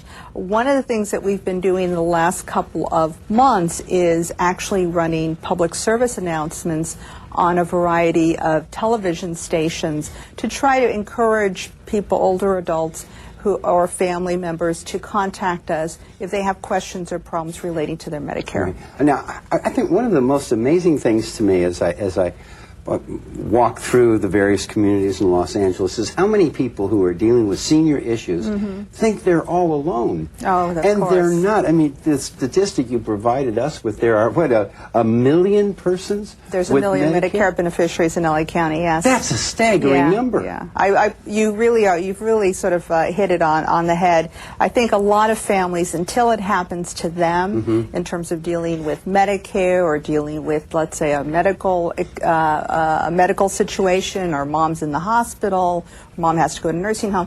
Really, it's families, that's the first time they're really dealing with Medicare directly. And Medicare, as you know, is not comprehensive. There's lots of gaps in coverage. One of the main gaps is that Medicare does not pay for custodial care in a nursing home. So I think at that point, a lot of families sort of are scrambling, trying to get information in terms of what are our next steps, how do we plan for the future, how do we deal with today. Right, and that's in addition to dealing with the emotional impact of having a senior loved one suddenly unable to care for themselves or needing special care. I know I was amazed when I saw within the Department of Aging, both city and county, how many people there are to help you. They are experienced, they are sympathetic, and they possess so much information, programs that you never dreamed existed, and yet here are trained professionals ready to help you. Now, for example, the Ombudsman thing, I always thought that was one of the great programs that was instituted for people who have issues with nursing homes, assisted living. That there's actually a person who will be your champion. Right, in a nursing home setting or in a residential care, Well, I mean, our organization does something similar, but we're focusing on healthcare access. We're focusing on what do you do when you're having a Medicare problem? What do you do if your Medicare HMO isn't providing the services that you believe you should be getting? What happens when the hospital tells you you need to go home and you believe that you really are not well enough to go home? You know, what are your rights? And those are the kinds of things that we can respond to if people contact us. Yeah, because so often I've had people complain to me, they feel like they're being kicked out of the hospital, like that's they need because the of the way Medicare pays for hospital services. I mean, I think your previous guest was talking about the typical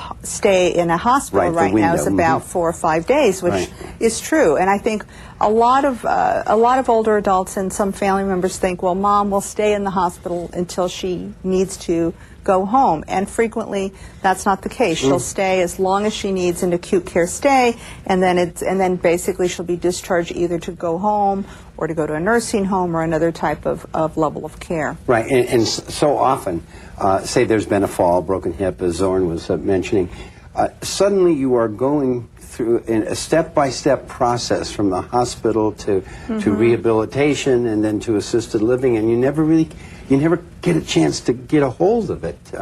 What's happening to you? Who's going to pay for all of this? Well, I mean, I think a lot of families, unfortunately, are getting those answers. I mean, for example, if they contact us, they're getting those answers, but unfortunately, they're not getting them in a planning period. They're getting them in a crisis situation. So they're sort of dealing with a lot of dynamics. They're dealing with sort of the emotional situation. They're dealing with having to sort of organize everything in a very, very quick manner. Speaking of planning period, you alerted us to the fact that the next Medicare Part D, which is the prescription drug access, the enrollment period opens up again. That's right, November 15th. November 15th, 2008. So what steps do people need to make sure that they'll get this coverage? Well, I think most people who are already participating in the program essentially have gotten their feet wet over the last 2.5 years in terms of becoming familiar with it. I think in terms of planning for what to do next is that I think everyone who wants to participate in the program, what they should do is go, if they have internet access, is they should go to the Medicare website in November to sort of take a look at the information on the plans for 2009. If they think they want to stay with their current plan, they should make sure that their medications are still in the formulary for next year. And they also should check to see what their cost sharing will be for the coming year as well. I mean, one common question that we frequently get from Medicare beneficiaries is coverage in the coverage gap or donut hole. That and donut so hole. for people who have very high prescription drug costs, who take lots of brand name medications, that would probably be something that they would want to check on. Now, only 20% of the Medicare population gets on the internet. So for those people who don't have internet access, they should probably give us a call starting in early November. And what we can do is we can help them identify maybe 2-3 plans that may be most appropriate for their medical needs, and then they can decide which one to enroll in. I see. But this is particularly important if you're walking into the pharmacy and suddenly getting a $450 bill. Well, also the enrollment period is very short. It's November 15th through the end of December, so they don't want to wait until, you know, close to the exactly. Well, okay, so you heard that. Now, there is just 6 weeks here, November 15th to the end of the year, where this enrollment period is open again. Now, how long does that extend, the enrollment period? Is it for the full calendar year? Basically, this is the annual election period. So for many Medicare beneficiaries, this is the time when if they want to make a change, they make the change. Now, if someone is in a Medicare Advantage plan, let's say a Medicare HMO or PPO, they have an additional 3 months, January through March. Now, people who have Medicare and Medi-Cal, they can change their plan monthly. So the people who really need to focus on this November through December period are people primarily who have Medicare, they're not eligible for Medi-Cal, they're not in a Medicare HMO. This is their opportunity to make the change. All right, now, you've been warned. Unfortunately, Eileen, our time is up for today's Aging in L.A., but thanks so much to our guests on today's program. Eileen Harper, who gave you great information, Executive Director of the Center for Healthcare Rights, and in the first half of the program, Zoran Basic, President of Nursing Home Services. Now it's time for our feature, Senior Stat Shots. And once again, we found today's statistics in the recently released LA County Seniors Count, a survey of the older adult population in Los Angeles City and County. Now, since we talked about federal and state benefits for seniors in our program today, let's take a look at statistics that reflect how seniors are covered by insurance, both public and private. 70% of seniors living in LA County have medical insurance. 39% have dental insurance. 53% have prescription drug insurance, and 37% belong to an HMO. 10% of the survey did not respond to this question. And when asked what they are unable to afford in their present circumstances, 9% said they cannot afford medical care, 18% they couldn't afford dental care, 9% cannot afford prescription drugs, 13% couldn't afford vision care, and 11% cannot afford hearing care. 55% of the respondents were able to afford all of these medical needs, and 15% of those surveyed had no response at all. And that's today's Senior Stat Shots.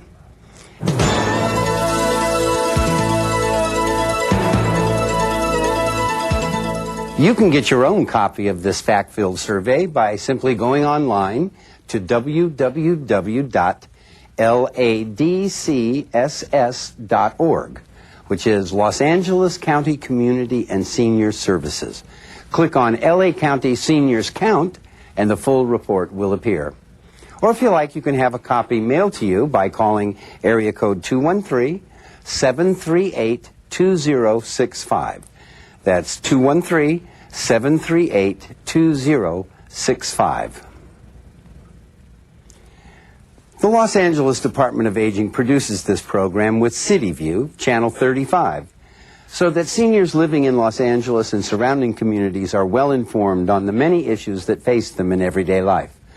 And also to let you know of the many services that the Department of Aging offers our senior citizens. Now, we'd like to hear from you with comments on the program, what you like, what you think can be improved, and ideas for future programs. So please give us a call. The number's there on your screen, area 213-252-4088. That's 213-252-4088. Call us with your comments and ideas, and we look forward to hearing from you. I'm Paul Peterson for the Los Angeles Department of Aging, the people here at CityView, Channel 35, and all of our guests on Aging in LA. Thanks so much for watching. We'll see you next time.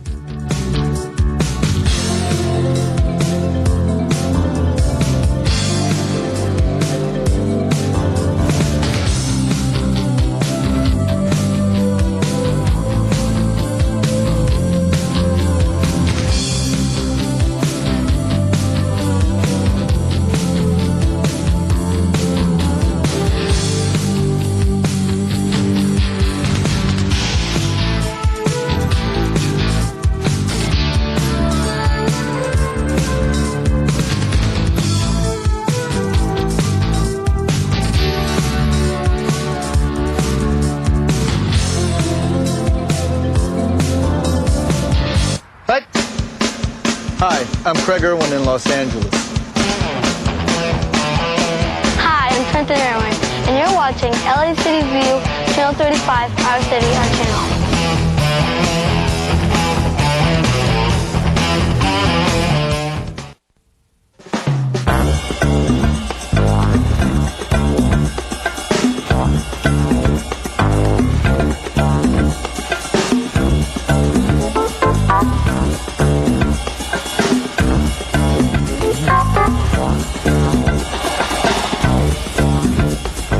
Hello and welcome to We Are LA, a series of programs presented by the Human Relations Commission of the City of Los Angeles, the City HRC. I'm Richard Montoya. I'm a local playwright, an actor with a little group called Culture Clash, and a bit of a community activist myself. At least I'm active in the community. Today, we're going to focus on a demographic and some unique issues you might not be familiar with. The City of Los Angeles is home to a large lesbian, gay, bisexual, and transgender community, frequently referred to by the initials LGBT. Studies estimate that 9% of our city's population is gay or lesbian, but there are no reliable numbers for bisexual or transgender identified residents. The LGBT community experiences discrimination in a variety of ways, including housing, employment, medical services, and as we have seen in the recent elections, and the struggle for marriage equality. For this reason, the Human Relations Commission hosts an advisory council to address issues of exclusion and discrimination, and to provide the LGBT community open access to government and other services. On today's programs, we are focusing specifically on the transgender community, or trans as it's known, and the issues and problems that its members face in their everyday lives. Let me introduce my co-host, Valerie Spencer, who is founder and director of Transcend Empowerment Institute. Valerie, what's going on with this amazing community? I'm very proud to be trans. transgender right now, I think when we talk about transgender, we're talking about an umbrella term that encompasses a number of different subgroups. We have female to males, we have male to females, we have transsexuals, we have pre-ops and post-ops.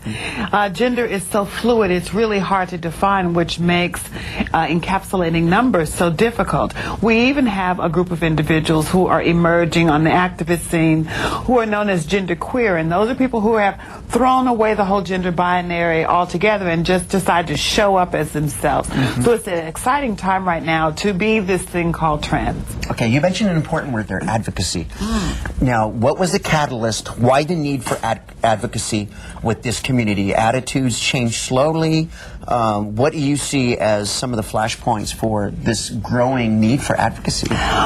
Well, to be simple about it, we don't have anything. We don't have legal advocacy. We have not had legal advocacy. We don't have much in the way of social values that are directed toward us in a positive manner. So I think of late, several different things, events even, have come to the forefront that have kind of galvanized transgender activism as a whole. Of course, we have the devastating repercussions of HIV and AIDS that have impacted our community. So that has made social service activism so important. And on the political front, we have long since had activists on the political front who are who are active to expand our rights and in some cases establish our rights on the legal front. But ENDA happened recently, and that's the Employment Non-Discrimination Act. And that really galvanized the transgender community in a remarkable way. We found out just how powerful our voices are. We found out who our allies are. And more importantly, we found out who our allies really are not. Institutions, gay institutions, who we long thought had our backs, and we found out that was absolutely not the case. So although we lost the larger battle, we won the war in strengthening ourselves as a community. Our panelists will get a chance to chime in right now, but what do you see as the greatest need for this community? Well, visibility is always nice. Visibility is very important. I see empowerment as such a vital tool in increasing our self-esteem, knowing just how valuable that we are to the whole social arena, to evolution of humankind as a whole, and just how normal we really are. Many media outlets have portrayed us as really these abnormal people that you must come and see and touch the zoo animals. But people need to see just how normal our everyday. I eat eggs and bacon in the morning. I love a little pineapple. Our lives are really quite normal and in some cases downright boring. So, well, sitting next to you is a pleasure, and let us meet the rest of our exciting panel. Joining us are 3 Los Angeles trans community members, and we're going to have a frank discussion here about the state of their movement and the issues facing their community. Jake Finney is lead victim advocate with the Anti-Violence Project of the LA Gay and Lesbian Center. Troy Eric, independent activist. Troy is here also. And Bambi Salcido, project coordinator, transgender harm reduction project coordinator with Children's Hospital Los Angeles. So welcome to the panel. Thank you. I wondered if we could get each of you to talk a little bit. You have amazing titles, but what it is you do and what are you most concerned with right now? Why don't we start with you, Troy? Sure. As an independent activist, each and every day I am in the field, in the community, speaking with transgenders, whether it's in Los Angeles, Pasadena, Long Beach, trying to find out what needs to be changed and how they're actually feeling on the streets of Los Angeles, period. And what I am getting back each and every time that I go out there is that they don't want to be prostitutes. In more cases than not, they don't want to do drugs. They want a better life for themselves, but it's very hard finding the appropriate programs to help them. There are programs that are out there. It looks good on paper, but in reality, it's not helping them at all. So I am working on, personally, a transgender bill of protection, which, if passed and approved, if they are arrested for non-violent crimes, they won't be sent to jails or prisons. They will be sent to an inpatient program for 12 to 18 months or so, or however long it takes, to get them on their feet and to get them goal-orientated and a more direction in their life. And that's exactly what the transgender community needs at this time. Excellent, excellent. Okay. Well, what I do with Children's Hospital Los Angeles, I coordinate their transgender program. We do have, within Children's Hospital Los Angeles, we have a transgender program for young adults and transgender youth, ages 12 to 24.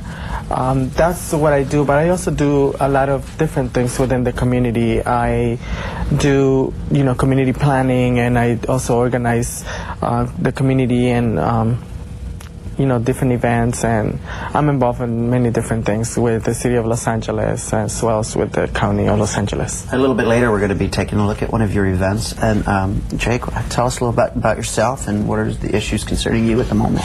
Sure. So I'm the lead advocate for the Anti-Violence Project at the LA Gay and Lesbian Center. And the Anti-Violence Project's been around since the late 80s and is the largest service provider organization for people who've been victims of anti-LGBT hate crimes. So right now I've seen a lot of transgender folks coming in who've been gay bashed or attacked or harassed or discriminated against in one way or another because they're transgender. So working a lot with those folks in terms of reporting to law enforcement, trying to get statistics out there for reporting agencies so we can show that this is a problem, following up and going to court with these individuals who are going to have to testify about the crimes that have been committed against them. That can be re-traumatizing for somebody. So trying to be as supportive as possible during that process, as well as going out and doing trainings. I think that educating folks and doing trainings and trying to normalize the trans community to a lot of folks is going to help perhaps later maybe prevent or stem some of the hate violence we see happening today. Wow, Jake, that's fascinating. Like I was saying before, this is really an exciting time to be trans. Let's ask the panel a question. What do you all see as some of the key issues right now that kind of galvanize our community and bring us together? Bambi? Well, one of the main things I think that are happening right now is that we are becoming organized. And that is one of the main things that are happening within our community. We have seen that, we need to have things for ourselves. Yes. And that we haven't had them before. So we need to do it for ourselves. So in turn, we are organizing and creating things that are specifically for our community and that are in the future hopefully address the specific needs of our community. That's very good.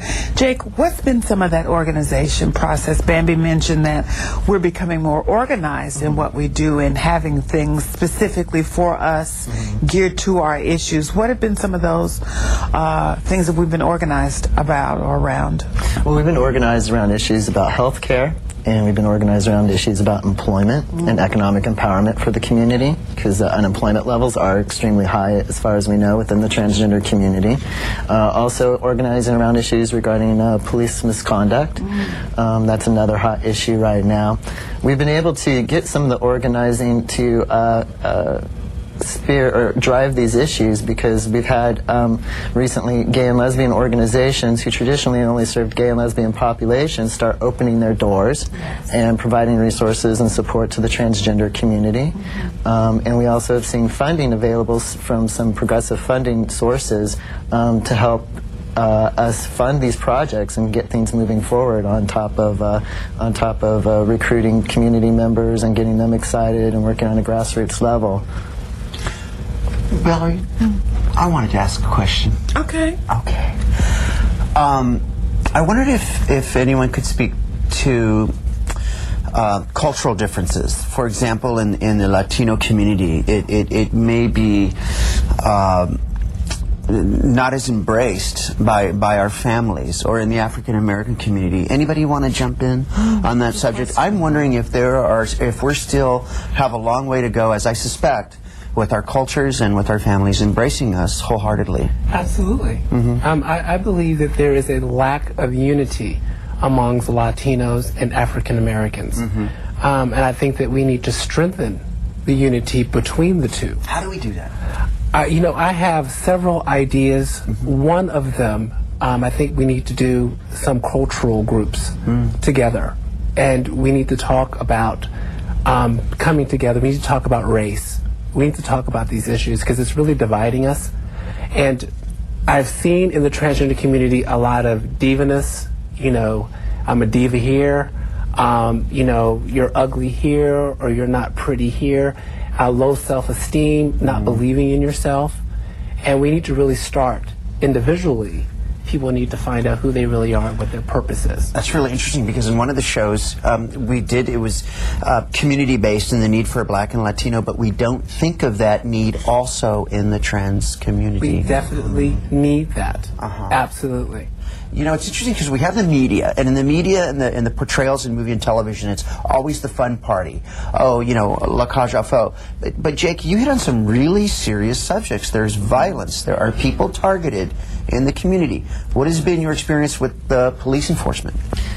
Definitely, I see transgender women of color being the most marginalized in terms of hate violence. Those are many of the folks who are coming into my door to report random attacks on the street.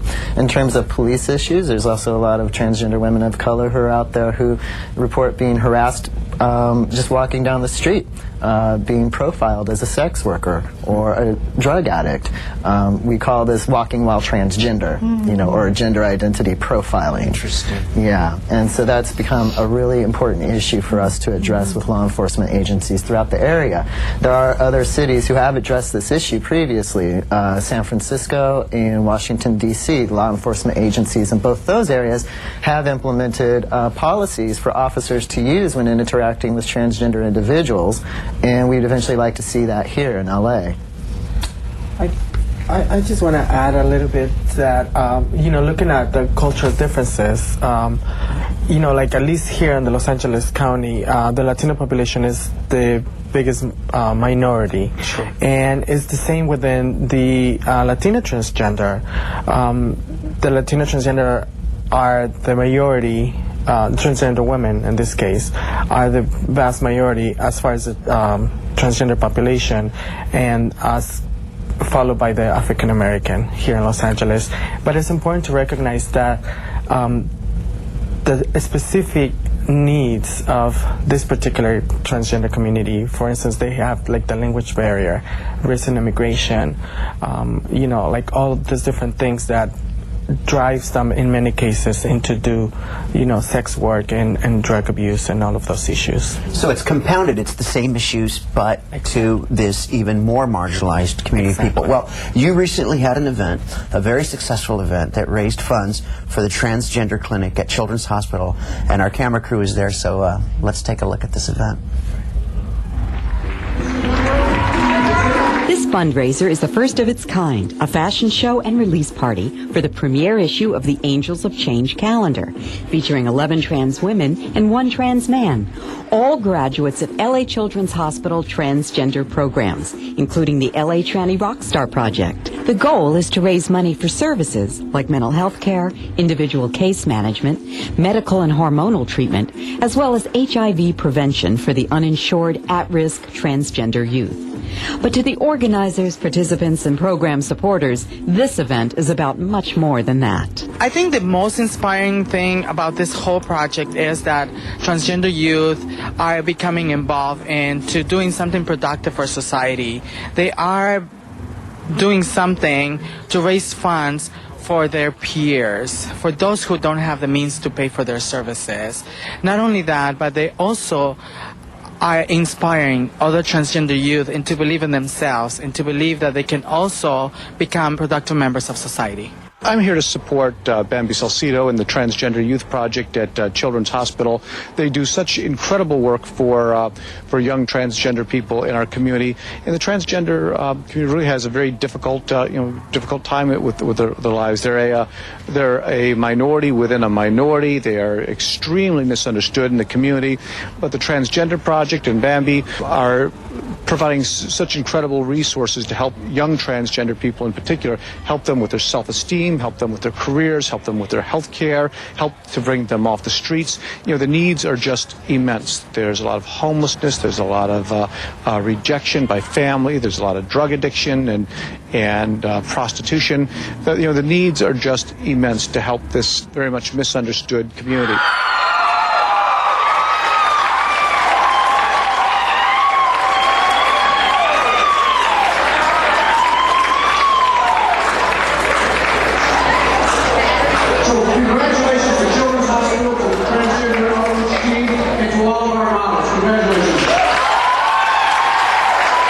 Important elements of the Angels of Change project is the support of volunteers and sponsors who donate their time and services to the effort, along with mentors and role models, all working to make a difference to a new generation of transgender youth.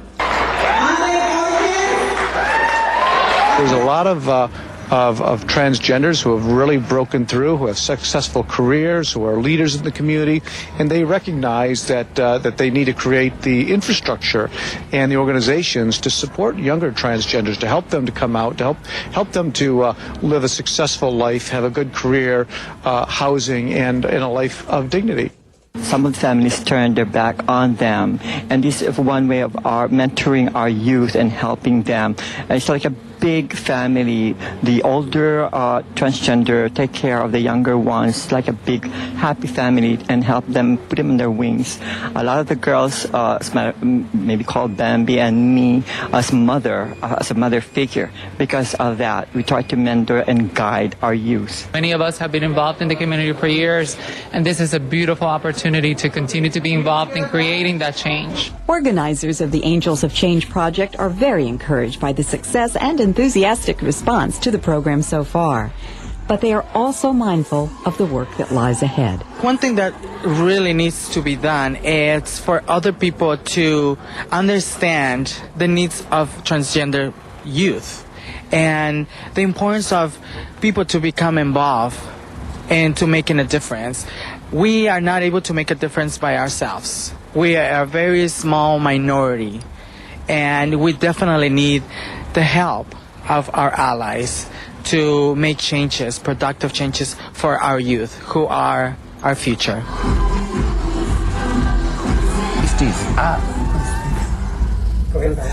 Wow, that sounds like an exciting evening. Congratulations, Bambi. You did a great job. Thank you so much. Wonderful. You guys mentioned earlier about some of the advocacy that you do in terms of assuring our services or getting us access to care and some other legal issues.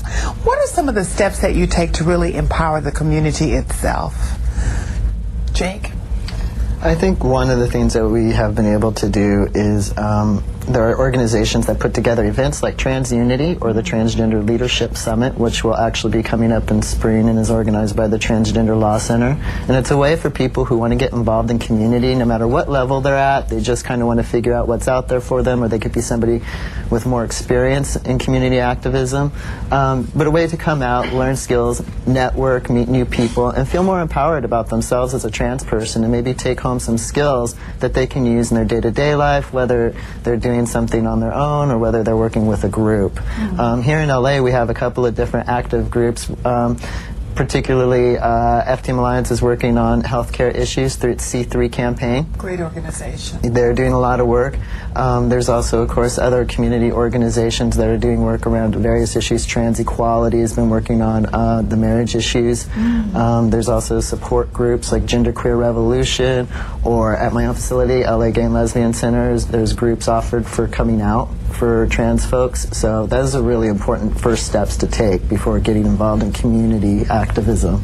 So it kind of is a gateway. Wow, great. What about you? What are some of the things you do to empower the people themselves? I'm currently working on expanding some of the transitional housings in downtown Los Angeles to include transgender men and women in those programs. And I'm going to be working on doing some grants, hopefully with LAMP, which is a program downtown that deals with transgenders, to see where we can get funding to implement new programs or improve the existing programs. And I am also, or I would like to see, excuse me, to strengthen the community between law enforcement and the transgender community. And I'm trying to see if transgenders would be willing to volunteer with LAPD. And that gets an up close and personal look at them. Sitting behind a desk, you know, not taking out the trash, but sitting behind a desk, doing some paperwork non-confidentially in that arena. Would like to see that. I would love to. In different substations throughout the city. Wow. You brought up a good term that's a really hot house issue, and that would be affordable housing. In places where we see, you know, development in lofts and market value domiciles in downtown, that must be a real challenge to advocate for affordable housing for this particular community. I guess it would be like advocating for any other community, but some of the old attitudes and prejudices must still be there. Maybe someone doesn't want to rent, you know. Even though it's against the law, you might still find those attitudes out there. And that's why I would propose that there are girls out there that have, you know, Social Security. And guys. And guys that have Social Security, but they don't have the Section 8. And it's difficult to come up with that last month's rent to combine to move in. So I'm thinking of a pilot program where I would meet with managers and owners and to see if they would waive that temporarily. And they would add on to their monthly rent until the first and last is actually paid off. And they can actually have a place to stay. And I believe that there are people in the community that are willing to do so. These issues sound very diverse, and there's so many layers to them. I know that as an advocate myself, that there's so many layers. So for the average person that's watching this show today, what's the take-home message that you'd like for them to know about transgender people beyond all of the levels of advocacy and the social and the political issues? What's some very common, you know, rubber hit the road things you'd like for them to know about transgender people, Bambi? I would definitely say that, you know, it is important for them to understand that, you know, our community is becoming empowered and that we're becoming organized, and for them to make sure that they are heard, for them to know that their voices count, and for them to know that their participation in the planning process and any type of process is important, and we need to, you know, we need everybody's help to continue to grow in becoming more organized. Allies are definitely so important. Well, since you're on that, to your point, Valerie, Jake, I wondered if you could talk to us a little bit about how the straight community, what can we do? I mean, we're allies, those of us that are. I'm sorry, stop, just a moment. What'd I do? I identify as straight. So You should correct me on air. I'm correcting you now in love. Oh, you stopped. I did stop. Oh, but don't stop the cameras. Oh, well, stop cameras. No, do not. Keep this going. Okay, because well, this is a misconception. well, then let's film cameras. I am a trans woman who identifies as straight. Word. Because, so if you say the straight community and the trans community, you've put me in like a refugee kind of status. So I'm a straight woman who is trans. So we are in that straight camp. We're in the gay camp. There's some transgender people who identify as gay as well. So it's not necessarily a good thing to merge sexual orientation with gender identity. Well, You feel me? I'm a smarter Angelino because of your description. It was interesting because it's actually a question that I was handed. Oh, okay. And I should have known better because I've done whole entire plays about that. But still, and your point is well taken, what can we all do to be more supportive? Yeah. Maybe that's a better way to frame the question. Thank you. I feel so dumb right now. I think in terms of people who want to be supportive, want to be open-minded, you know, look inside your own organizations or, you know, your churches, your workplaces, and see how you can be more trans-inclusive and, you know, willing to open up and have trans people feel comfortable in those environments. The National Gay and Lesbian Task Force has produced a booklet that you can get online about opening doors to transgender inclusion, which is wonderful. I encourage people to look at that. You know, letting people that they're affirmed in your spot and that's a safe space for them is most important. And also coming out to transgender events. You know, on November 20th, it's the Day of Remembrance. That's a day that's set aside every year to remember the names of the people who've been murdered because of anti-transgender hatred.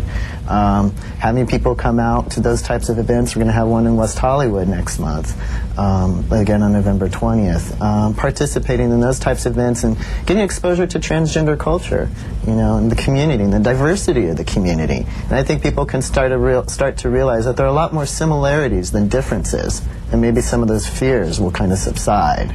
And even through tragedy, we can be united, but that's not the entire focus of what you do, as we saw Bambi's video. There's lots of celebration, but there's also the remembrance, as you said. Lots of challenges, lots of hardships, but lots of triumphs, lots of joy and lots of education and friendship. Can I also add a little bit to that? We're just about out of time, but please go ahead. Just really for everybody to understand that we as trans individuals are also capable of doing anything.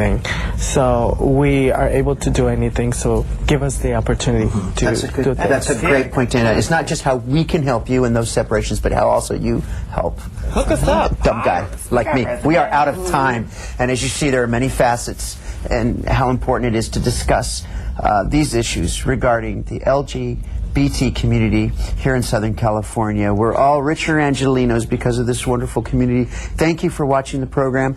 I'd like to thank all of you for being here today. Valerie, my new sidekick. The Human Relations Commission, their mission is to help solve the city's challenges at the grassroots level. For more information or to get involved, here's what you can do. You can contact the City Human Relations Commission by calling 213-978-1660. That number again is 213 Transylvania 65000 978-1660. Or go to the Commission's website, www.lacity.org/HRA. Again, /HRA. Until next time, we invite all of you to get involved with your community. And remember, we are LA.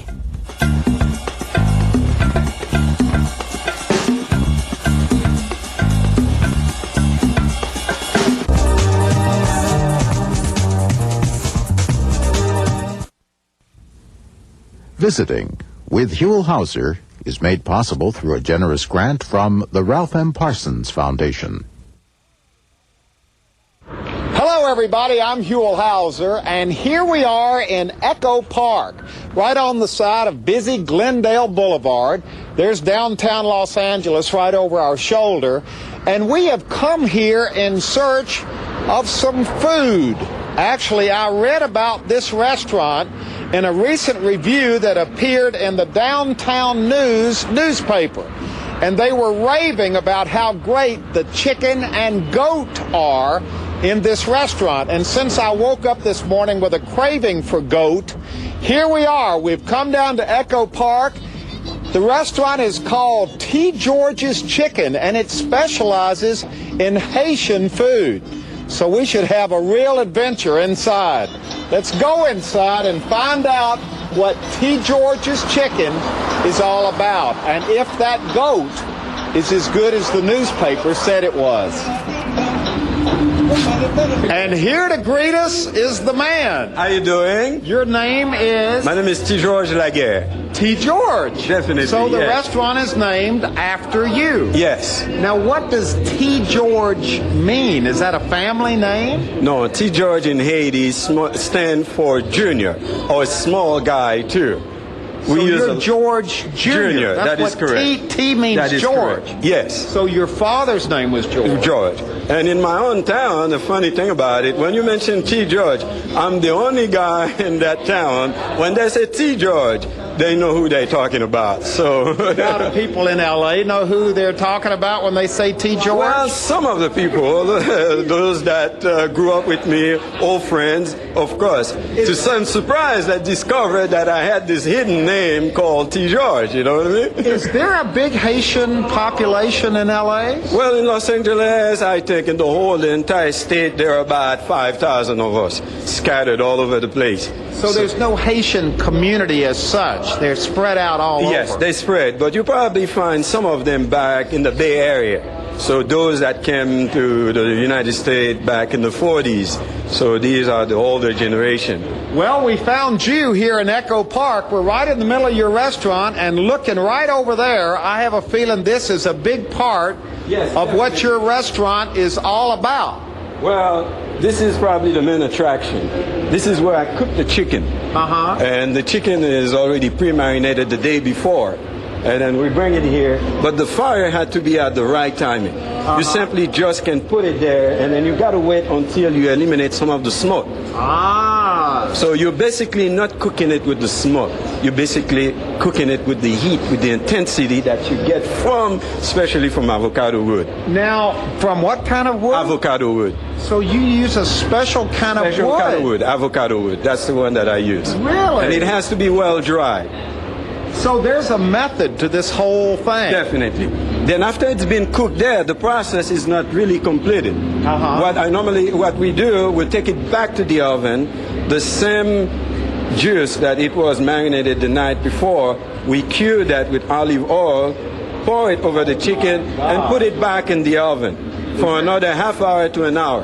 You're getting me hungry. Where's the chicken? And we haven't even really gotten to the goat yet. But wait a minute. Here's a group of people here. Now, why are you all here today? Did you hear about the chicken? I sure did. Heard it from that guy right there. Frequent customers of George's. Oh, really? Yes, the chicken's fantastic. Well, now, I'm here because I read a review in the newspaper that said they had the best chicken and the best goat in L.A. Have you ever eaten their goat? Have not eaten the goat. Have you eaten the goat, Vince? Just the chicken? Just the chicken. And the chicken is the best? It's fantastic. Based upon what? Just the flavoring, the garlic, the flavor, and the way it's prepared. Yeah. So you brought your friends here today to taste it? I don't know if I brought them as much as we come here. I didn't mean you're going to pay for them. I just meant... We frequently... But yes, I did. All right, good. Well, you've already placed your order. Yes. So they're probably working on it back in the back. T. George, I think he's back. Here he is. Come on, let's go on back. Let's go in the kitchen. Come on in. Here we go. Now, this is the kitchen. This is where I prepare most of the stuff. Oh, look. Now, this is what they've ordered. Yes, definitely. They had ordered chicken, quarter of chicken. But we always have that on special. Is this a salad of some This is salad. Beans and rice. Beans and rice. But I do have something special in the salad. It's a mustard dressing. So it goes well with the chicken because of the honey base that it has.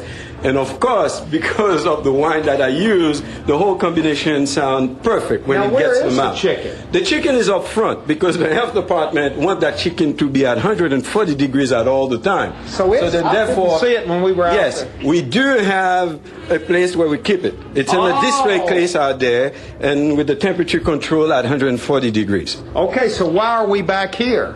Well, we're back here because some of the food has to be prepared here because that's the whole idea. Oh, okay. So this is some right over here. Now, what is this? This is the goat that I promised. This is the goat. Yes, this is the goat that I promised you that I will show you how it's done. See, I thought it was going to be a goat like the whole entire goat itself. No, it is not.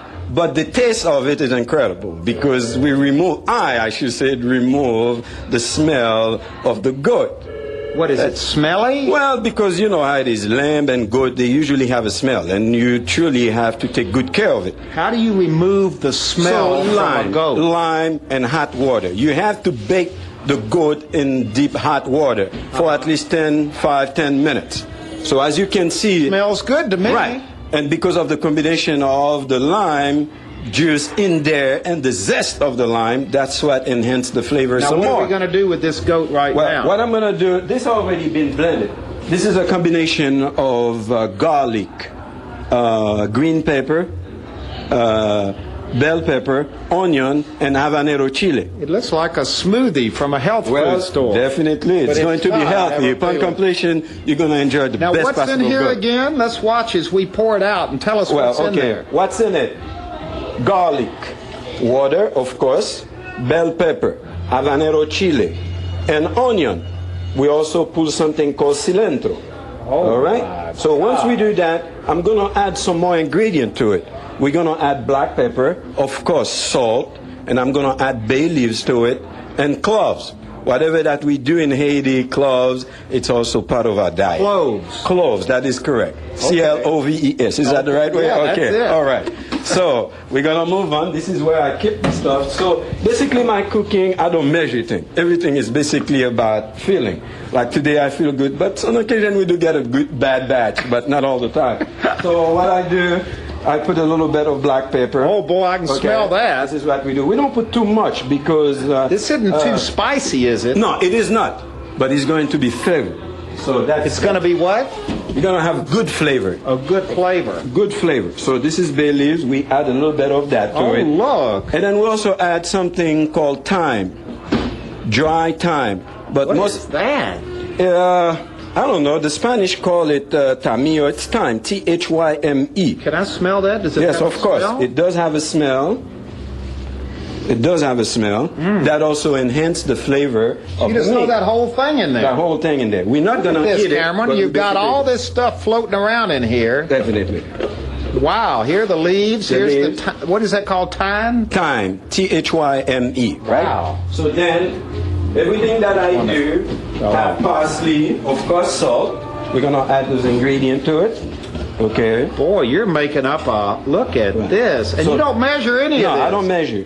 Everything is by feelings. And your after years feelings. of practice. So Are you should feeling know more or less. salty today? Well, not really. I'm very cautious about salt because we don't want it to be salty. So you want to create a well-balanced cooked meal. So when someone comes, you're going to enjoy it.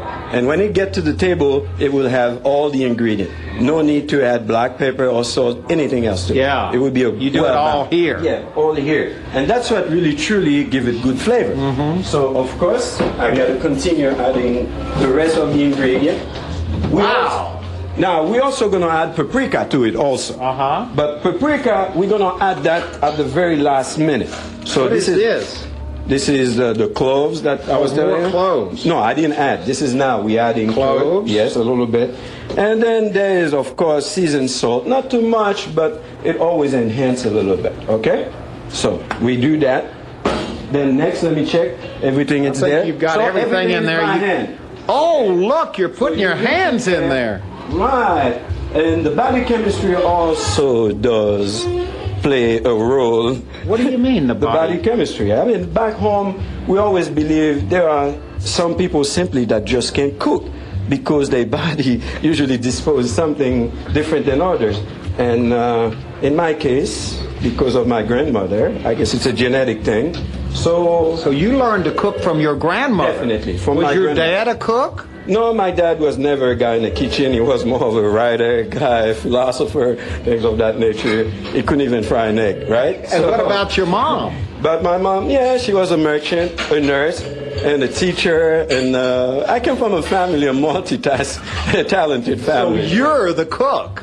Well, I had my brother Eddie also, who's a chef. And he used to cook, and too bad he's passed away, but we still love him, right? Wow, Okay, look at now, this. This what we're is gonna looking, do- now it's beginning to really look So what we're good. going to do, we're going to turn the fire on maximum. And then we cover it up.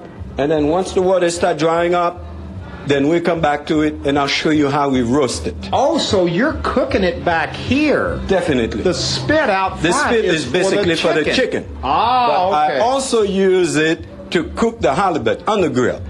This is what I do on haven't Fridays. heard about the halibut. That's yes, on of course. Friday. On Friday, we do halibut on All the right, grill. let's cover it up. Okay. Could you please pass me a cover? Pasame una cosita. So we're just going to put a cover right Yes, on the... on that. There you go. Right there. You got to reach in there. It's a good thing And this there is you a go. little kitchen. Definitely. You got it all cooking right now. Right How now. long does it stay right here? Probably I'll get back to it in the next half an hour. Okay. So we don't need to worry about it for now. Okay? Okay, we're back out front, and the chicken has arrived. And a good-looking plate of chicken that is right there. It's very good. Can you describe to all those people at home watching exactly the taste, what it's doing to your palate at this particular moment? I would give it a garlicky, citrus wood flavor taste. A garlicky citrus wood flavor. Does that make sense? Of course, definitely. Yes, is that yes, a good yes. thing? Yes, that is a good thing because the citrus kill the bacteria, and that also. And what make about it the much garlic? healthier. A lot of people The don't garlic, think that's a good thing. Of course, garlic is very healthy, especially if you have high blood pressure, things of that nature. So, what do you say about it? Very moist and a very smoky flavor. Moist and smoky flavor. Well, you know, there's not many flavors left here, Huel. It's very good chicken, very tasty, falls apart, and it's really good overall. Moist, garlicky. Moist, garlicky. What else did we say? Wooden, smoky, wood flavor, citrus. And what do you have to say about it? Is there avocado? All of the above. Now, but we noticed something. You're drinking Pepsi and Coke, and there are other alternatives when you come here, aren't there? Of course, we do have a Cola Lakai, which is, let me give you the translation, home cola. Is this a Haitian cola? It is a Haitian cola. Well, yes. now, the reviewer in the newspaper wasn't raving about this, though. He said it was a little... Well, it doesn't have any caffeine on it. That's what it is. I guess we're accustomed in a society that has caffeine and everything. Is this popular in Haiti? Of course, not only in Haiti, I would say New York, Miami, and the Boston area, where they have this is not a Haitian cola. It is a Haitian cola. As a matter of fact, the owner of this was my dad's competitor back home. And here you are selling it in your restaurant in L.A. Of course, yes. All right, And, so let's let these here. You all can try that, even though you heard us say that the reviewer didn't particularly like it. you can let us know what you think about that, too. Okay. And where do we go next? What's next on the agenda? I am going to put the chicken on the grill now because the fire's ready. Okay. Okay, so I'm going to go in the back and put it on the spit, and then we bring it out there. Okay? And while T. George is back getting the chicken, now we're going to taste the cola. You've never tasted this before. Let's see what it tastes like.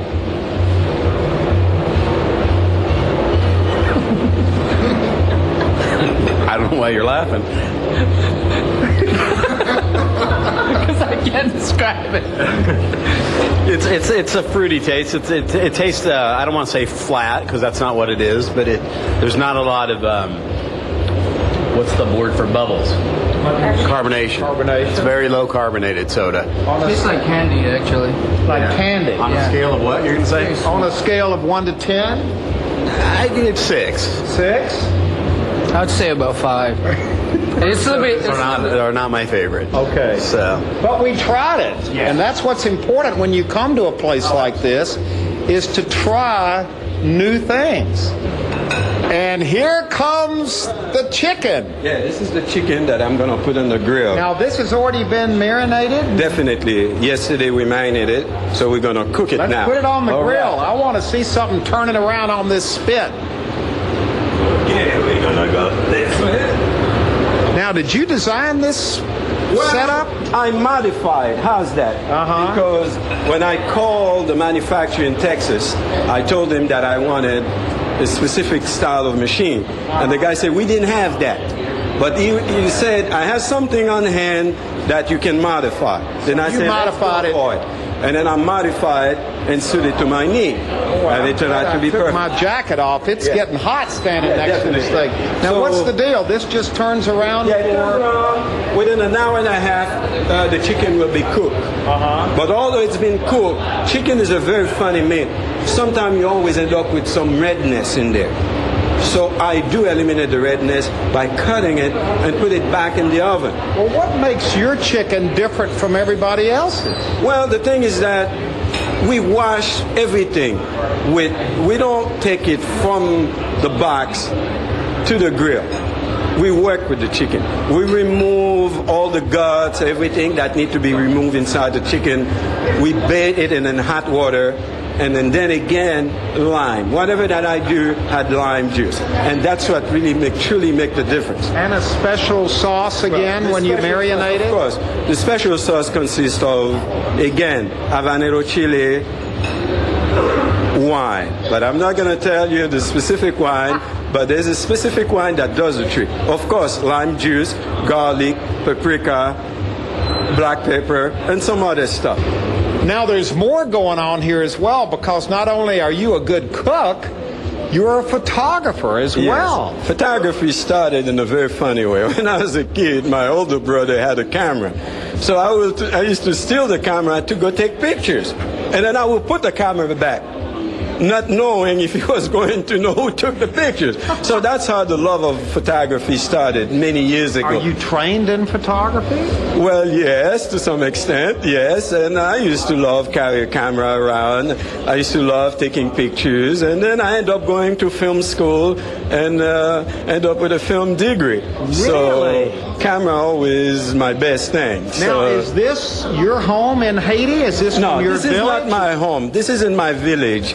Back home, this is what we have. This is where the men that cultivate this land, this is where they live. But as a kid, I used to love going there because although Haiti is a very hot and steamy, a lot of humidity, inside those little huts, you will find peace, tranquility, and it always be cool in there. So this is something of a value to me. Look down here at this. What a beautiful lady right here. Yeah, this picture, I took it back in the northwest part of Haiti. They have a special mango, and I don't recall the name of it. So this is how in Haiti we carry fruit and produce of the day to the Doesn't this all supermarket. make you homesick, having all these pictures around? Yes, on occasion, yes. But I make sure I go home once or twice a year. So therefore, the homesick, I kind of find a way to resolve that problem. And here comes the conch. The conch. Well, for us in Haiti, we call that lambi. What is it called? Lambi, L-A-M-B-I. Lambi. Okay, Yes. well, it's conch here in Los Angeles. Yes. Here, everybody's going to try it because you all have not ever had conch, have you? I've actually eaten this when I've been in Jamaica and in the Bahamas, and actually I've been to Haiti before and tasted conch in Haiti. We done it very differently than the other guys. So we basically mince it out and then boil it for a very long period of a time so we can make it a little bit less rubbish. You know what I mean? A little less what? Rubbish, you know. Rubbery. Oh, hey, I'm using the wrong All right, word. come on, everybody. Let's get a taste of There you this go. because it comes right out of the shell. Yes. And then it is very spicy. Okay. What are you doing? I can't believe you've never tried this before. Very good. Isn't it good? Good spicy? Yes. Boy, it is spicy, though. Okay. Very good. Oh, good. Okay. And we also serve it with fried plantain. So to really, normally we consume that at night. Do you like it? I do like it. Yeah, it's very good. And you probably don't get this in a lot of restaurants, do you? Well, basically, I don't know any restaurant in town that does serve that. So I'm the only guy in town that Where does probably this come that. from? Where do you get conch?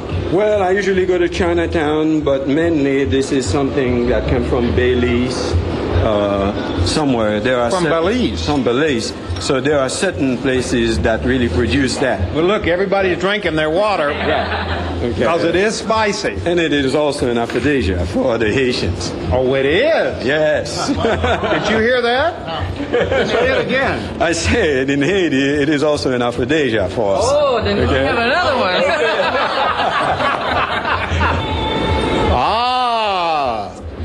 What have you got there? Half a chicken, rice and beans and salad. Now, is this your first time here? Yes, it is. Why are you here? I read about it in the downtown news. So. See, that's where I read about Came to check it out. It was a good review. Have you gotten a lot of people because Yes. of that? Well, they started to come. So this is probably a fourth customer. So I'm sure by the weekend, most people will probably be bombarded. So that looks pretty good, doesn't it? Yes, it does. All right, dig in. And we got another customer over here looking at the pictures up on the wall. Your name is? Elvin Wheeler. How you and doing? how did you find out about this? Same thing in downtown news. You're kidding? Oh, yes. I like Haitian food and Jamaican food, so I wanted to give it a try. Is that your background? Well, I'm African American, but we eat a lot of barbecued foods, and it's similar in style the way they cook. So I like spicy food, so that's why I came by. Now, you know, on Saturdays, they have goat. Oh, I Have love you ever curry goat. eaten Oh, goat? yes, curry goat. I love that also. Really? I haven't tried it here, but I'm going to come back They and try serve it on Saturdays along with jazz. Oh, really? Is there goat day? Saturday is goat day. Wow. Well, I definitely have to And come back what and did try you that. order today? Well, I have the quarter chicken with the salad and the beans and rice. Well, So look, I'll try that. come on. Look, Okay. this is exactly what you're Okay. going to be getting. You both ordered the exact same thing. That's a half chicken. That's That's a half half a chicken. It looks delicious. It looks delicious. See? And it also boy. tastes good. What? Not just the look, but it also tastes good. Okay, now we're back in the kitchen, and T. George, is this what I call you, T. George? Yeah, T. George, that's okay for me. All right, good enough. Now what are we doing? We're back on the with the second goat. phase of the goat. So now basically, you remember I told you we had to let the water dry completely. It looks like it has been burned, but no. That's what's going to enhance the flavor of the goat. So what I do, turn the fire back on max again, of course. Pour water on it, just a little bit, not much. And we're gonna give it like a couple of minutes. We will cover it and go back to it immediately. And then what I'll do, I will stir it. And then you're gonna start saying the goat is picking up a different color now. We're beginning to make it. That's how we make the gravy. You know what you call the gravy. you see? Goat gravy. That is correct. So we're using the juice of the meat itself to make the gravy. Now, is this goat ready to eat right No, now? not yet, because I'm gonna have to remove the lard. Although goat this seems to be skinny, but yet you have a lot of fat in it. So and you we still are got going to more remove work that. to do. Yes, there's some more work. But So now it's this not is the second easy to phase. make goat. Well, if you Good want to goat. have good goat, you have to take that process. Okay? So, all right. So we're And gonna we cover definitely it, and are we're going to gonna have good goat. Definitely. You give me another hour, and then for sure you're going to have the best goat in this town. Okay? For sure. All right. Always use a wooden spoon. Okay? So therefore, you do a much better job. All right? So we're going to rest this here, and we'll be back. Time has passed, and here's the goat. Here's the goat. It took an hour and a half to get this goat ready. And we have some customers now. You all are regular customers. Yes, we are. Yes. But you've never had the goat. Never had the goat. So now we're all going to taste the goat together, because this is the real specialty. Okay. Dig in. Dig in. It's a little bit spicy. but It's spicy? Spicy? Yes. Go ahead. Don't worry, you can grab the Oh my gosh.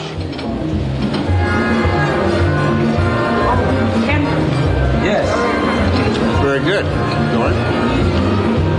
Hot. Delicious.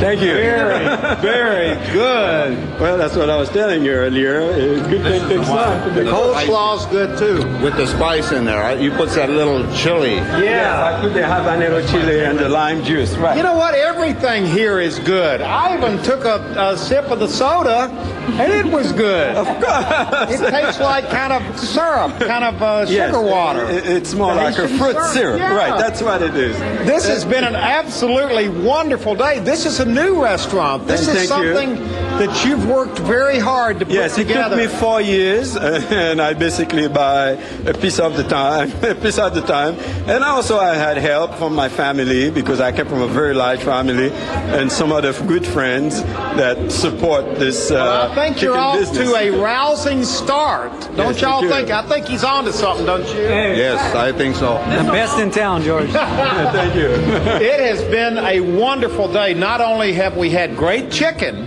which is available Monday through Saturday, but we've just tasted the best goat I've had That all we have on year. Saturday. And that's available on Saturday along with the jazz, Saturday Of course, night. Definitely. And this has been this is like a little bit of Haiti. Definitely, right big here. time, big time, big time. Even the music, it's all about Haiti.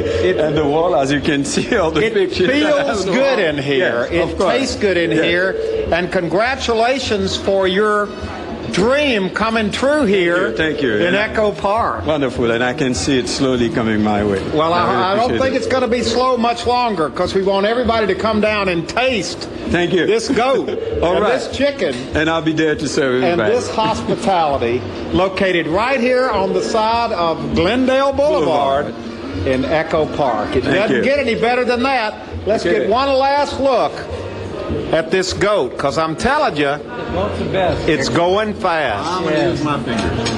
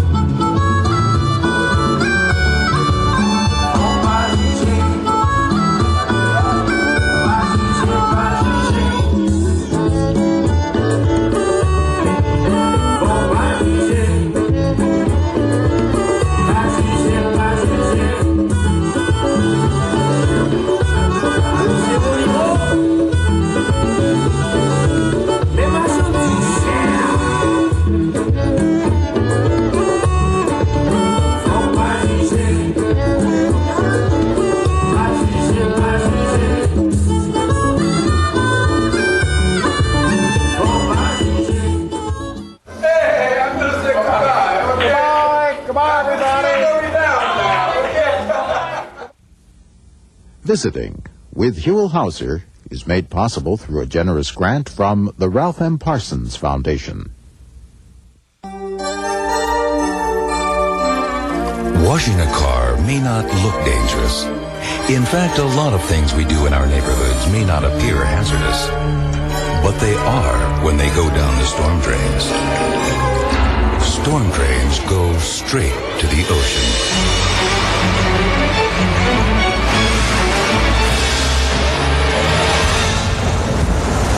Make the connection. My name is Pico, and I want to tell you something. From Pacoima to Pico Union, Northridge to North Hollywood, Butts to Wilmington, biking LA is the best. And so is watching LA City View 35. It's our city. It's our channel.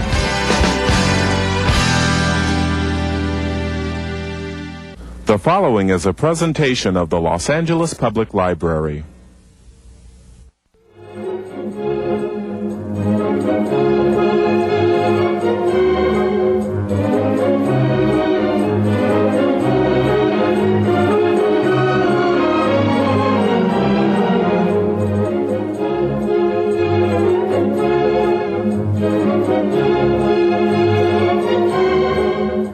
Welcome to Connie Martinson Talks Books. You may never get a chance yourself to go on a film location, never mind Russia, which is what my guest Michael has written about today. Michael York has written Are My Blinkers Showing? Adventures in Filmmaking in the New Russia. It's published by Da Capo Press. Welcome, Michael. You are truly the Christopher Columbus of filmmaking, because show you a place on the map and say, hey, we got a script, let's make a film, you will go. That's true, Connie. I don't know whether it's a virtue or terrible character fault. By the way, it's lovely to be back here. Thank you. It's lovely to have you, because we have talked about your autobiography, we have talked about Shakespeare, and then about making another film. But let's talk about this book, Moscow Heat. Well, the film is Moscow Heat. Yes. And the book is... Blinkers. Are my blinkers showing? Maybe I should explain before people yes, go nuts. Yes, let's tell them. The blinkers in Russian is... Well, it was an item of men's clothing on the men's clothes list in the National Hotel in Moscow. I never found out what they were. Oh. I don't think I want to. I hope none of my blinkers are showing right now. Yes. And sad to say. So, but also the other sense too, that was this a very restricted, blinkered view of Russia, which of course it had to be. It wasn't a sociological study. I wasn't there long enough. And in the back of the book are pictures of you and your wife, Pat, 30 years ago? Yes. And then today. And the difference between Russia 30 years ago and today is like an earthquake. Oh, I mean, there we are standing in front of St. Basil's and just outside the Kremlin. Of course, all that hasn't changed. It's giving continuity. But around, I mean, just further down the square, the old GUM store, for example, which used to have really, really grim Soviet fashions, is now the headquarters of all the European designers. So they're all there, cheek by jowl. And the richest man in the world. I mean, the billionaires in Russia today. Yes, the oligarchs who own, I think, about a quarter of the country's GDP. There are these imbalances of wealth that I've tried to write about because I saw it. You know, that I had dinner with an oligarch, and I went to Red Square and saw the saddest sight of all, pensioners standing there selling little items in order to get by, because the pension, which meant something under communism, you know, meant so little now. It's strange because you also go to the diamond vault and see the diamonds there, and the part of Russia that goes back to Catherine the Great and the Tsars and the double-headed Romanovs, and it's almost as if they are, with such wealth and such poverty, nature pours a vacuum, and that vacuum in between those two economic statuses leads only to revolution. Yes, so, although you mentioned Catherine the Great, another very strong, dynamic leader, and I think there's something in the Soviet psyche that responds to a strong leader. And the book was based on events taking place in 2003, although I went back to the premiere last year, and I went to a Russian Economic Forum in London just to keep it updated a bit. But, you know, they seem to respond to this